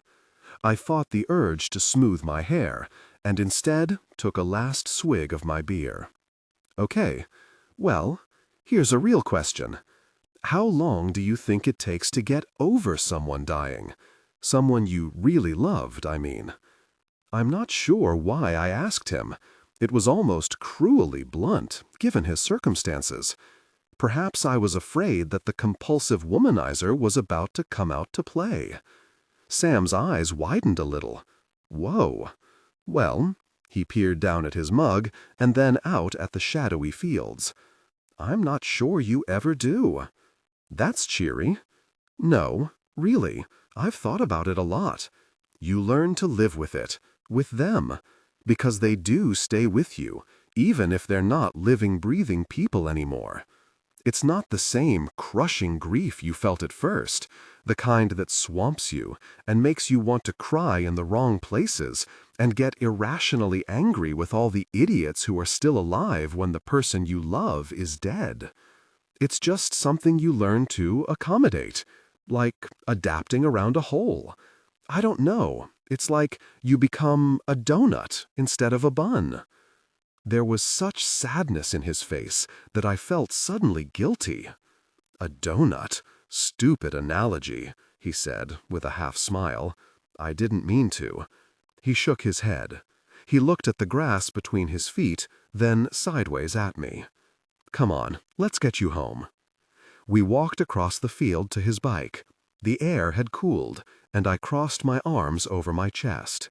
He saw and handed me his jacket, insisting when I said I was okay. It was pleasingly heavy and potently male. I tried not to inhale. Do you pick up all your patients like this? Only the live ones. I laughed. It came out of me unexpectedly, louder than I had intended. We're not really meant to ask patients out on dates. He held out the spare helmet. But I figure you're not my patient anymore. I took it, and this isn't really a date. It isn't? He gave a small philosophical nod as I climbed aboard. Okay. That week, when I arrived at the moving on circle, Jake wasn't there. As Daphne discussed her inability to open jars without a man in her kitchen, I found myself waiting for the heavy red doors to open at the end of the church hall. I told myself it was his welfare I was concerned about, that he needed to be able to express his discomfort in a safe place. I told myself firmly that it was not Sam I was hoping to see, leaning against his bike. What are the small things that trip you up, Louisa? Perhaps Jake had finished with the group, I thought. Perhaps he had decided he didn't need it anymore. People did drop out, everyone said. And that would be it. I would never see either of them again. Louisa? The daily things? There must be something. I kept thinking about that field, the neat confines of the railway carriage, the way Sam had strolled down the field with a hen under one arm, as if he was carrying a precious parcel.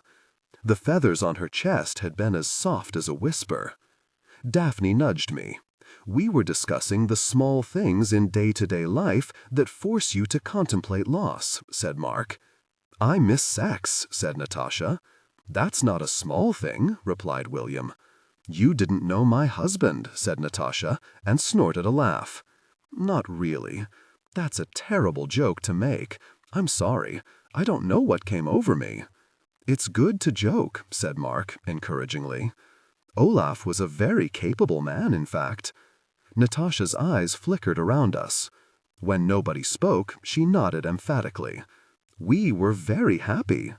There was a short silence. Good, said Mark. That's nice to hear. I don't want anyone thinking, that's not what I want people thinking when they think of my husband, that he was somehow lacking. I'm sure nobody thinks that about your husband. I will if you keep going on about it, said William. I don't want you thinking about my husband in that way, said Natasha. In fact, I forbid you to think about my husband in that way. Stop going on about it then, said William. Can we not talk about such things? Said Daphne. It makes me go a bit peculiar. The nuns used to smack us with rulers if we even used certain words. Mark's voice was now tinged with desperation. Can we steer the conversation away from? Back to symbols of loss. Louisa, you were about to tell us which small things brought your loss home to you. I sat there, trying to ignore Natasha making her gesture again, silently indicating some unlikely invisible measure. I think I miss having someone to discuss things with, I said carefully. There was a murmur of agreement. I'm not one of those people who has a massive circle of friends.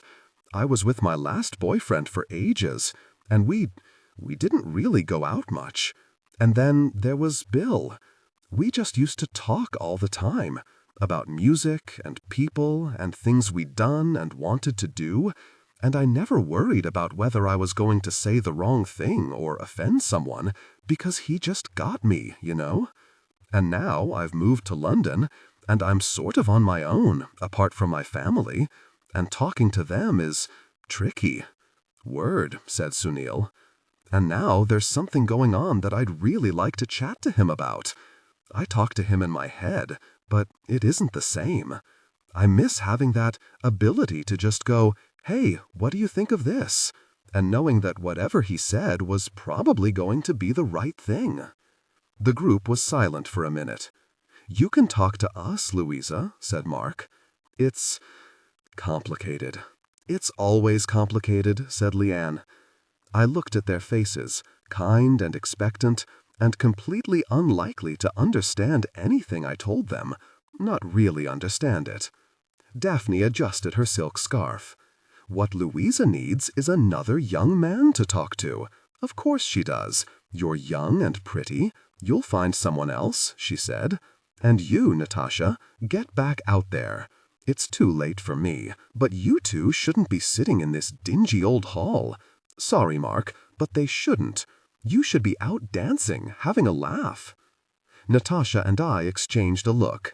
Clearly she wanted to go out dancing as much as I did. I had a sudden memory of Ambulance Sam, and pushed the thought away. And if you ever do want another companion, William said, I'm sure I could pencil in a... Okay, everyone, let's move on to Will's, said Mark. Anyone surprised by what turned up? I got home, exhausted, at 9:15, to find Lily lying on the sofa in front of the television in her pajamas. I dropped my bag. How long have you been here? Since breakfast. Are you okay? Her face held a pallor that spoke of either illness or exhaustion. Not feeling well? She was eating popcorn out of a bowl and lazily scooped her fingers around the bottom of the bowl for crumbs. I just didn't feel like doing anything today. Lily's phone beeped. She stared listlessly at the message that came through, then pushed it away from her under a sofa cushion. Everything really okay? I asked after a minute. Fine. She didn't look fine. Anything I can help with? I said I was fine. She didn't look at me as she spoke. Lily spent that night at the flat. The following day, as I was leaving for work, Mr. Traynor rang and asked to speak to her. She was stretched across the sofa and looked blankly up at me when I told her who was on the phone, then finally, reluctantly, held out a hand for the receiver. I stood there as she listened to him. I couldn't hear his words, but I could hear his tone. Kind, reassuring, emollient. When he finished, she left a short pause, then said, "Okay, fine. Are you going to see him again?" I said, as she handed back the phone. "He wants to come to London to see me." "Well, that's nice. But he can't be too far away from her just now in case she goes into labor. Do you want me to take you back there to see him?" "No." She tucked her knees underneath her chin, reached out the remote control and flicked through the channels. "Do you want to talk about it?" I said, after a minute. She didn't respond, and after a minute or two, I realized the conversation was over. On Thursday, I went into my bedroom, closed the door, and called my sister. We were speaking several times a week.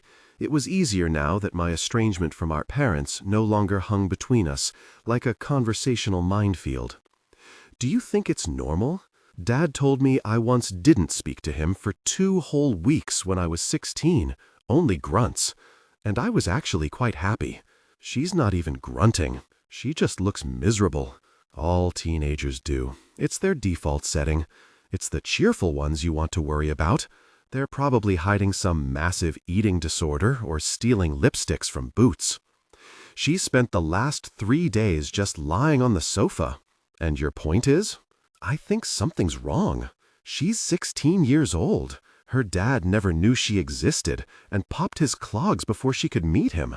Her mother married someone she calls a really difficult person. She has 2 little brothers who sound like trainee Reggie and Ronnie Cray, and they changed the locks to the family home.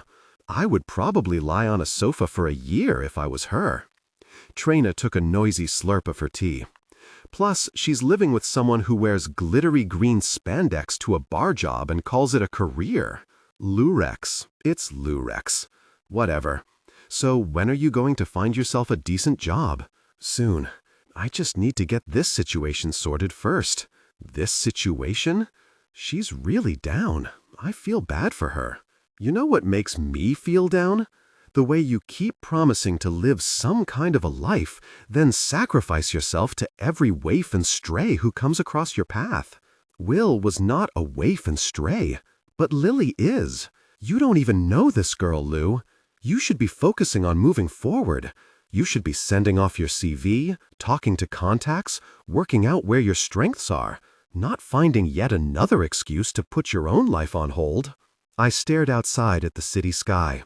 In the next room, I could hear the television burbling away, then Lily getting up, walking to the fridge, and flopping down again. I lowered my voice. "So what would you do, Treen? The child of the man you loved turns up on your doorstep, and everyone else seems to have pretty much handed over responsibility for her. You'd walk away too, would you?" My sister fell briefly silent. This was a rare occurrence, and I felt obliged to keep talking. "So if Thom, in 8 years' time, had fallen out with you, for whatever reason, say he was pretty much on his own and was going off the rails, you'd think it was great if the one person he asked for help decided it was altogether too much of a pain? That they should just go away and suit themselves?" I rested my head against the wall. "I'm trying to do the right thing here, Treen. Just cut me a break, okay?" "Nothing." "It makes me feel better, okay? It makes me feel better knowing I'm helping." My sister was silent for so long, I wondered whether she had hung up. "Treen? Okay. Well, I do remember reading a thing in social psychology about how teenagers find too much face-to-face contact exhausting. You want me to talk to her through a door? One day I would have a telephone conversation with my sister that didn't involve the weary sigh of someone explaining something to a half-wit. No, doofus. What it means is that if you're going to get her to talk, you need to be doing something together, side by side." On my way home on Friday evening, I stopped off at the DIY superstore. Back at my block, I lugged the bags up the 4 flights of stairs and let myself in. Lily was exactly where I was expecting to find her, stretched out in front of the television. "What's that?" she asked. "Paint. "This flat's a bit tired. You keep telling me I need to brighten it up." She couldn't help herself. I pretended to be busy making myself a drink, watching out of the corner of my eye as she stretched, then walked over and examined the paint cans. "That's hardly any less boring. It's basically pale gray. I was told gray was the in thing. I'll take it back if you think it won't work." She peered at it. "No, it's okay. I thought the spare room could have cream on 2, then 1 gray wall. Do you think they go?" I busied myself with unwrapping the paintbrushes and rollers as I spoke. I changed into an old shirt and some shorts and asked if she could put on some music. "What sort? You choose." I hauled a chair off to one side and laid some dust sheets along the wall. "Your dad said I was a musical Philistine." She didn't say anything, but I had her attention. I cracked open a paint tin and began to mix it.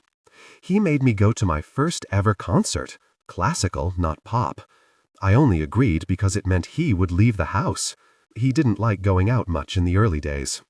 He put on a shirt and a good jacket, and it was the first time I had seen him look like— I remembered the jolt as I had seen, emerging from the stiff blue collar, the man he had been before his accident." I swallowed. Anyway, I went preparing to be bored, and cried my way through the second half like a complete loon. It was the most amazing thing I'd ever heard in my life. A short silence. "What was it? What did you listen to?" "I can't remember. Sibelius? Does that sound right?" She shrugged. I started painting as she came up beside me. She picked up a brush. She said nothing at first, but she seemed to lose herself in the repetitive nature of the task. She was careful, too, adjusting the sheets so that she didn't spill paint on the floor, wiping her brush on the edge of the pot. We didn't speak, except for muttered requests. "Can you pass me the smaller brush? Do you think that will still show through on the second coat?" It took us just half an hour to do the first wall between us. "So, what do you think?" I said, admiring it. "Think we can do another?" She moved a dust sheet and started on the next wall. She had put on some indie band I had never heard of, light-hearted and agreeable. I started to paint again, ignoring the ache in my shoulder, the urge to yawn. "You should get some pictures. You're right. I've got this big print at home of a Kandinsky. It doesn't really go in my room. You could have it if you want it. That would be great." She was working faster now, speeding across the wall, carefully cutting in around the large window. "So I was thinking," I said, "we should speak to Will's mom, your grandmother. Are you okay if I write to her?" She said nothing. She crouched down, apparently absorbed in carefully coating the wall to the skirting board. Finally she stood up. "Is she like him?" "Like who? Mrs. Traynor? Is she like Mr. Traynor?" I stepped down from the box I was using to stand on and wiped my brush on the edge of the tin. "She's different. That's your way of saying she's a cow. She's not a cow. She's just— It takes longer to get to know her, is all. That's your way of telling me she's a cow and she's not going to like me. I'm not saying that at all, Lily. But she is someone who doesn't show her emotions easily." Lily sighed and put down her paintbrush. "I'm basically the only person in the world who could discover 2 grandparents I didn't know I had, then find out that neither of them even likes me." We stared at each other. And suddenly, unexpectedly, we started to laugh. I put the lid on the paint. "Come on," I said. "Let's go out." "Where?" "You're the one who says I need to have some fun. You tell me." I pulled out a series of tops from one of my storage boxes until Lily finally determined which one was acceptable, and I let her take me to a tiny, cavernous club in a back street near the West End, where the bouncers knew her by name, and nobody seemed to consider for a minute that she might be under 18. "It's 90s music, olden days stuff," she said cheerfully, and I tried not to think too hard about the fact that I was, in her eyes, basically geriatric. We danced until I stopped feeling self-conscious. Sweat came through our clothes, our hair stuck out in fronds, and my hip hurt so much that I wondered whether I would be able to stand up behind the bar the following week. We danced as if we had nothing to do but dance. Lord, it felt good. I had forgotten the joy of just existing, of losing yourself in music, in a crowd of people, the sensations that came with becoming one communal, organic mass, alive only to a pulsing beat. For a few dark, thumping hours, I let go of everything, my problems floating away like helium balloons, my awful job, my picky boss, my failure to move on. I became a thing, alive, joyful. I looked over the crowd at Lily, her eyes closed as her hair flew about her face, that peculiar mixture of concentration and freedom in her features that comes when someone loses themselves in rhythm. Then she opened her eyes, and I wanted to be angry that her raised arm held a bottle that clearly wasn't cola, but I found myself smiling back at her, a broad, euphoric grin, and thinking how strange it was that a messed-up child who barely knew herself had so much to teach me about the business of living. Around us, London was shrill and heaving, even though it was 2 a.m. We paused for Lily to take joint selfies of us in front of a theater, a Chinese sign, and a man dressed as a large bear. Apparently, every event had to be marked by photographic evidence. Then wove our way through crowded streets in search of a night bus, past the late-night kebab shops and the bellowing drunks, the pimps and the gaggles of screeching girls. My hip was throbbing badly, and sweat was cooling unpleasantly under my damp clothes, but I still felt energized, as if I had been snapped back on. "God knows how we're going to get home," Lily said cheerfully. And then I heard the shout. "Lou!" There was Sam, leaning out of the driver's window of an ambulance. As I lifted my hand in response, he pulled the truck across the road in a giant U-turn. "Where you headed?" "Home. If we can ever find a bus." "Hop in. Go on. I won't tell if you won't. We're just finishing our shift." He looked at the woman beside him. "Ah, come on, Don. She's a patient. Broken hip. Can't leave her to walk home." Lily was delighted by this unexpected turn of events. And then the rear door opened, and the woman in a paramedic uniform, eyes rolling, was shepherding us in. "You're going to get us sacked, Sam," she said, and motioned for us to sit down on the gurney. "Hiya." "Oh, no, I do remember you. The one who fell off a building?" "Yup." Lily pulled me to her for an ambulance selfie, and I tried not to look as Donna rolled her eyes again. "So, where have you been?" Sam called through to the rear. "Dancing," said Lily. "I've been trying to persuade Louisa to be less of a boring old fart. Can we put the siren on?" "Nope." "Where'd you go?" "That's from another boring old fart, by the way. I won't have a clue whatever you say." "The 22, said Lily. "Down the back of Tottenham Court Road?" "That's where we had the emergency tracheotomy, Sam. I remember." "You look like you've had a good night." He met my eye in the mirror, and I colored a little. I was suddenly glad to have been out dancing. It made me seem like I might be someone else altogether, not just a tragic airport barmaid whose idea of a night out was falling off a roof. "It was great," I said, beaming. Then he looked down at the computer screen on the dashboard. "Oh, great. Got a green one over at Spencer's." "But we're headed back in," said Donna. "Why does Lenny always do this to us? That man's a sadist." "No one else available. What's going on?" "A job's come up. I might have to drop you. It's not far from yours, though. Okay?" "Spencer's," said Donna, and let out a deep sigh. "Oh, marvelous. Hold on tight, girls." The siren went on, and we were off, lurching through the London traffic with the blue light screaming above our head, Lily squealing with delight. On any given weeknight, Donna told us as we clutched the handrails, the station would get calls from Spencer's, summoned to fix those who hadn't made it upright to closing time, or to stitch up the faces of young men for whom 6 pints in an evening left them combative and without any accompanying sense. These youngsters should be feeling great about life, but instead they're just knocking themselves out with every spare pound they earn. Every bloody week.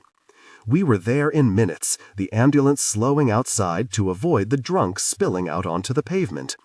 The signs in Spencer's nightclubs, smoked windows advertised free drinks for girls before 10 p.m. Despite the stag and hen nights, the catcalling, and gaudy clothes, the packed streets of the drinking zone had less of a carnival atmosphere than something tense and explosive. I found myself gazing out of the window warily. Sam opened the rear doors and picked up his bag. "Stay in the rig," he said, and climbed out. A police officer headed over to him, muttered something, and we watched as they walked over to a young man who was sitting in the gutter, blood streaming from a wound to his temple.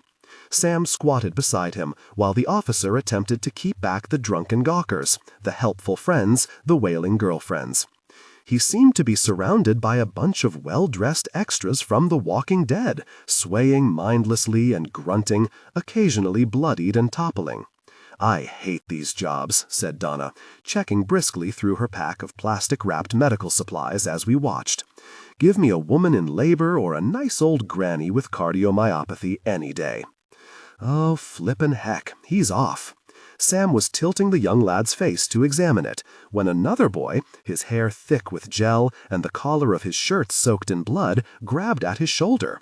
"Oi, I need to go in the ambulance." Sam turned slowly towards the young drunk, who was spraying blood and saliva as he spoke. "Back away now, mate, all right? Let me do my job."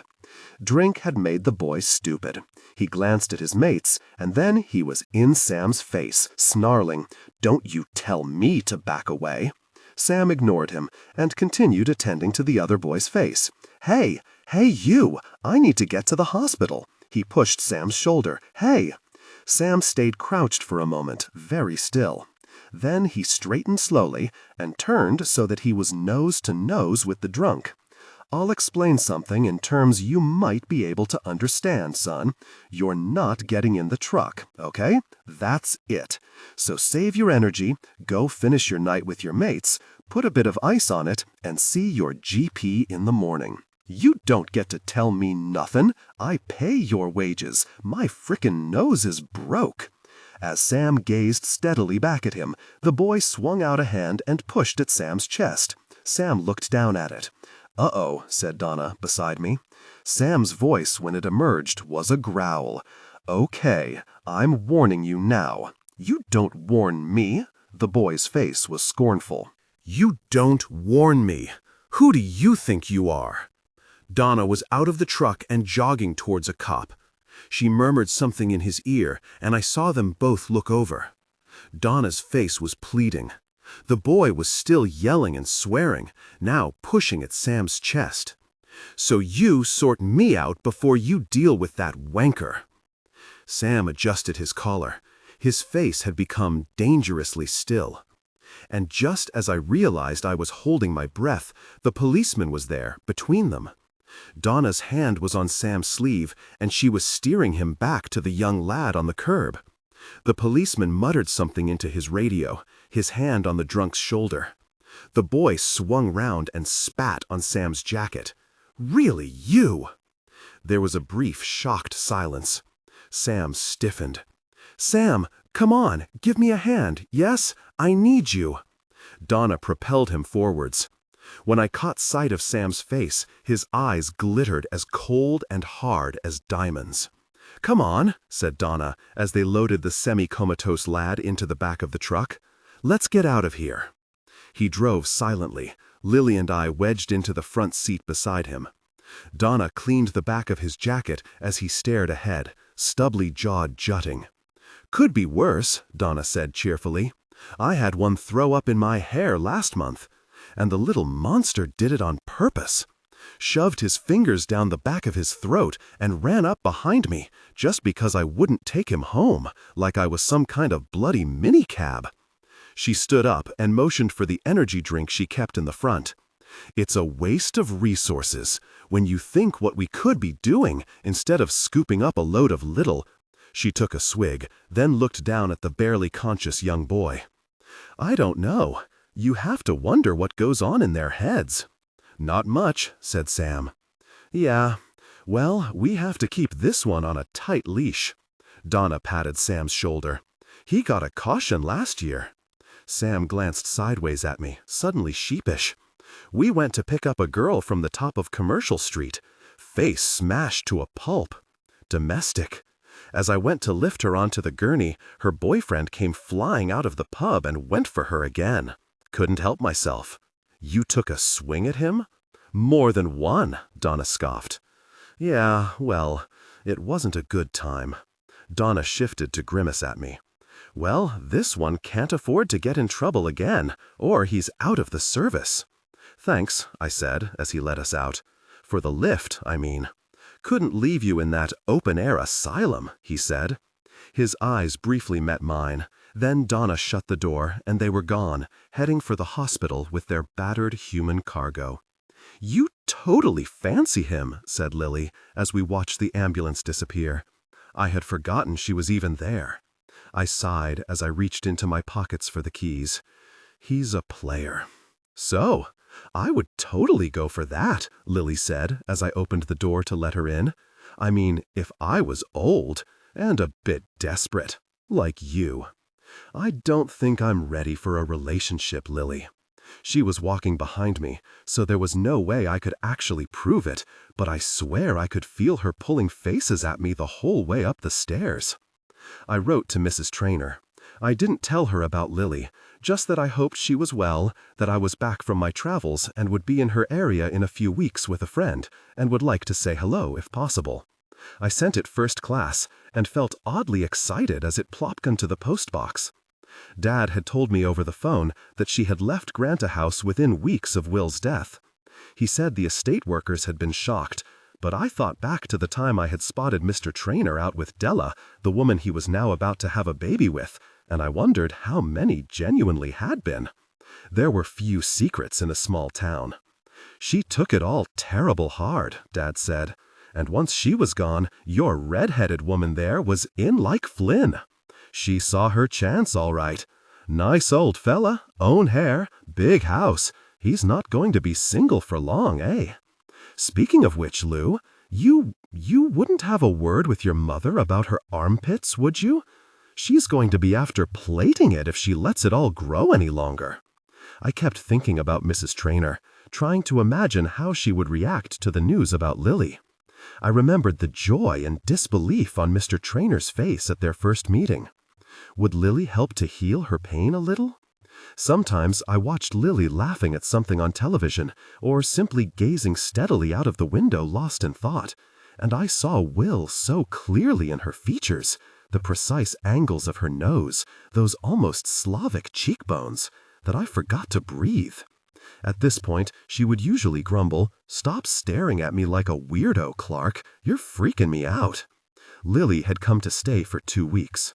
Tanya Houghton-Miller had called to say they were off on a family holiday to Tuscany, and Lily didn't want to go with them. Frankly, the way she's behaving right now, as far as I'm concerned, that's fine. She's exhausting me. I pointed out that, given Lily was barely at home, and Tanya had changed the locks to her front door, it would be pretty hard for Lily to exhaust anyone unless she was tapping at her window and singing a lament. There was a short silence. When you have your own children, Louisa, you might eventually have some idea what I'm talking about. Ah, the trump card of all parents. How could I possibly understand?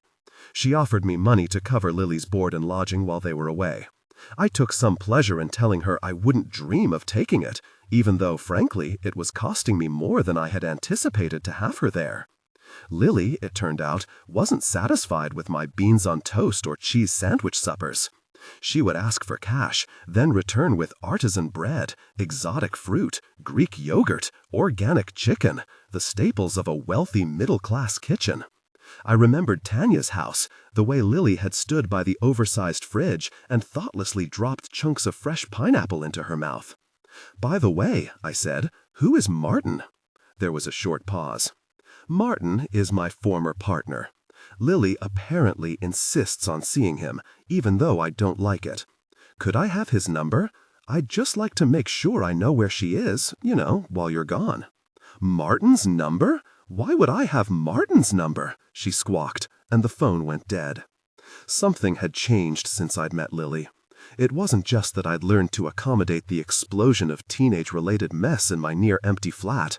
I had actually started to quite enjoy having Lily in my life. Having someone to eat with, sit side by side with on the sofa, commenting on whatever we happened to be watching on the television, or keeping a poker face when she offered me some concoction she'd made. Well, how should I know you have to cook the potatoes in a potato salad? It's a salad, for God's sake. At work, I now listened to the fathers at the bar wishing their children good night as they flew off on business trips. "You be good for Mummy now, Luke." "Did you? You did? Aren't you a clever boy?" And the custody arguments conducted in hissed telephone conversations. "No, I did not say I could pick him up from school that day. I was always due in Barcelona. Yes, I was. No, you just don't listen." I couldn't believe that you could give birth to someone, love them, nurture them, and by their 16th year claim that you were so exasperated that you'd change the locks of your house against them. 16 was still a child, surely. For all her posturing, I could see the child in Lily. It was there in the excitements and sudden enthusiasms. It was there in the sulks, the trying on of different looks in front of my bathroom mirror, and the abrupt, innocent sleep. I thought of my sister and her uncomplicated love for Tom. I thought of my parents, encouraging, worrying about, and supporting Trina and me, even though we were both well into adulthood. And in those moments, I felt Will's absence in Lily's life like I felt it in my own. "You should have been here, Will," I told him silently.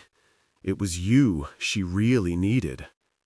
I booked a day's holiday, an outrage, according to Richard. "You've only been back 5 weeks. I really don't see why you need to disappear again." I smiled, bobbed a curtsy in a grateful Irish dancing girl manner, and drove home later to find Lily painting one of the spare room walls a particularly vivid shade of jade green. "You said you wanted it brightening up," she said, as I stood with my mouth open. "Don't worry, I paid for the paint myself." Well, I pulled off my wig and unlaced my shoes. "Just make sure you've finished by this evening, because I've got the day off tomorrow," I said, when I had changed into my jeans, "and I'm going to show you some of the things your dad liked." She stopped, dripping jade paint onto the carpet. "What things?" "You'll see." We spent the day driving, our soundtrack a playlist on Lily's iPod that provided 1 minute a heartbreaking dirge of love and loss, the next an ear-perforating, raging anthem of hatred against all mankind. I mastered the art, while on the motorway, of mentally rising above the noise and focusing on the road, while Lily sat beside me, nodding in time to the beat and occasionally performing an impromptu drum roll on the dashboard. It was good, I thought, that she was enjoying herself, and who needed both eardrums to be working anyway? We started off in Stortfold and took in the places Will and I used to sit and eat, the picnic spots in the fields above the town, and Lily had the grace to try not to look bored. To be fair, it was quite hard to work up enthusiasm about a series of fields. So I sat down and told her how, when I had first met him, Will had barely left the house, and how, through a mixture of subterfuge and bloody-mindedness, I had set about getting him out again. "You have to understand," I said, "that your father hated to be dependent on anyone. And us going out didn't just mean that he had to rely on someone else, but he had to be seen to be relying on someone else, even if it was you, even if it was me." She was thoughtful for a moment. "I'd hate people seeing me like that. I don't even like people seeing me with wet hair." We visited the gallery where he had tried to explain to me the difference between good and bad modern art. I still couldn't tell, and she pulled a face at almost everything on its walls. We poked our heads into the wine merchant's, where he had made me taste different sorts of wine. "No, Lily, we are not doing a wine tasting today." Then walked to the tattoo shop where he had persuaded me to get my tattoo. She asked if I could lend her the money for one. I nearly wept with relief when the man told her no, under 18s, then asked to see my little bumblebee. That was one of the few occasions when I felt I'd actually impressed her.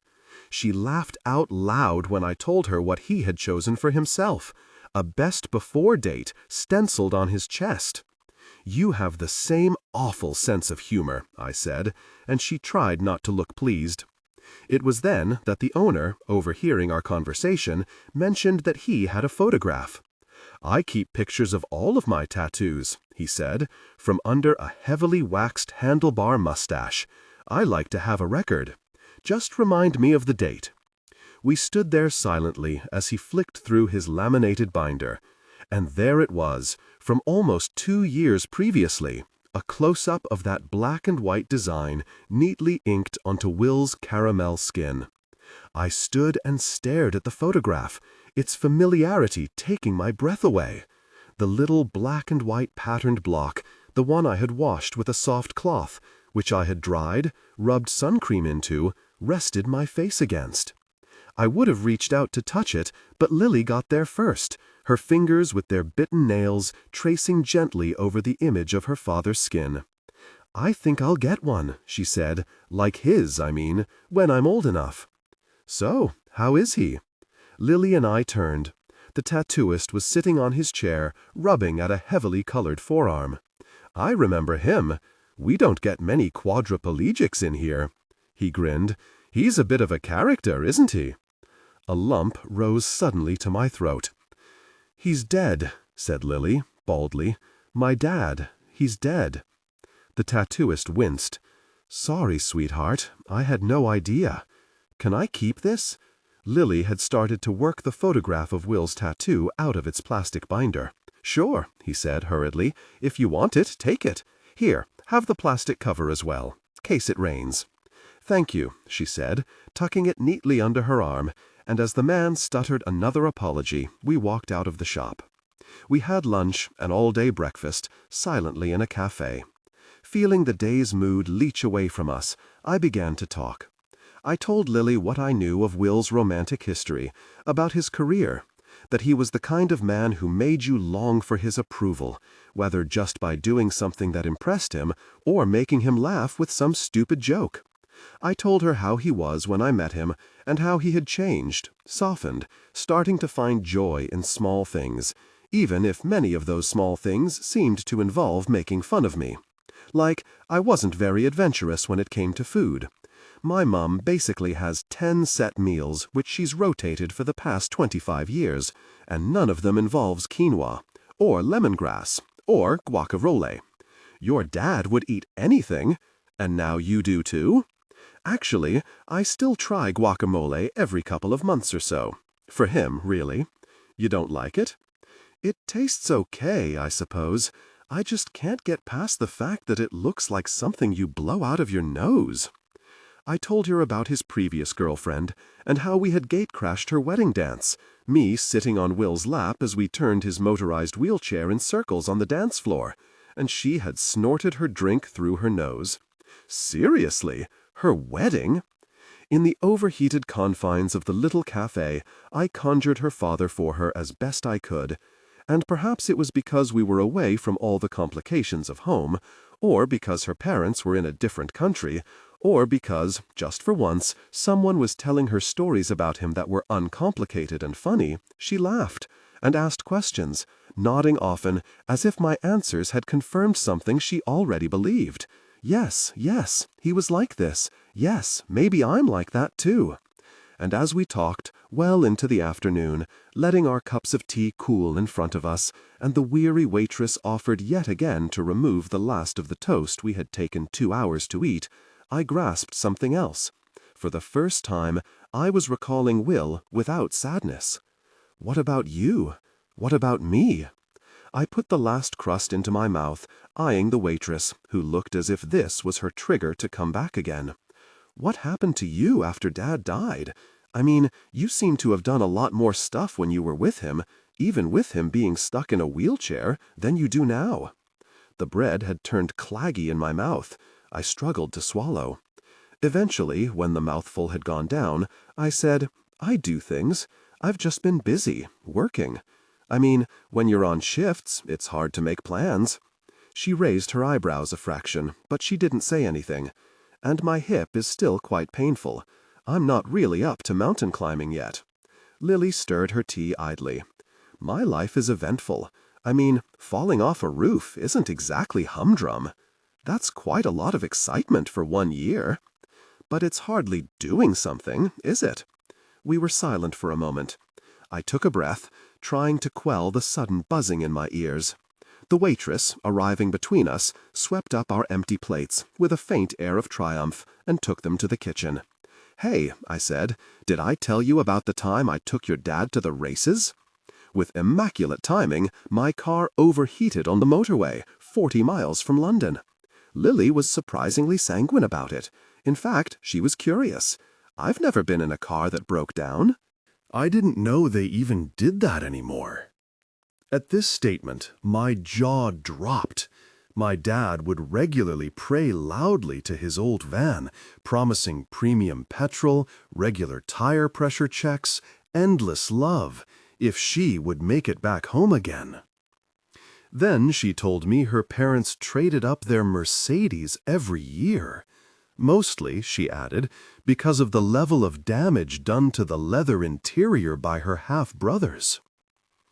We sat by the side of the motorway, waiting for the breakdown truck to arrive, and feeling the little car judder sporadically as the lorries rumbled past. Eventually, deciding it would be safer for us to be out of the car, we scrambled up the embankment at the side of the motorway and sat on the grass, watching as the afternoon sun lost its heat and slid down the other side of the motorway bridge.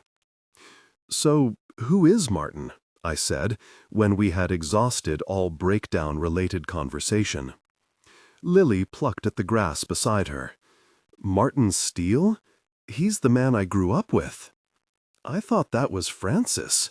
"No, Reallyface only came into the picture when I was 7. "You know, Lily, you might want to stop calling him that." She gave me a sideways look. "Okay, you're probably right." She lay back on the grass and smiled sweetly. "I'll call him that difficult name instead. Let's stick with Reallyface then. So how come you still visit him? Martin? He's the only dad I really remember. Mum got together with him while I was small. He's a musician, very creative. He used to read stories and stuff and make up songs about me, that kind of thing. She trailed off. What happened between him and your mom?" Lily reached into her bag, pulled out a packet of cigarettes and lit one. She inhaled and let out a long flute of smoke, almost dislocating her jawbone in the process. "I came home from school one day with the au pair, and Mum just announced that he'd gone. She said they'd agreed he had to go because they weren't getting on anymore." She inhaled again. "Apparently he wasn't interested in her personal growth, or he didn't share her vision of the future. Gosh, I think she just met Francis and knew Martin was never going to give her what she wanted. Which was? Money, and a big house, and the chance to spend her day shopping and being a difficult person to her friends and aligning her chakras or whatever. Francis earns a fortune doing private bank things in his private bank with all the other private bankers." She turned to me. "So, basically, one day Martin was my dad. I mean, I called him Daddy right up until the day he left. And the next, he wasn't. He used to take me to nursery and primary school and everything. And then she decides she's had enough of him. And I get home and he's just gone.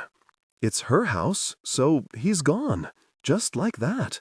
And I'm not allowed to see him, and I'm not even allowed to talk about him, because I'm just dredging things up and being difficult, and obviously she is in so much pain and emotional distress." Here Lily did a scarily good impression of Tanya's voice. "And when I really did mad at her, she told me there was no point in getting so upset because he wasn't even my real dad. So that was a nice way to find out.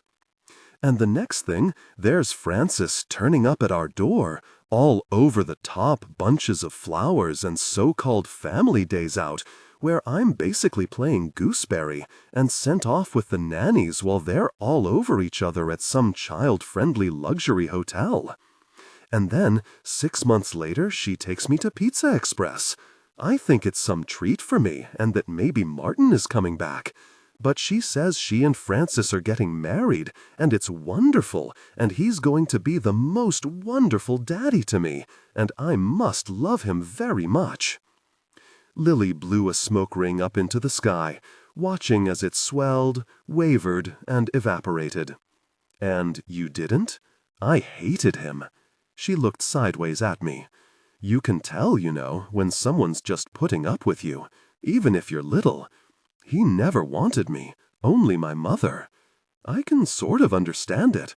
Who wants another man's kid hanging around? So when she had the twins, they sent me away to boarding school. Bang! Job done." Her eyes had filled with tears, and I wanted to reach out to her, but she had wrapped her arms around her knees and stared straight ahead. We sat there in silence for a few minutes, watching the traffic start to build below us as the sun slid further down the sky. "I found him, you know." I faced her. "Martin, when I was 11. I heard my nanny telling another one that she wasn't allowed to tell me he had called round, so I told her she had to tell me where he lived, or I'd tell my mom she was stealing. I looked up the address, and he lived about 15 minutes' walk from where we were. Pycroft Road. Do you know it?" I shook my head. "Was he pleased to see you?" She hesitated. "So happy. He nearly cried, actually. He said he'd missed me so much, and that it was awful being away from me, and that I could come around whenever I wanted. But he had hooked up with someone else, and they had a baby. And when you turn up at someone's house and they have a baby and like a proper family of their own, you realize you're not part of his family anymore. You're a leftover. I'm sure nobody thought. Yes, well, anyway, he's really lovely and all, but I've told him I can't really see him. It's too weird. And you know, like I said to him, I'm not your real daughter. He still calls me all the time, though. Stupid, really." Lily shook her head furiously. We sat there for a while, and then she looked up at the sky. "You know the thing that really bugs me?"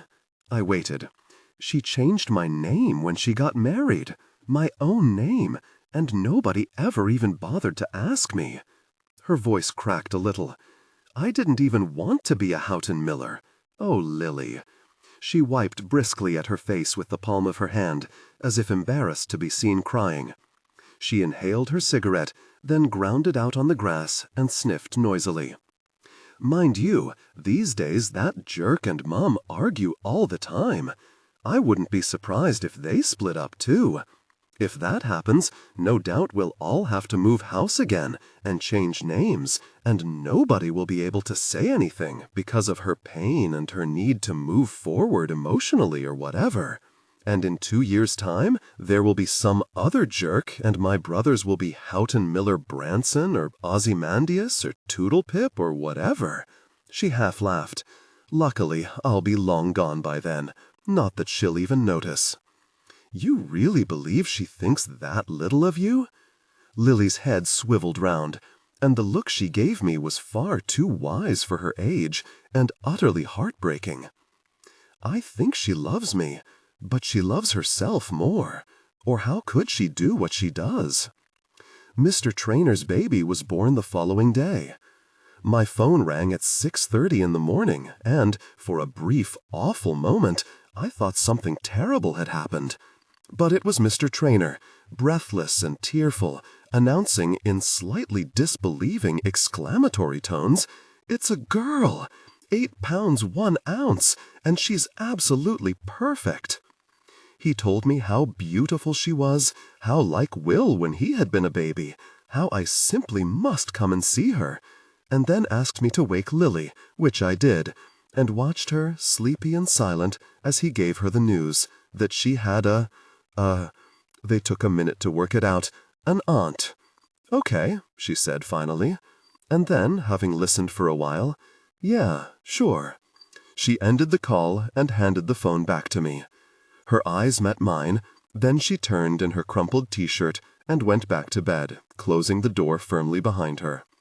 The well-lubricated health plan salesmen were, I estimated at 10:45, one round off being barred from their flight, and I was wondering whether to point this out when a familiar reflective jacket appeared at the bar. No one in need of medical assistance here. I walked over to him slowly. Yet, anyway, I never get tired of that outfit. I have no idea why. Sam climbed up on a stool and rested his elbows on the counter. The wig is interesting. I tugged at my lurex skirt. The creation of static electricity is my superpower. Would you like a coffee? Thanks. I can't hang around, though. He checked his radio and put it back in his jacket pocket. I made him an Americano, trying not to look as pleased as I felt to see him. How did you know where I worked? We had a call-out at gate 14, suspected heart attack. Jake reminded me you worked at the airport and, you weren't exactly hard to track down. The businessmen were briefly muted. Sam was the kind of man, I had noticed, who made other men go a bit quiet. Donna sneaking a look in duty-free. Handbags. I'm guessing you've seen your patient? He grinned. No, I was going to ask for directions to gate 14 after I'd sat down with a coffee. Funny. So did you save his life?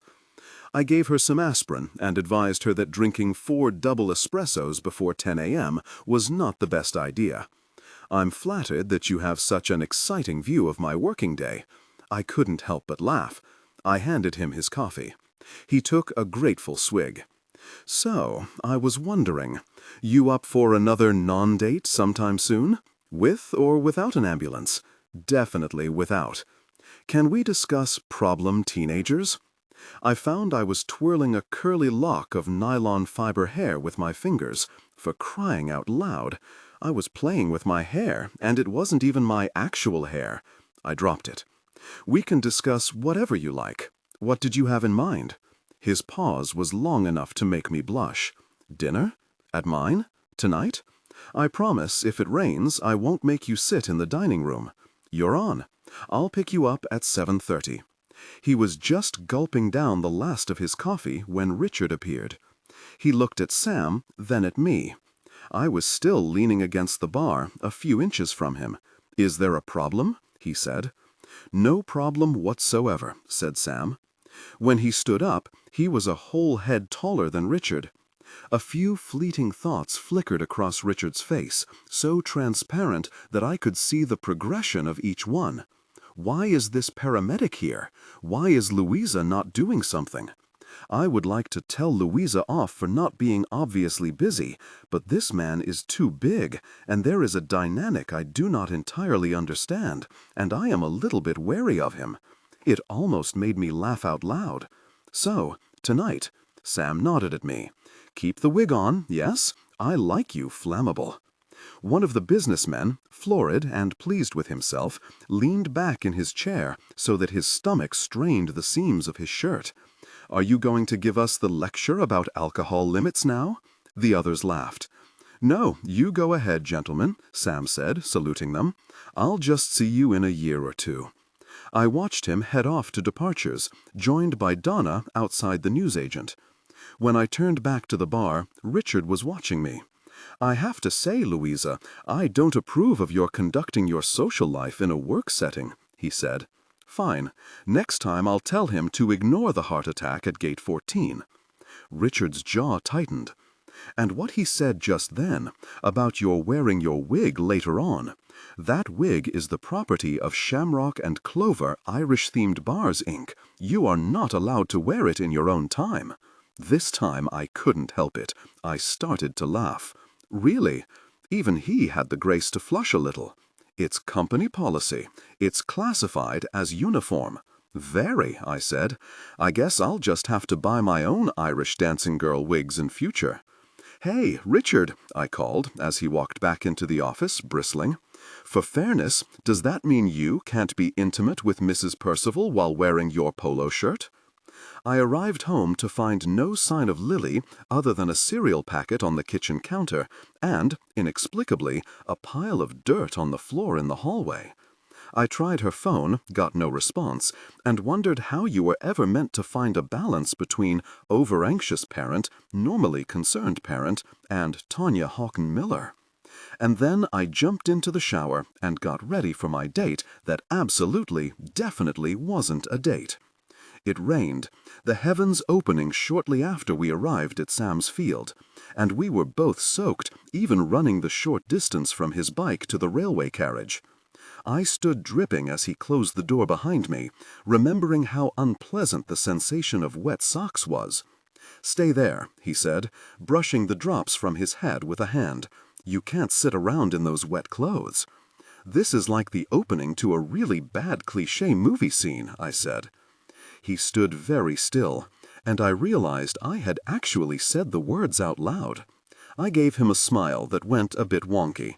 "Okay," he said, raising his eyebrows. He disappeared into the back of the carriage and emerged a minute later with a jumper and what looked like some jogging bottoms. Jake's joggers, freshly washed. Possibly not very porn star, though. He handed them to me. "My room's back there, if you want to get changed, or the bathroom's through that door, if you'd prefer." I walked into his bedroom and closed the door behind me. Above my head, the rain beat noisily on the carriage roof, obscuring the windows with a never-ending stream of water.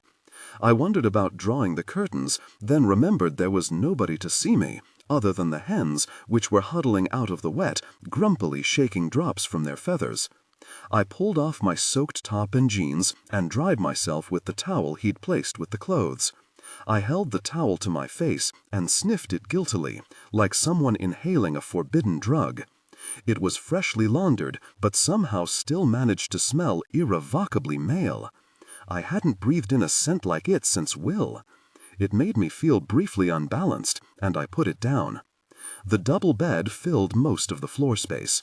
A narrow cupboard opposite acted as a wardrobe, and 2 pairs of work boots were neatly stacked in the corner.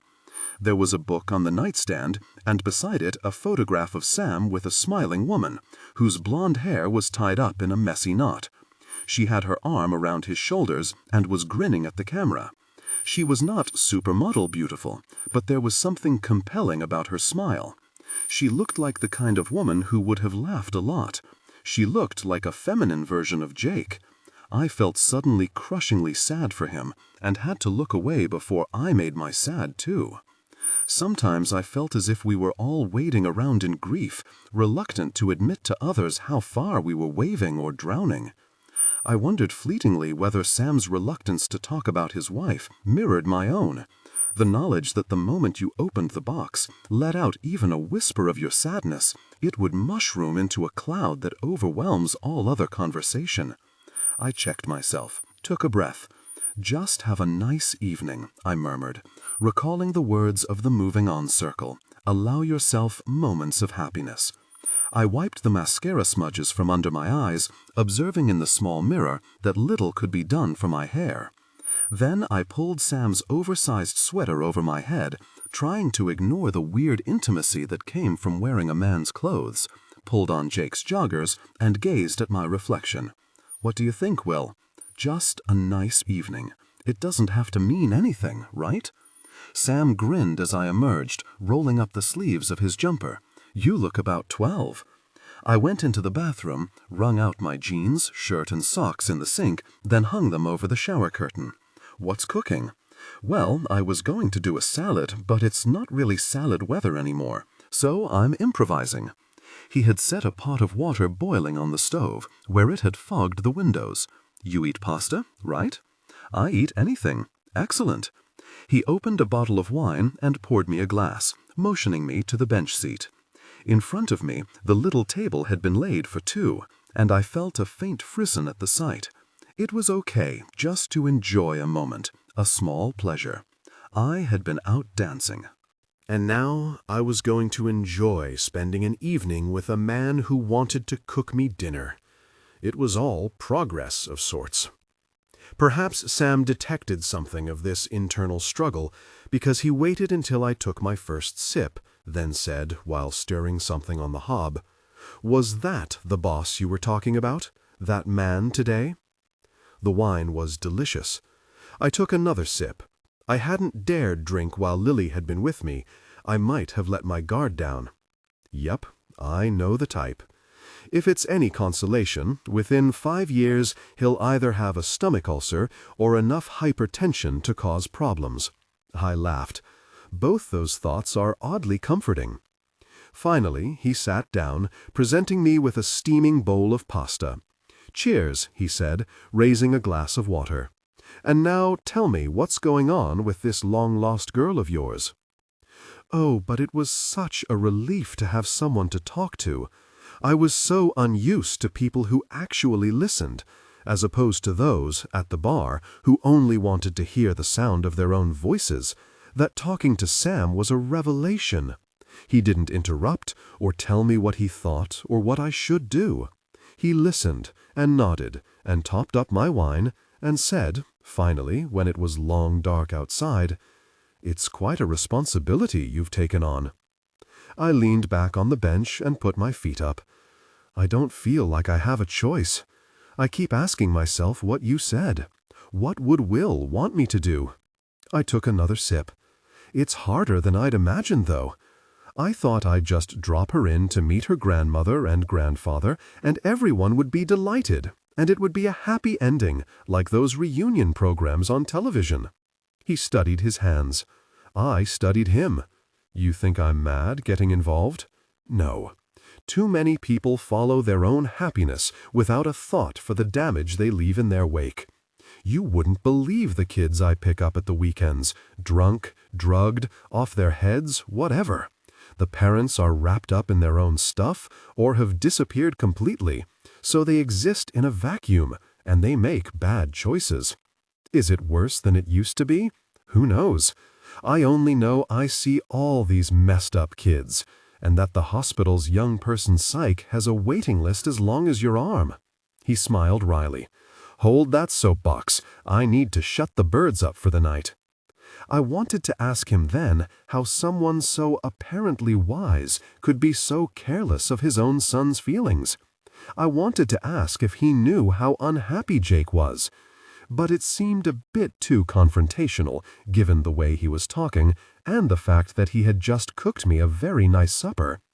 I was distracted by the sight of the hens popping one at a time into their coop, and then he came back, bringing with him the faint sense of outside and the cooler air, and the moment passed. He poured more wine, and I drank it. I let myself take pleasure in the snugness of the little railway carriage and the sensation of a properly full belly, and I listened to Sam talk. He told of nights holding the hands of elderly people who didn't want to make a fuss, and of management targets that left them all demoralized, feeling they weren't doing the job they'd been trained for.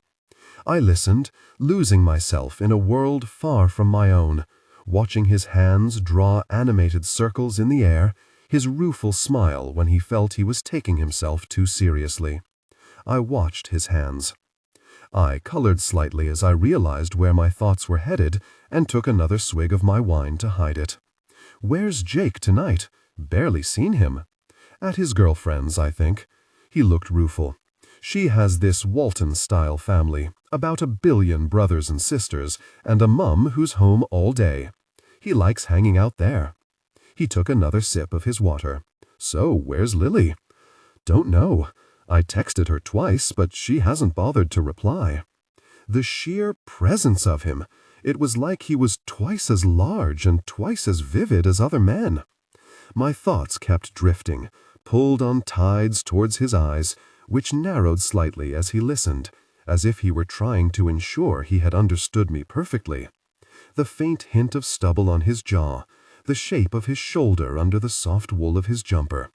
My gaze kept sliding downwards to his hands, resting on the table, fingers absently tapping on the surface. Such capable hands. I remembered the tenderness with which he had cradled my head, the way I had held on to him in the ambulance as if he were the only thing anchoring me. He looked at me and smiled, a gentle inquiry in it, and something in me turned molten. Would it be so bad, as long as my eyes were open? You want a coffee, Louisa? He had this way of looking at me. I shook my head. Do you want? Before I could think about it, I leaned across the little table, reached for the back of his head, and kissed him. He hesitated for just a moment, then shifted forward and kissed me back. At some point, I think someone knocked over a wine glass, but I couldn't stop. I wanted to kiss him forever. I blocked out all thoughts about what this was, what it might mean, what further mess I might create for myself. Come on, live, I told myself. They came together in passion. He lifted his shirt, revealing a 2-inch purple scar across his stomach. There, stabbed by an Australian with mental health issues 4 years ago. Here, he turned to reveal a huge green and yellow bruise across his lower back. Got a kicking from a drunk last Saturday. Woman. He held out his hand. Broken finger. Caught in a gurney while lifting an overweight patient. And oh, yes, here. He showed me his hip, along which ran a short, silvery, jagged line with the stitch marks just about visible. Puncture wound, unknown provenance, nightclub fight in Hackney Road last year. The cops never worked out who did it. I looked at the solidity of him, at the smattering of scars. "What's that one?" I said, gently touching a smaller scar on the side of his stomach. His skin was hot under his shirt. That? Oh, appendix. I was 9. I gazed at his torso, then his face. Then, holding his gaze, I lifted the jumper slowly over my head. I shivered involuntarily, whether from the cooler air or nerves I couldn't tell. He moved closer, so close that he was inches from me, and ran his finger gently along the line of my hip. I remember this. I remember I could feel the break here. He ran it gently across my bare stomach, so that my muscles contracted. And there, you had this bloom of purple on your skin. I was afraid it was organ damage. He placed his palm against it.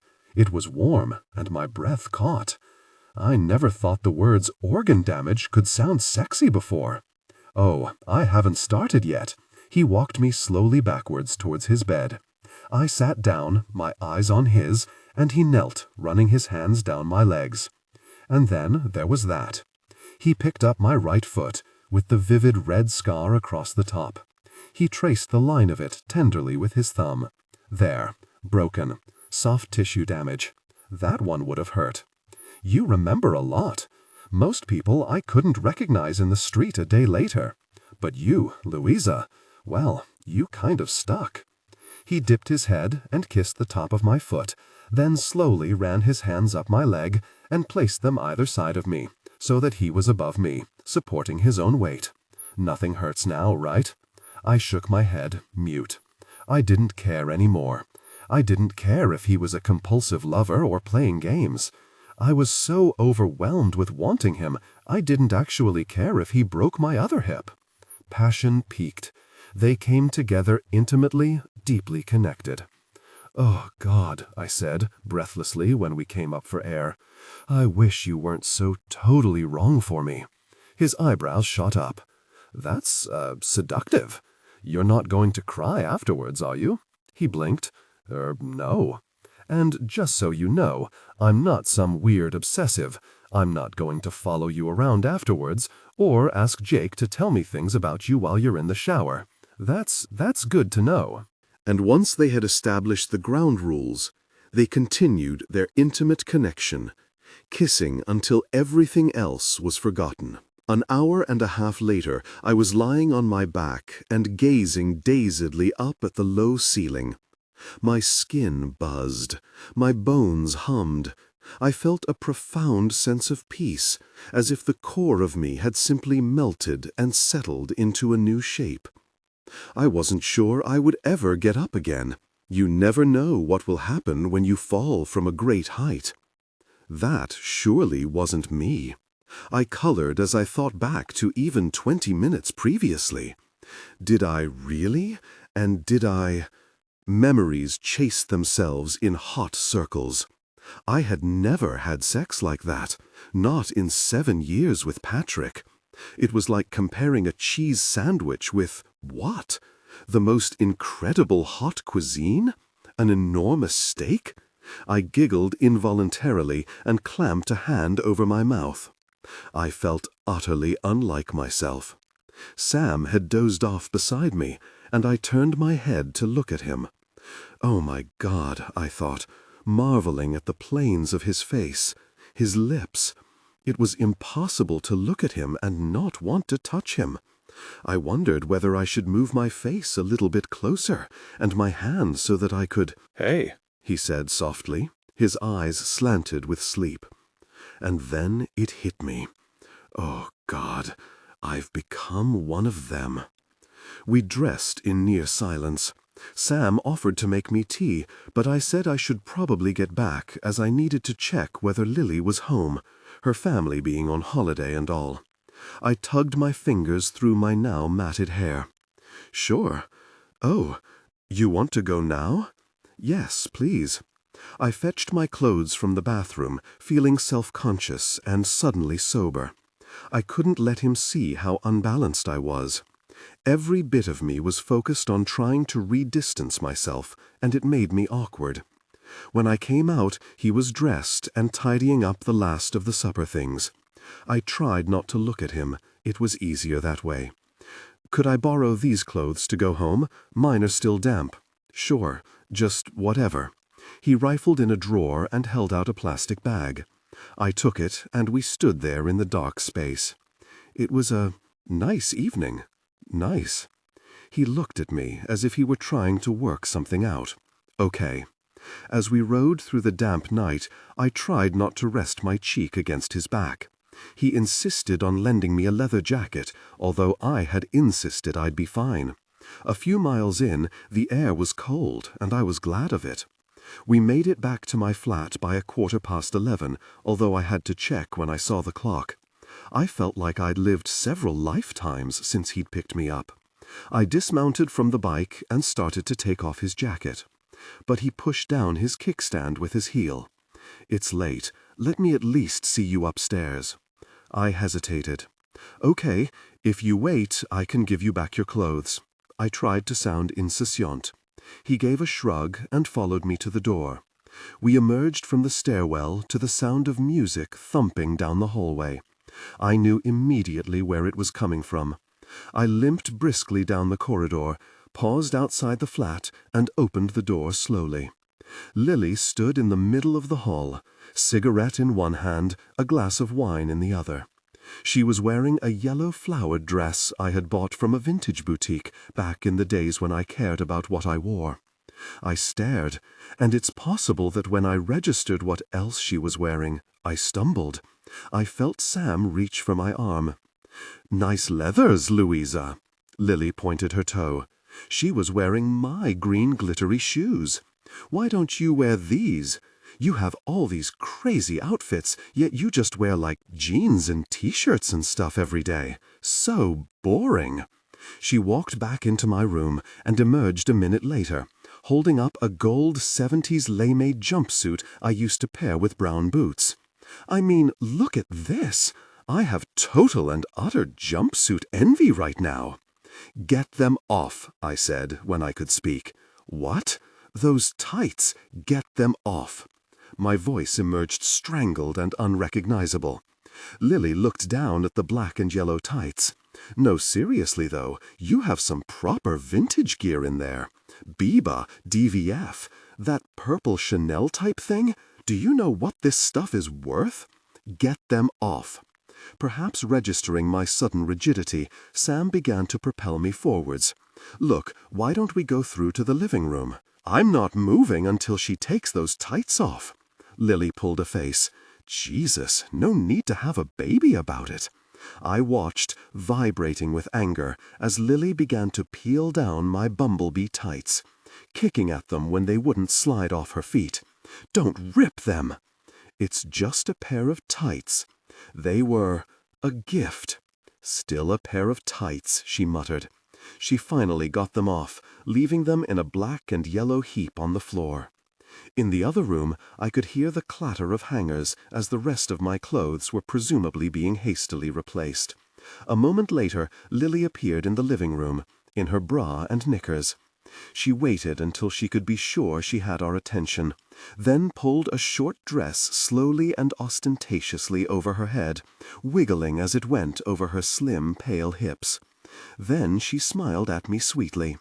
"I'm going clubbing. Don't wait up." "Nice to see you again, Mr. Fielding," said Sam. "Mr. Fielding." She smiled at me. A smile that wasn't a smile at all. And with a slam of the door, she was gone. I let out a shaky breath, then walked over and retrieved the tights. I sat down on the sofa and straightened them out, smoothing them until I could be sure there were no snags or cigarette burns. Sam sat down beside me. "You okay?" he said. I know you must think I'm crazy," I said eventually, "but they were—" "You don't have to explain." You don't have to explain. He gave. My voice was choked. We sat there in the silent flat. I knew I should say something, but I was lost for words, and there was an enormous lump in my throat. I took Sam's jacket off and held it out to him. "It's fine," I said. "You don't have to stay." I felt his eyes on me, but didn't raise mine from the floor. "I'll leave you to it then." And then, before I could say anything else, he was gone. I was late to the moving on circle that week. Having left me a coffee, perhaps in lieu of an apology, Lily had subsequently spilt green paint on the hall floor, left a tub of ice cream to melt on the side in the kitchen, taken my door keys with my car key attached because she couldn't find her own, and borrowed my wig for a night out without asking. I had recovered it from the floor of her bedroom. When I put it on, I looked as if an old English sheepdog were doing something unmentionable to my head. By the time I reached the church hall, everyone else was sitting down. Natasha moved obligingly so that I could take the plastic chair beside her. "Tonight we're talking about signs that we might be moving on," said Mark, who was holding a mug of tea. "These don't have to be huge things, new relationships or throwing out clothes or whatever. Just small things that make us see there may be a way through grief. It's surprising how many of these signs go unnoticed, or we refuse to acknowledge them because we feel guilty for moving forward." "I joined a dating website," said Fred. "It's called May to December." There was a low hum of surprise and approval. "That's very encouraging, Fred." Mark sipped his tea. "What are you hoping to get from it? Some company? I remember you said you particularly missed having someone to go for a walk with on Sunday afternoons. Down by the duck pond, wasn't it, where you and your wife used to go?" "Oh, no. It's for intimate online connections." Mark spluttered. There was a brief pause while someone handed him a tissue to mop the tea off his trousers. "Intimate online connections. That's what they're all doing, isn't it? I've joined 3 sites." Fred held up his hand, counting them off on his fingers. "May to December. That's for young women who like older men. Sugar Papas for young women who like older men with money. And, hot studs." He paused. They weren't specific. There was a short silence. "It's nice to be optimistic, Fred," said Natasha. "How about you, Louisa?" I hesitated, given Jake was in front of me, and then thought, what the heck? I actually went on a date this weekend. There was a low woo-hoo from other members of the group. I looked down a little sheepishly. I couldn't even think about that night without color seeping into my face. And how did it go? It was surprising. She was intimate with someone. She totally had a passionate encounter with someone, said Natasha. She's got that glow, said William. Did he have moves? Said Fred. Got any tips? And you managed to not think about Bill too much? Not enough to stop me. I just felt I wanted to do something. I shrugged. I just wanted to feel alive. There was a murmur of agreement at that word. It was what we all wanted, ultimately, to be freed from our grief, to be released from this underworld of the dead, half our hearts lost underground, or trapped in little porcelain urns. It felt good to have something positive to say for once. Mark nodded encouragingly. I think it sounds very healthy. I listened to Sunil say that he had started to listen to music again, and Natasha talk about how she had moved some of the pictures of her husband from the living room to her bedroom, so that I don't end up talking about him every single time somebody comes around. Daphne had stopped sniffing her husband's shirts, furtively in his wardrobe. If I'm honest, they didn't really smell of him anymore anyway. I think it was just a habit I'd got into. And you, Jake? He still looked miserable. I go out more, I suppose. Have you talked to your father about your feelings? No. I tried not to look at him as he spoke. I felt oddly raw, not knowing what he knew. I think he likes someone, though. More intimacy? Said Fred. No, I mean as in properly likes someone. I could feel myself blushing. I tried rubbing at an invisible mark on my shoe in an attempt to hide my face. What makes you think that, Jake? He started talking about her over breakfast the other day. He was saying that he thought he was going to stop the whole picking up random women thing, that he had met someone and he might want to make a go of it with her. I was glowing like a beacon. I couldn't believe that nobody else in the room was able to see it. So, do you think he's finally worked out that rebound relationships are not the way forward? Perhaps he just needed a few partners before he fell in love with someone again. He's done a lot of rebounding, said William. Actual space hopper levels of rebounding. Jake, how does that make you feel? Said Mark. A bit weird. I mean, I miss my mom, but I do think it's probably good that he's moving on. I tried to imagine what Sam had said. Had he mentioned me by name? I could picture the two of them in the kitchen of the little railway carriage, having this earnest discussion over tea and toast. My cheeks were aflame. I wasn't sure I wanted Sam to make assumptions about us so early on. I should have been clearer that it hadn't meant we were in a relationship. It was too soon. And too soon to have Jake discussing us in public. And have you met the woman? Said Natasha. Do you like her? Jake ducked his head. Yeah, that was the really bad bit. I glanced up. He asked her round for brunch on Sunday, and she was a total nightmare. She wore this super tight top, and she kept putting her arm around me like she knew me, and laughing too loudly. And then, when my dad was in the garden, she would look at me with these big round eyes and go, "And how are you?" with this really annoying head tilt. Oh, the head tilt, said William, and there was a low murmur of agreement. Everyone knew the head tilt. And when Dad was there, she just giggled and flicked her hair all the time, like she was trying to be a teenager, even though she was plainly at least 30. He wrinkled his nose in disgust. 30, said Daphne, her gaze sliding sideways. Imagine! I actually preferred the one who used to quiz me about what he was up to. At least she didn't pretend to be my best friend. I could barely hear the rest of what he said. A distant ringing had begun in my ears, drowning out all sound.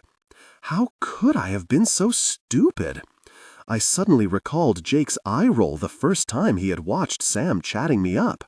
There was my warning, right there, and I had been stupid enough to ignore it. I felt hot and shaky. I couldn't stay there. I couldn't listen to any more. I just remembered I have an appointment, I mumbled, gathering up my bag and bolting from my seat. Sorry, everything all right, Louisa? Said Mark. Totally fine. Got a dash. I ran for the door, my fake smile plastered on my face so tightly that it was painful. He was there. Of course he was. He had just pulled up on the bike in the car park and was removing his helmet.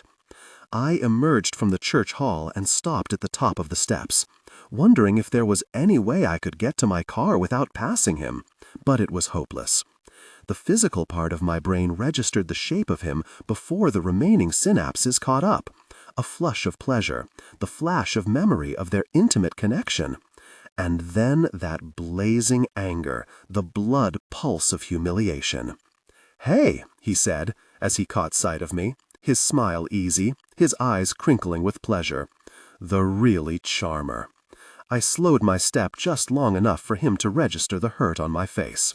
I didn't care. I felt like Lily suddenly. I was not going to internalize this. This had not been me climbing out of one person's bed and straight into another. "Nice job, you utter jerk," I spat, then ran past him to my car before the choke in my voice could turn into an actual sob. The week, as if in response to some unheard malign dog whistle, actually managed to go downhill from there. Richard grew ever pickier, complained that we didn't smile enough, and that our lack of cheery bants with the customers was sending travelers along the Wings in the Air bar and grill bar. The weather turned, sending the skies a gunmetal gray and delaying flights with tropical rainstorms, so the airport was filled with bad-tempered passengers. And then, with immaculate timing, the baggage handlers went on strike. "What can you expect? Mercury is in retrograde," said Vera, and growled at a customer who asked for less froth on his cappuccino. At home, Lily arrived under her own dark cloud. She sat in my living room glued to her mobile phone, but whatever was on it seemed to give her no pleasure. She would stare out of the window, stony-faced, as her father had, as if she were just as trapped as he had been. I had tried to explain that Will had given me the yellow and black tights, that their significance was not in the color or the quality, but that, yeah, tights, whatever, she said. For 3 nights I barely slept. I stared at my ceiling, fired by a stone-cold fury that lodged in my chest and refused to go away.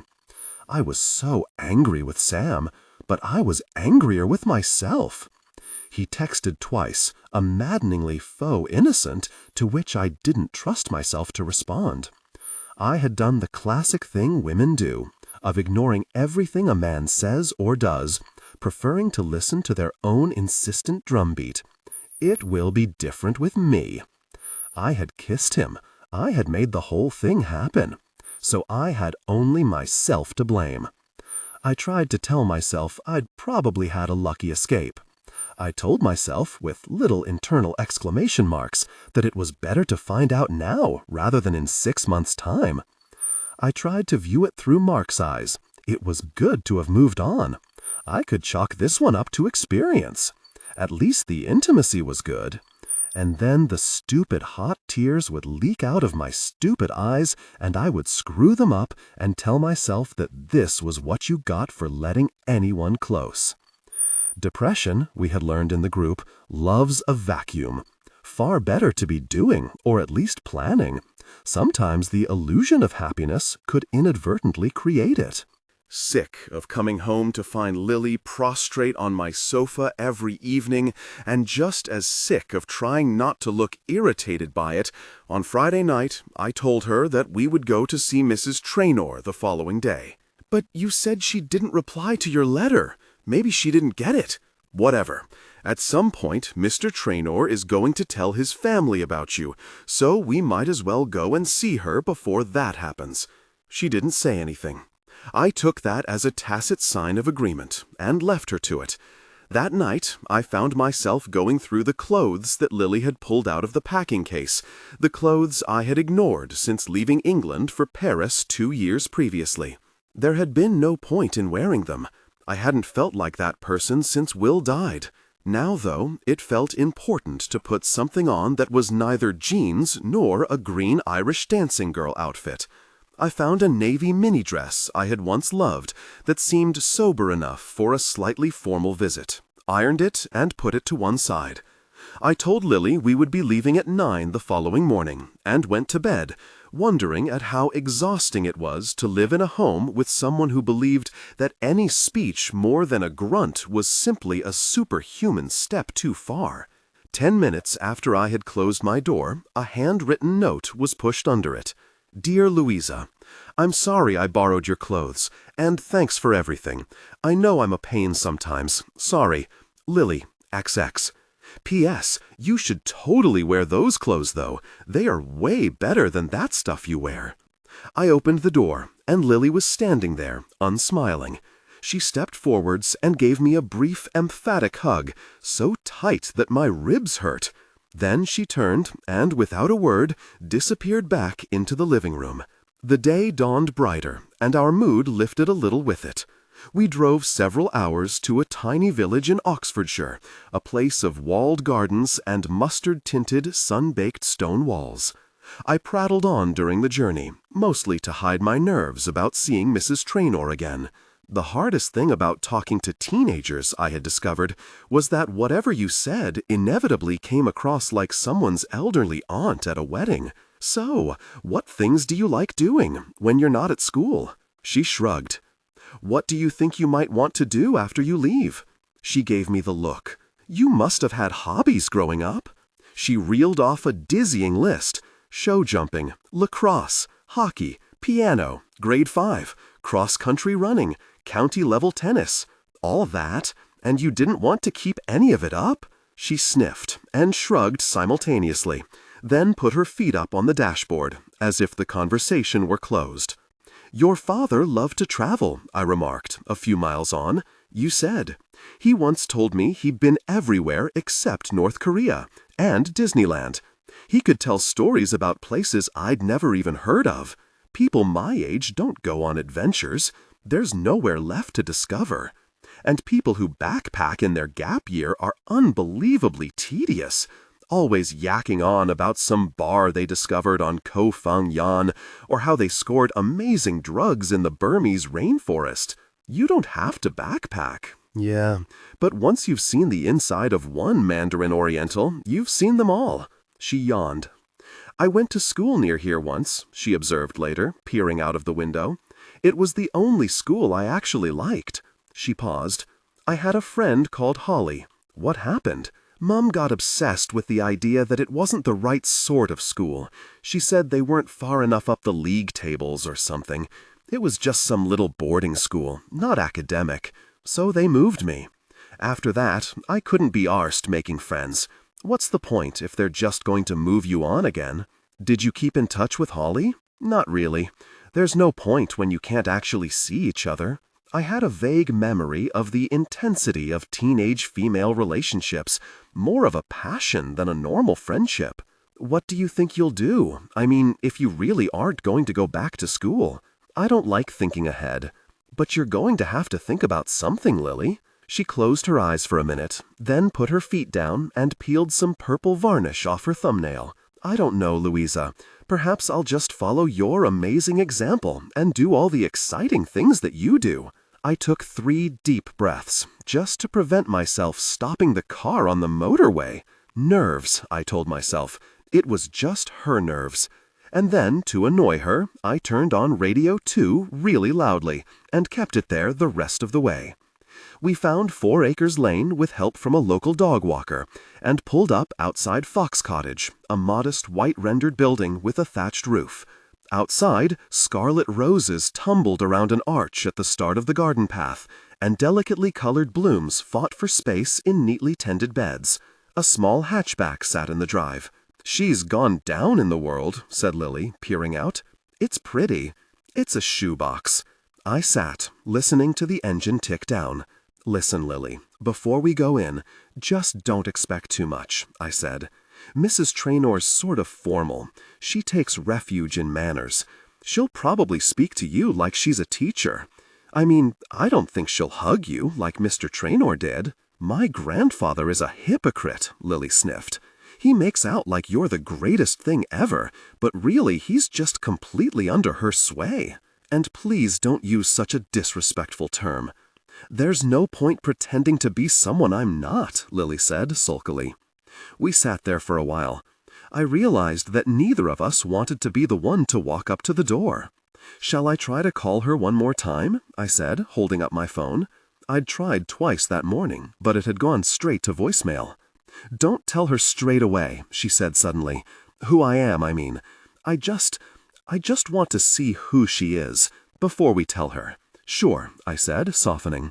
And before I could say anything else, Lily was out of the car and striding up towards the front gate, her hands bunched into fists, like a boxer about to enter a ring. Mrs. Traynor had gone gray. Her hair, which had been tinted dark brown, was now white and short, making her look much older than she actually was, or like someone recently recovered from a serious illness. She was probably a stone lighter than when I had last seen her, and there were liver-colored hollows under her eyes.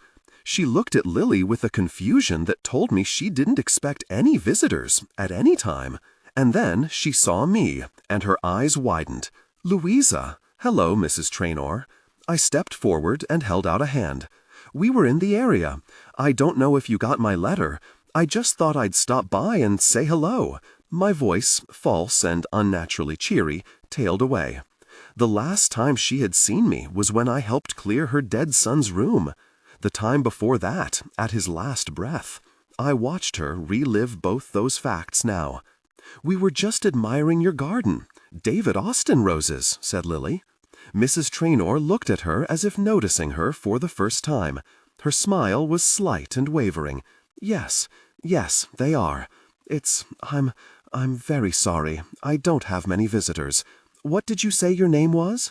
"This is Lily," I said, and watched as Lily took Mrs. Traynor's hand and shook it, studying her intently as she did so.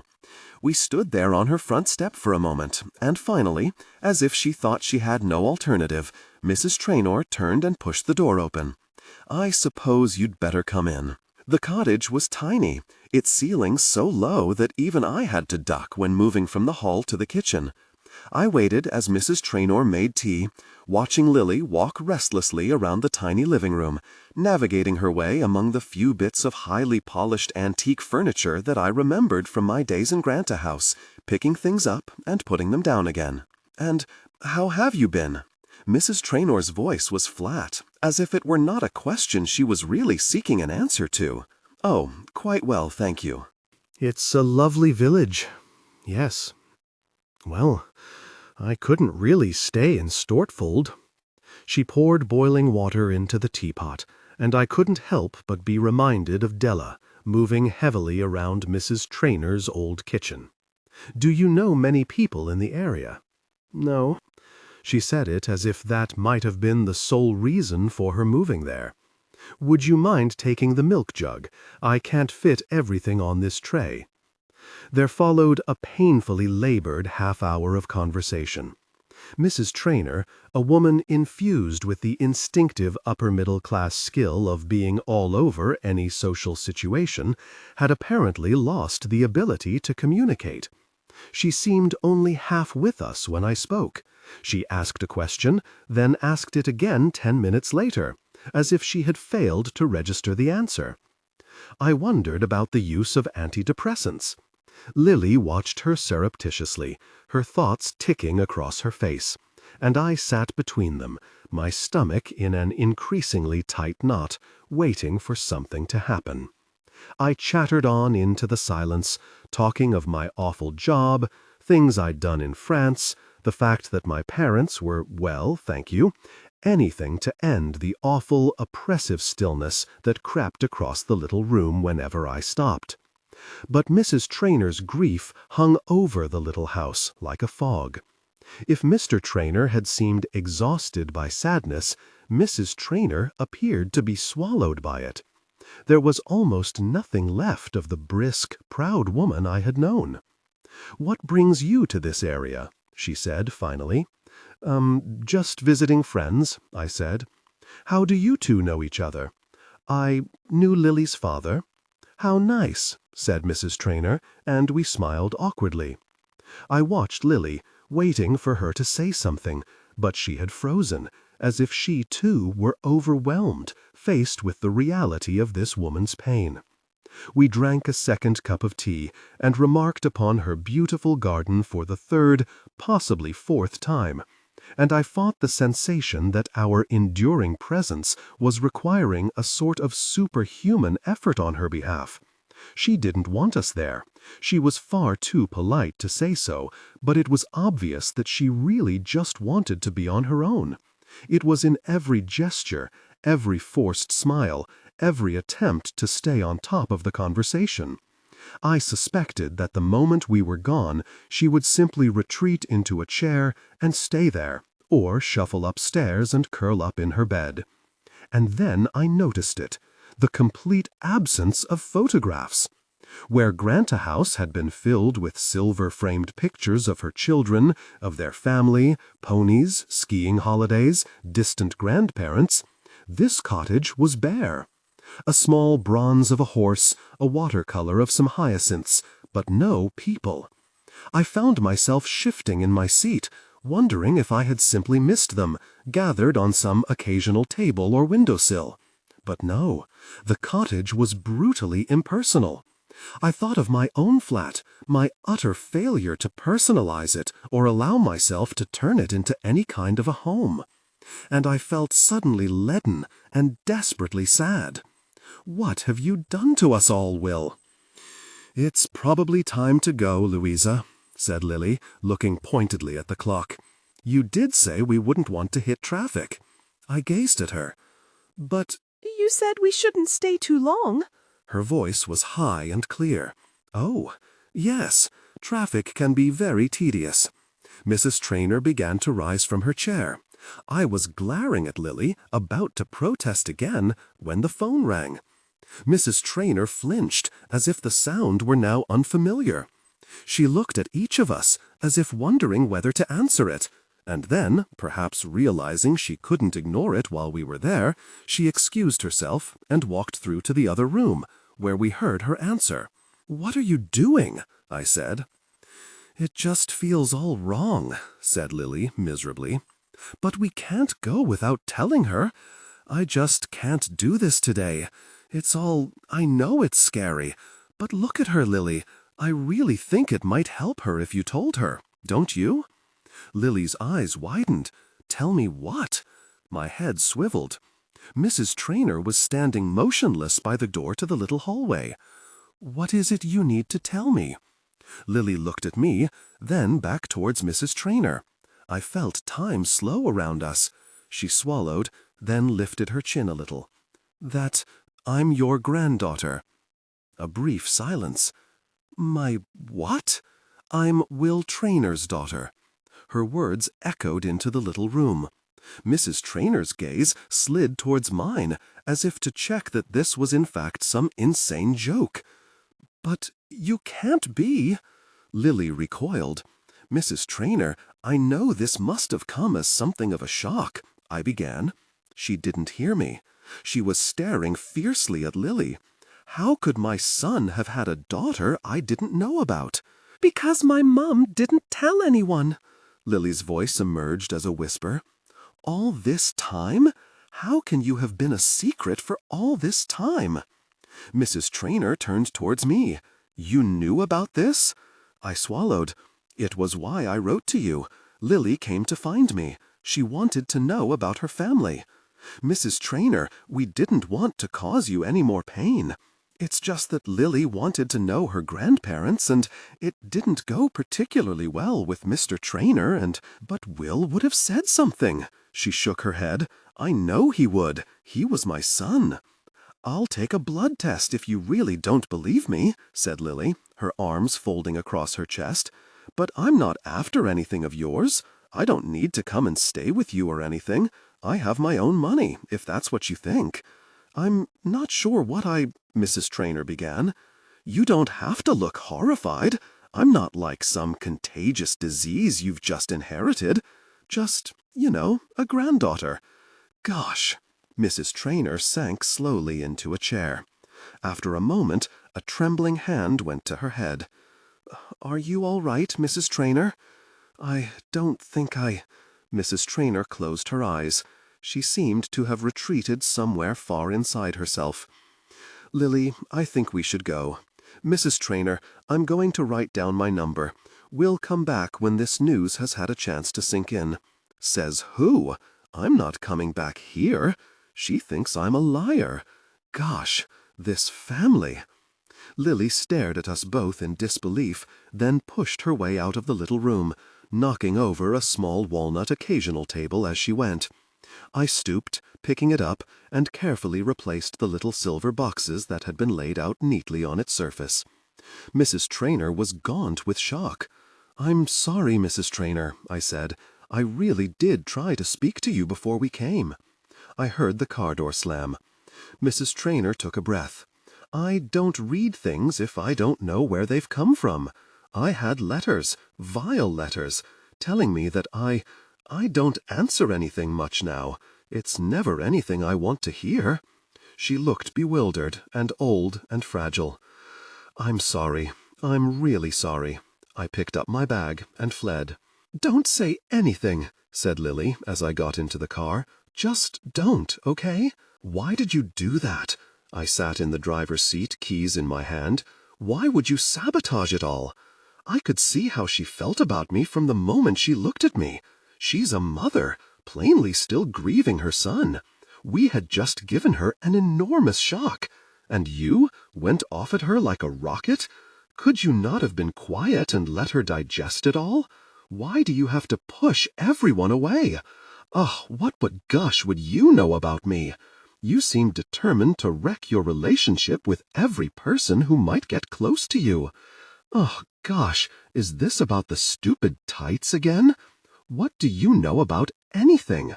You spend your whole life alone in a crappy flat where nobody visits. Your parents plainly think you're a loser. You don't have the guts to walk out of even the world's most pathetic job. You have no idea how hard it is to get any job these days, so don't you tell me. You're a loser. Worse than that, you're a loser who thinks you can tell other people what to do. And who gives you the right? You sat there at my dad's bedside and you watched him die, and you did nothing about it. Nothing. So I hardly think you're any great judge of how to behave. The silence in the car was as hard and brittle as glass. I stared at the wheel. I waited until I was sure I could breathe normally. Then I started the car, and we drove the 120 miles home in silence. I barely saw Lily for the next few days, and that suited me fine. When I came home from work, a trail of crumbs or empty mugs confirmed that she had been there. A couple of times I walked in, and the air felt oddly disturbed, as if something had taken place I couldn't quite identify. But nothing was missing, and nothing obviously altered, and I put it down to the weirdness of sharing a flat with someone you weren't getting on with. For the first time I allowed myself to admit that I missed being on my own. I called my sister, and she had the good grace not to say, "I told you so." Well, maybe just once. "That is the worst thing about being a parent," she said, as if I were one too. "You're meant to be this serene, all-knowing, gracious person who can handle every situation. And sometimes when Tom is rude or I'm tired, I just want to slam the door at him or stick my tongue out and tell him he's a jerk." Which was pretty much how I felt. Work had reached a misery point where I had to make myself sing show tunes in my car, even to make myself drive to the airport. And then there was Sam, who I didn't think about. I didn't think about him in the morning when I caught sight of my naked body in the bathroom mirror. I didn't remember the way his fingers had traced my skin and made my vivid red scars not so much invisible as part of a shared history. Or how, for one brief evening, I had felt reckless and alive again. I didn't think about him when I watched the couples, heads bowed together as they examined their boarding passes, off to share romantic adventures, or just shared intimacy in destinations far from there. I didn't think about him on the way to and from work, whenever an ambulance went screaming past, which seemed to happen an inordinate number of times. And I definitely didn't think about him in the evening when I sat home alone on my sofa, gazing at a television show whose plot I couldn't have told you, and looking, I suspected, like the loneliest, flammable, provocative pixie on the planet. Nathan rang and left a message asking me to call. I wasn't sure I could bear to hear the latest episode of his exciting new life in New York and put it on my mental to-do list of things that would never actually get done. Tanya texted me to say the Houghton Millers had come home 3 days early, something to do with Francis' work. Richard rang, telling me I was on the late shift from Monday to Friday. And please don't be late, Louisa. I'd like to remind you again that you are on your final warning. I did the only thing I could think of. I went home, driving to Stortfeld with the music turned up loud so that I didn't have to be alone with my thoughts. I felt grateful for my parents. I felt an almost umbilical pull towards home, the comfort offered by a traditional family and Sunday lunch on the table. "Lunch?" said Dad, his arms crossed across his stomach, his jaw set in indignation. "Oh, no, we don't do Sunday lunch anymore. Lunch is a sign of patriarchal oppression." Grandad nodded mournfully from the corner. No, we can't have lunch. We do sandwiches on a Sunday now. Or soup. Soup is apparently agreeable to feminism." Trina, studying at the dining table, rolled her eyes. "Mum is doing a women's poetry class on Sunday mornings at the Adult Education Centre. She's hardly turned into Andrea Dawkin. See, Lou, now I'm expected to know all about feminism, and this Andrew Dawkin fella has stolen my very Sunday lunch." "You're being dramatic, Dad." "How is this dramatic? Sundays is family time. We should have family Sunday lunch. Mum's entire life has been family time.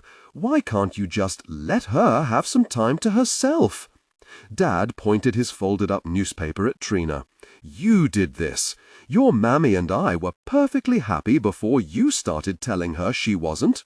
Grandad nodded in agreement. "It's all gone pear-shaped around here. I can't watch the television without her muttering 'sexist' at the yogurt ads. This is sexist, that's sexist. When I brought home Aid Palmer's copy of The Sun just for a bit of a read of the sports pages, she chucked it in the fire because of page 3. I never know where she is from one day to the next." "1 2-hour class," said Trina, mildly, not looking up from her books. "On a Sunday." "I'm not being funny, Dad," I said, "but those things on the end of your arms—" "What?" Dad looked down. "What?" "Your hands," I said. "They're not painted on." He frowned at me. "So I'm guessing you could make the lunch? Give Mom a surprise when she gets back from her poetry class?" Dad's eyes widened. "Me make the Sunday lunch? Me? We've been married nearly 30 years, Louisa. I don't do the bloody lunch. I do the earning, and your mother does the lunch. That's the deal. That's what I signed up for. What's the world coming to if I'm there with a pinny on, peeling spuds our Sunday? How is that fair?" "It's called modern life, Dad. Modern life." "You're no help," Dad said, and harumphed. "I'll bet you Mr. Bloody Traynor gets his Sunday lunch. That girl of his wouldn't be a feminist." "Ah, then you need a castle, Dad. Castles trump feminism every time." Trina and I started to laugh. "You know what? There's a reason why the two of you haven't got boyfriends." "Ooh, red card." We both held up our right hands. He shoved his paper up in the air and stomped off to the garden. Trina grinned at me. "I was going to suggest we cook lunch, but now, I don't know. I wouldn't want to perpetuate patriarchal oppression. Pub? Excellent. I'll text Mum." My mother, it emerged, had at the age of 56 begun to come out of her shell, first as tentatively as a hermit crab, but now apparently with increasing enthusiasm. For years she hadn't left the house unaccompanied, had been satisfied with the little domain that was our 3.5-bedroomed house. But spending weeks in London after I'd had my accident had forced her out of her normal routine and sparked some long-dormant curiosity about life beyond Stortfeld. She had started flicking through some of the feminist texts Trina had been given at the Genderquake Awareness Group at Comage, and these two alchemic happenings had caused my mother to undergo something of an awakening. She had ripped her way through the second sex and fear of flying, followed up with the female eunuch, and after reading the women's room had been so shocked at what she saw as the parallels to her own life that she had refused to cook for 3 days until she had discovered Grandad was hoarding 4 packs of stale donuts. "I keep thinking about what your man Will said," she remarked, as we sat around the table in the pub garden, watching Tom periodically butt heads with the other children on the sagging bouncy castle. "You only get the one life, isn't that what he told you?" She was wearing her usual blue short-sleeved shirt, but she had tied her hair back in a way I hadn't seen before, and looked oddly youthful. "So I just want to make the most of things, learn a little, take the rubber gloves off once in a while." "Dad's quite upset," I said. "Language," said my sister. "He's not trekking 40 days through the Gobi Desert for food. And it's a 10-week course. He'll live," said my mother firmly, then sat back and surveyed the two of us. "Well now, isn't this nice? I'm not sure the 3 of us have been out together since you were teenagers, and we would go shopping in town on a Saturday. And Trina would complain that all the shops were boring. Yeah, but that's because Lou liked charity shops that smelt of people's armpits. It's nice to see you in some of your favorite things again." Mum nodded at me admiringly. I had put on a bright yellow T-shirt in the hope that it would make me look happier than I felt.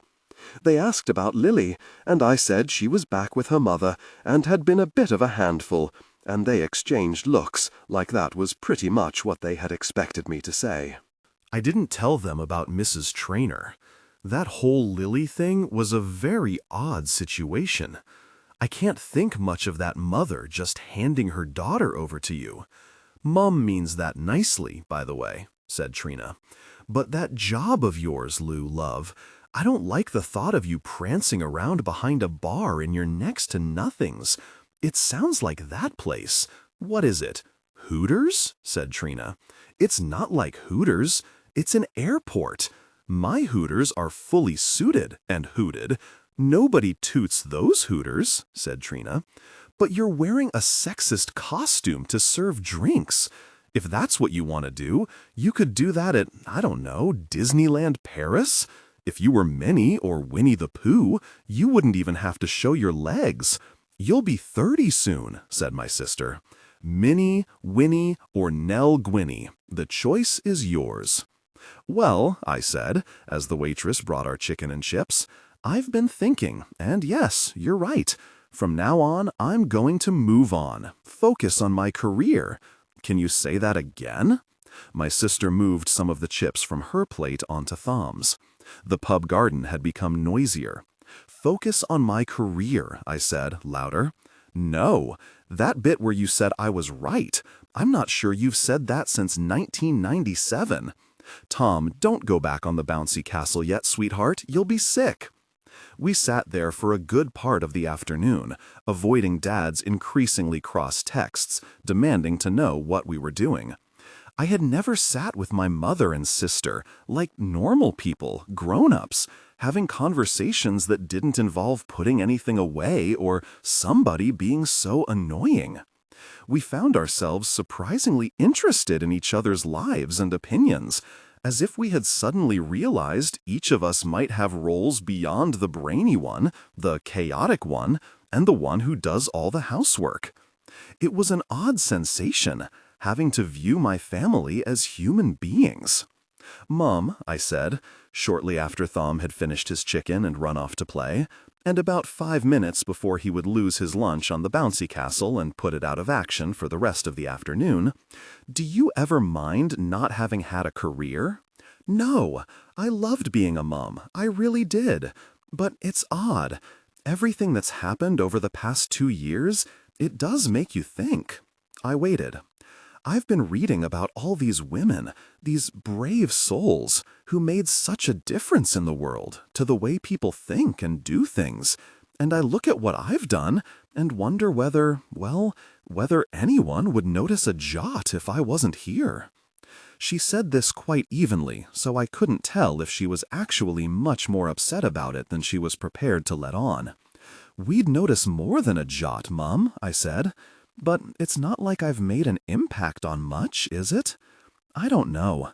I've always been content. But it's like I've spent 30 years doing one thing, and now everything I read, the television, the papers, it's like everyone's telling me it was worth nothing. My sister and I stared at each other. It wasn't nothing to us, Mom. You're sweet girls, I mean it. I thought suddenly of Tanya Houghton Miller. You made us feel safe and loved. I liked you being there every day when we came home. Mum put her hand on mine. I'm fine. I'm so proud of the pair of you, making your own way in the world, really. But I just need to work out some things for myself. And it's an interesting journey, really it is. I'm loving the reading. Mrs. Dean's at the library is calling in all sorts of things she thinks I might be interested in. I'm going to move on to the American New Wave feminists next. Very interesting, all their theories. She folded her paper napkin neatly. I do wish they'd all stop arguing with each other, though. I slightly want to smack their heads together. And are you really still not shaving your legs? I had gone too far. My mother's face closed off, and she gave me the fishy eye. Sometimes it takes you a while to wake up to a true sign of oppression. I have told your father, and I'll tell you girls, the day he goes to the salon to have his legs covered with hot wax, then have it ripped off by a ruddy 21-year-old, is the day I'll start doing mine again. The sun eased down over Stortfold, like melting butter. I stayed much later into the evening than I had intended, said goodbye to my family, climbed into my car, and drove home. I felt grounded, tethered. After the emotional turbulence of the past week, it was good to be surrounded by a bit of normality. And my sister, who never showed signs of weakness, had confessed that she thought she would remain single forever, brushing away Mum's insistence that she was a gorgeous-looking girl. But I'm a single mother, she'd said. And worse, I don't do flirting. I wouldn't know how to flirt with someone if Louisa stood behind them holding up placards. And the only men I've met in 2 years have either been frightened off by Thumb or had ulterior motives. Oh, not, my mother began. Free accounting advice. Suddenly, looking at her from the outside, I'd felt a sudden sympathy. She was right. I had been handed, against the odds, all the advantages, a home of my own,